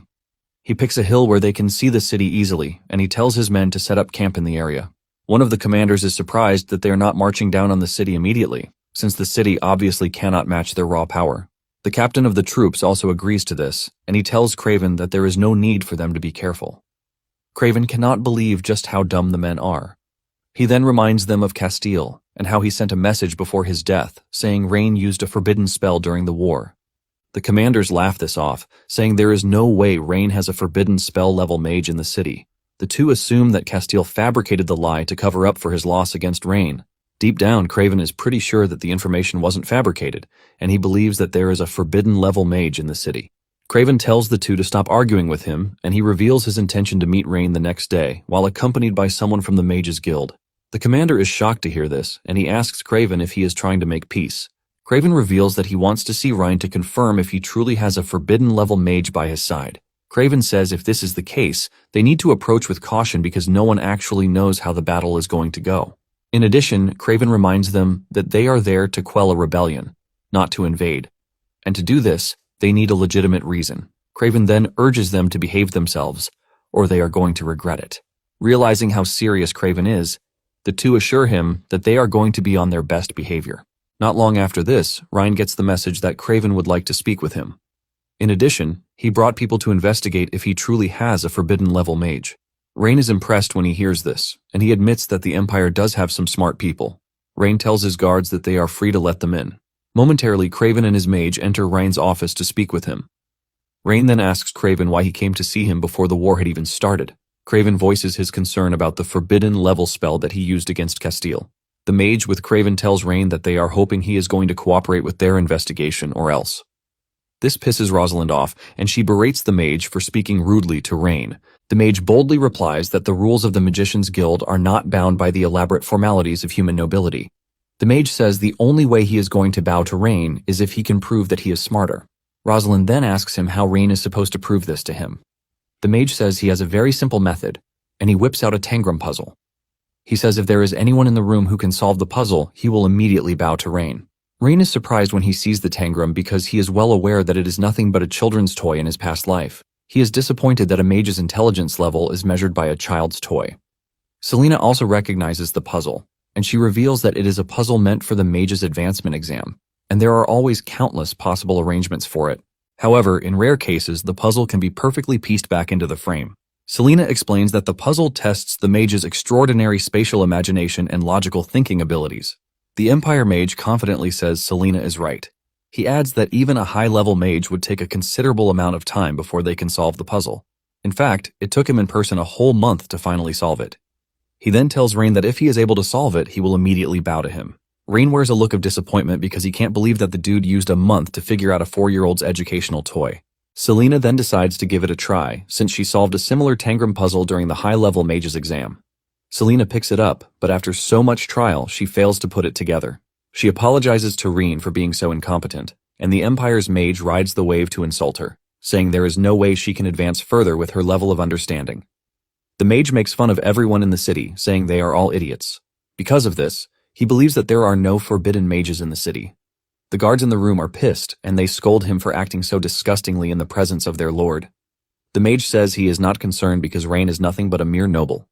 He turns around to leave, but Rain stops him. Rain tells him that he is wrong because there is someone who can solve it.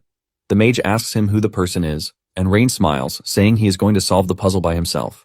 The mage bursts into laughter when he hears this, and he reminds Rain that he was the spoiled rich noble who couldn't even pass the junior magician exam. Because of this, he believes that Rain has no chance whatsoever of solving the puzzle. Rain smiles, saying he failed the exam because the questions were too stupid and not worth his time. The mage then tells Rain to solve the puzzle if he thinks he can. Rain suggests that they make a bet to spice things up. The mage asks him what he wants to bet on, and Rain tells him that he would have to go down on his knees and apologize to Selena if he is able to solve the puzzle in 30 seconds. Selena is shocked to see Rain standing up for her, and Rain reminds her that she is his subordinate, and he is the only one who has the right to bully her. The mage accepts the bet, but tells Rain that if he fails, he will have to kneel in front of him and apologize to him too. Rain accepts the deal, and he grabs the puzzle. Just as promised, he solves it in 30 seconds, leaving the mage stunned and horrified. He doesn't want to believe his eyes because the puzzle took him a whole month to solve. Since he has solved the puzzle, Rain reminds him of their bet. The dude claims that it is nothing but luck. He says it is a lucky break and doesn't count as a real skill. Rain replies that he doesn't care if it is luck or not, because the point is that he has pieced the puzzle together. Rain walks up to him, telling him that he has two choices. It's either he kneels down and obediently apologizes to Selena, or he is going to have Rosalind relieve him of his head. Rosalind shows how serious she is by smashing her sword into the ground. Craven reminds the mage that he made a bet in public, and it would be bad for him to go back on his word. Craven says this is also going to damage the reputation of the mage's guild. The mage tries to defend his mistake by saying he never expected someone to actually solve the puzzle. Craven asks him if he is ready to honor his word, or if he is going to give him the opportunity to report his disgraceful behavior to the mage's guild.